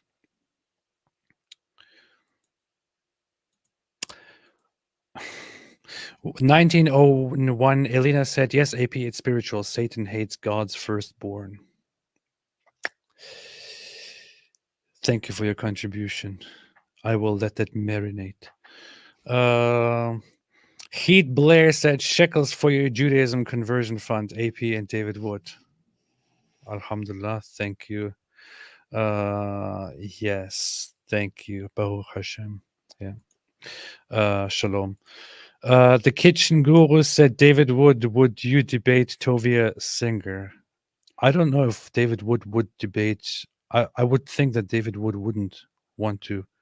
Would anyway? What do you say? I would. It would depend on the topic, because there are people who would be way better at, like Michael Brown. If you're talking about areas of like, is Jesus the Messiah or something like that, there would be people who study how to interact with Jewish points of view way more than I do. If it's something that's if it was, did Jesus rise from the dead or something like that, I would totally do that. But if it's something on like the identity of Jesus or something like that from a Jewish perspective, there would be other people who'd be. You see, David is scared of Tovia Singer. Trembling. He'll be crushed. Like I'm trying to think. I can't think of. I know Muslims like to cite him because it's going back to exactly what we've been saying. Anyone that says something they can agree with, they like fixate on that. And you see, this supports us. With that said, I can't think of anything I've ever heard from Tovia Singer. So not something I've paid much attention to. I'm just offended by Tovia Singer because he said that he likes what I do, but he doesn't want to publicly talk to me. The kitchen gurus, David Wood, would you debate Tovia Singer? Stoughton thinks that Naomi Finkelstein is Jewish Nader Ahmed. Not funny. Random string of characters that AP put pictures of yourself with hood up on thumbnails to get woke points like Al Jazeera English does. Seriously, try it. Working scary well for them. Put pictures of yourself with hood up on thumbnails. What? What does it mean? With hood up on thumbnails to get woke points like Al Jazeera English does. I don't understand. What hood? What hood? What hood? Like the hood? I don't know. Chantal Kohanzad said, thank you for standing with peace and humanity. No, thank you, Chantal. Thank you. Thank you. Two Moons made a super chat. Thank you so much. Appreciate it. RY said, just another dhimmi paying the jizya. Alhamdulillah. Thank you so much. Thereby you have saved your life and you will not be killed by the gangsters. Mo made a $5 super chat and said, AP is 100% right. I think the same spirit that possessed Hitler is still possessing today. I don't know. Hitler was a severe case. He was delusional. But hey, whenever somebody brings up Hitler, I just go to like a half hour rant about Hitler. So I just go watch his speeches all over again. I need to contain myself. They melt my heart. Today the only hoodie that I have on is bring them home now. That's what I have. Bring them home now. Not to be confused with bring 'em young. That's usually the Islamic and Mormon thing. But so I have bring 'em home now, and this is in support of the hostages that are still held by Hamas, by the Hamas rapist terrorist rats. Chimun said, I admire your bravery and wonder sometimes, don't you guys get scared? Every day I wake up and I say, is this the day? Is this the day that some jihadi comes and stabs me till I'm dead? Yeah, well, I need to read it again. Don't you guys get scared? Don't you guys get scared? That's why we're Scared so of- careful. That's why we're Yeah. so careful as not to offend.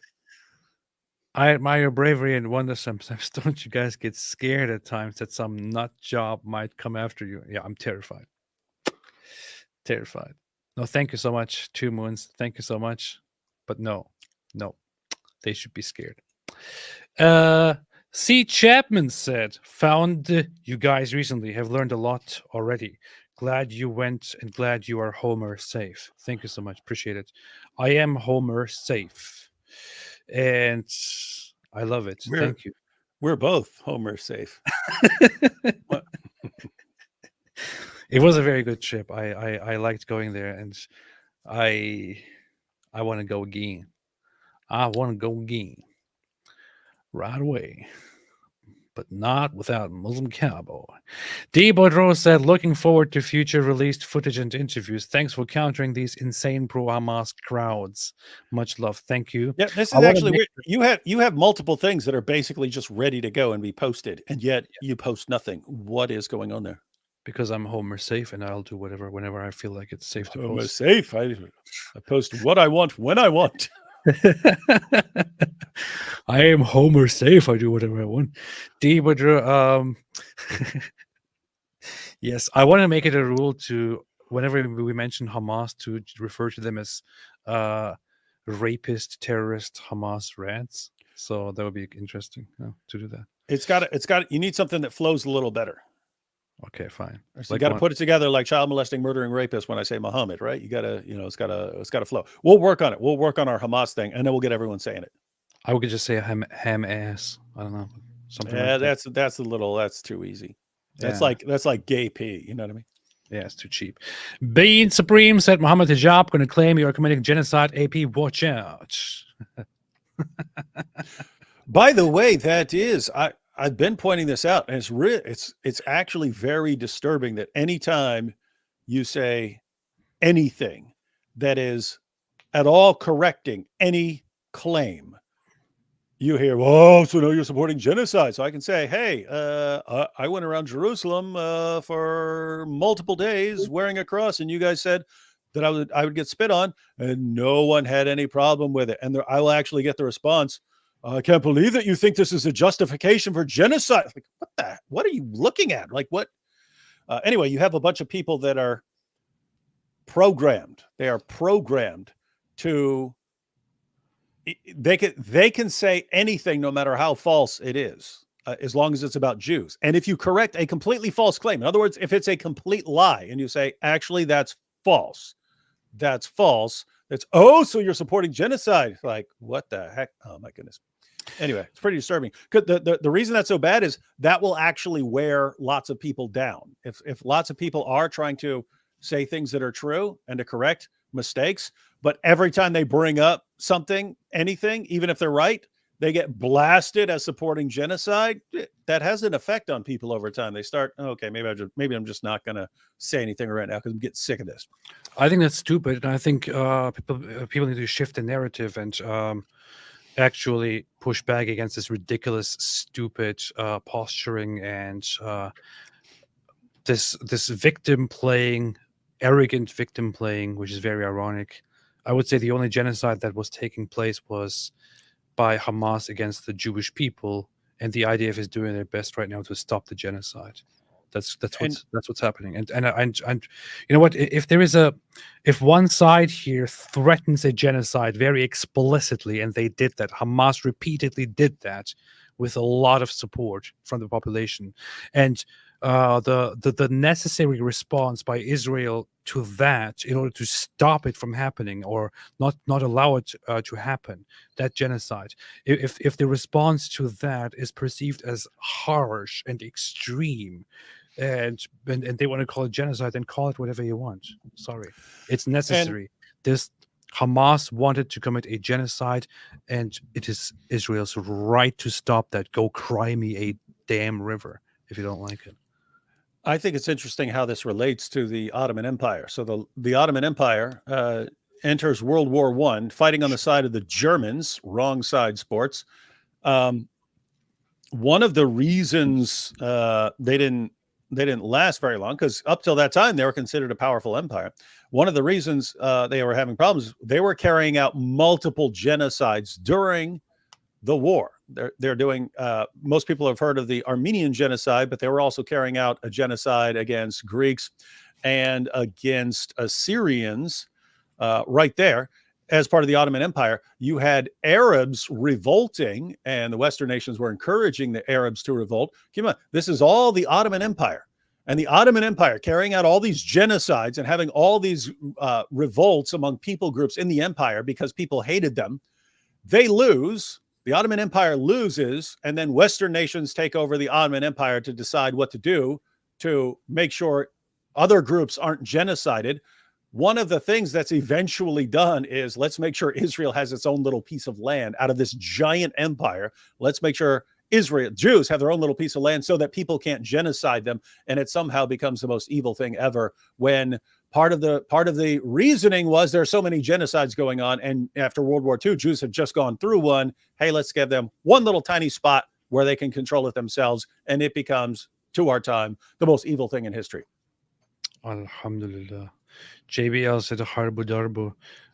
There's a song that was number one in Israeli charts, a rap song of this duo that is all about the war and about supporting the soldiers and finishing the other side. And it just goes like 1, 2, shoot, and goes, the dogs will get what's coming for them. And it mentions Nasrallah, Hania, and some other leaders. It also funnily mentions Dua Lipa, Bella Hadid, and Mia Khalifa. That song is called Harbu Darbu. That's very, very, very, very fun thing to notice. I listened to that quite a few times when I was there. XXWLZXX said, would you characterize Israel as liberal or conservative? How right-wing is it? Are there theocratic tendencies among Jews? It's a very complicated issue. Israel is a state that cannot be described as a secular state or as a religious state. It is kind of like an in-between thing. Yeah, it's just like on every issue, they seem like partly a traditional religious state and like a modern Western nation. They seem simultaneously conservative and liberal. It's a It is a state that is built on Jewish values, that has Jewish values, but Jewish values are also then meant to be pretty much secular in practice. The state doesn't have religious rulings. It doesn't even make reference to God or anything like that. And the politics are very much split. Like for most of Israel's history, it was left-leaning, liberal, and a Labor Party was in charge. Recently, it has turned more toward conservatism and right-wing politics, and the narrative has been harsher against Palestinian demands and Hamas and all that. That is kind of taking over, and like right-wing conservative politics is getting stronger lately. But yeah, there's still a lot of very, very leftist stuff in Israel. It is balanced. It's quite balanced. But people will just take whatever they want from when they hear about Israel. They will often just reference the hardcore right-wing religious party and look what they're saying. This is Israel. And it's like 5% of the population voted for them. Alex L says, as a Jewish guy who has been pissed off by the massive wave of anti-Semitism since October 7, it's nice to know people like AP and David Wood still care about the truth. Great kippas too. I know. I wanted to get one of these things and just got it like there. Just bought it. It was kind of, I thought it was cool. So yeah. That's what I did. beast. Yeah. I mainly use it just to Hey. drink Hey, look. water. Dunk Hey, it look. into water, fill it, drink like Look, this. here's how the Muslim crowd thinks. Put yours up here. Yeah. This is how they think. No, put it over here. Ooh, look, it's like Zabubas. For that's what they think. These Dawa guys all have one-track minds. They look like Zabubas if you put them together. Let me go get some of Holy Dawa's Viagra and my goat. I want to put my Zabiba between those My Zabubas. goat. Oh man. Sanke is seeing the vids. Is David Wood a giant or is AP a man? David Wood is a giant. David Wood is a giant, and that's it. Alex, much support. All the best. We are with you, or at least I am with you, and I'm proud of it, no matter what people say. Some guy said, do you guys think Israel should annex the West Bank and integrate Palestinians into Israeli society? And should Israel should have kept the Sinai? I personally think that Israel shouldn't have kept the Sinai. I don't It want was to a sign that. It was a very good strategic move. It was the perfect move by Israel to give it back to Egypt for peace. It worked. Egypt basically was like, okay, let's take it, and here, let's officially recognize each other. That worked very well, and now Egypt is like that whole peace agreement with Egypt prevented groups like Hamas from having more vital support that they would need. Egypt is very much collaborating with Israel and has been since Hamas took over. So that's very good. It worked out very well. In terms of annexing the West Bank, also known as Judea and Samaria,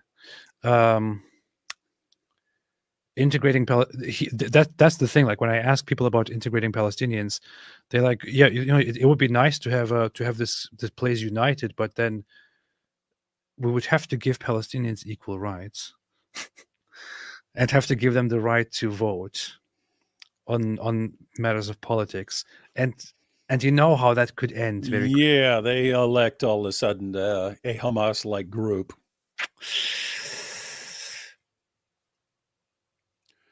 The Arab population within Israel is doing quite well because they are not influenced by groups like Hamas and all that, because they are there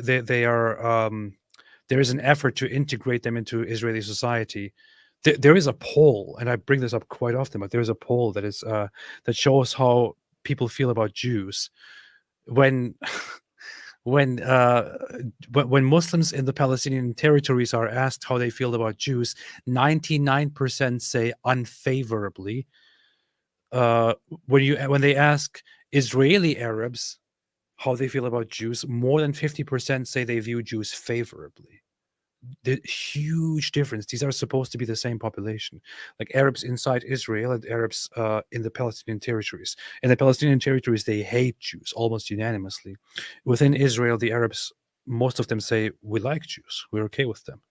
And this is because those Arabs inside Israel are away from the influence of messed up groups and are actually seeing how it is to live with Israelis and with Jews, and they are under the Israeli influence. It works well. But if you suddenly annexed the Palestinian territories and integrated these people into the society, things could get messed up very quickly.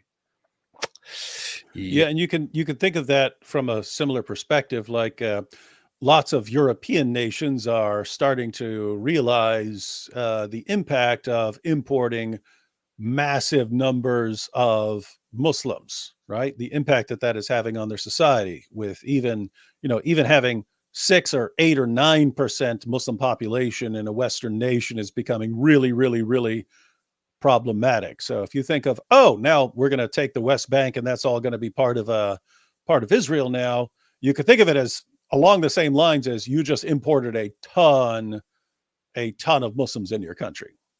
Yeah. Alhamdulillah. And they reproduce faster than you. So do the math. So anyway, point is difficult situation. It will not be the perfect move. Don't do that. One actor said David should make a compilation of every time he says "you see." I think David should make a compilation of every time he says "notice." That would be like a 50,000 just with the UC. That would be like a 55,000 hour video. Notice how long that would be. That would be long. Notice how much you would have to collect. No one pays any attention to anything until I tell them to notice. Aisha's goat said, Muhammad spent a year with me. Other goats, when he was under black magic, thought he slept with all his wives, but actually he only slept with us. Though Dr. Zulan says, welcome back, boys. Hope you enjoyed your visit, and I hope you make a video on the Gaza you don't see by other Barak, and how Gaza really isn't open-air prison people always talk about. I know Gaza was quite an okay place before the war.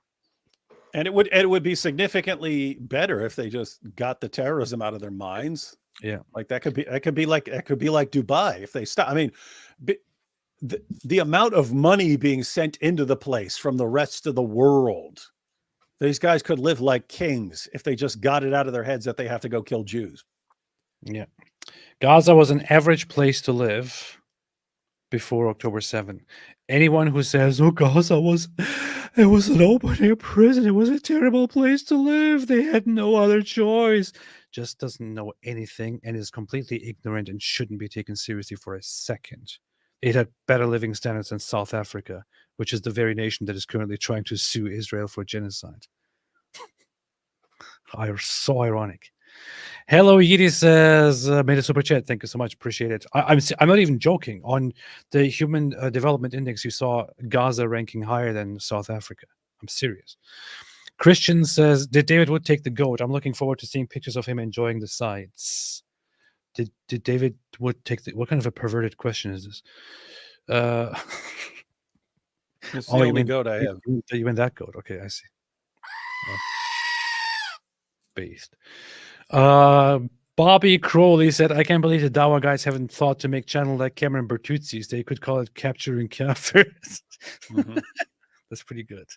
It's pretty good. The Dawa boys didn't do a lot of things. They also didn't go to Israel and but they should spell capturing with a K. That would be funnier, right? Capturing Kafirs, but with two Ks. KK. And then you just need another K. Yeah. Capturing, I don't know, something Kafirs. Then it will be KKK. That'd be funny.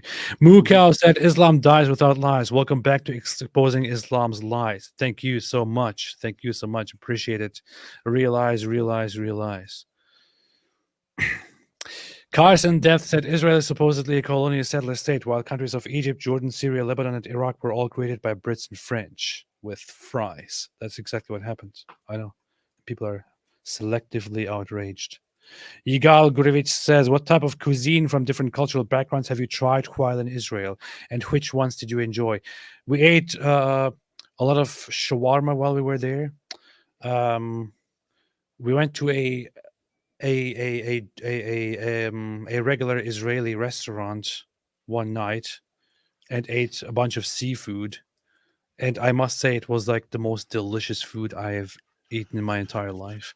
Yeah, that spicy tuna stuff was good. I ate a whole fish called breen, and it sucked. But everything before that was delicious. I ordered a breen just because I'd never had a breen before, and I never will again. Just so everyone knows.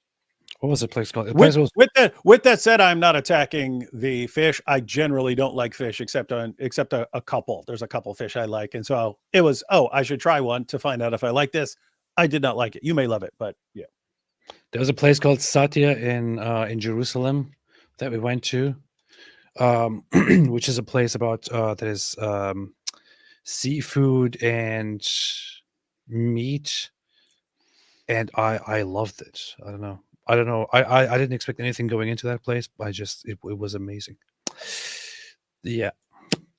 Aisha's goat said, what is this? Aisha's goat made another super chat and said, oh man. Knows too much said it's laughable hearing about so-called Arab food. Real Arab food is what nomads ate on the desert. All the Arab food is not actually Arab. Jews lived in place. It originated from before Muslims. Alhamdulillah. Aisha's good said, oh boy. Iris Pablo said, Mabuhay, AP, and David Wood. What does that mean? What language is that? God bless both of you and Israel. Some made up language. What the language is, I don't know. Rai said Sahih Muslim 2944 says that Dajjal will be followed by 70,000 Jews of Isfahan, but less than 10,000 Jews remain in Iran. How is this possible?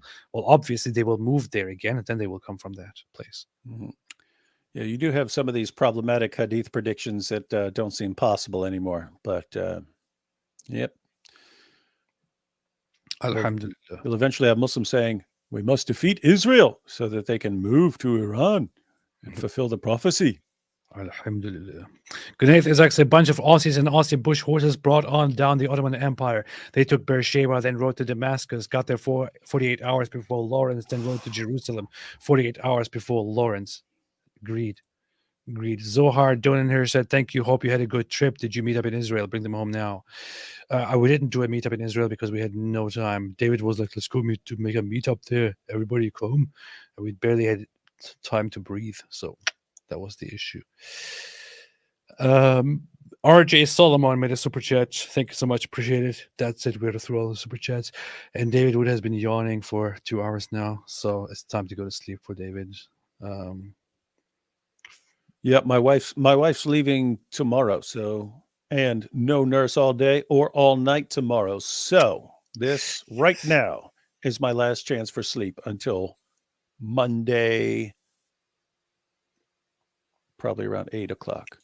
That's good to know. Hey, make more super chats, guys. Make more super chats. Keep them going. Keep them going all night long. Make more super chats. Make more super chats. Send messages to David. All right. Okay, then we shall leave it here. Thank you, everybody. Thanks, everyone. Thanks for joining. Thanks for listening. Thanks for watching. We will be here once again quite soon. Until then,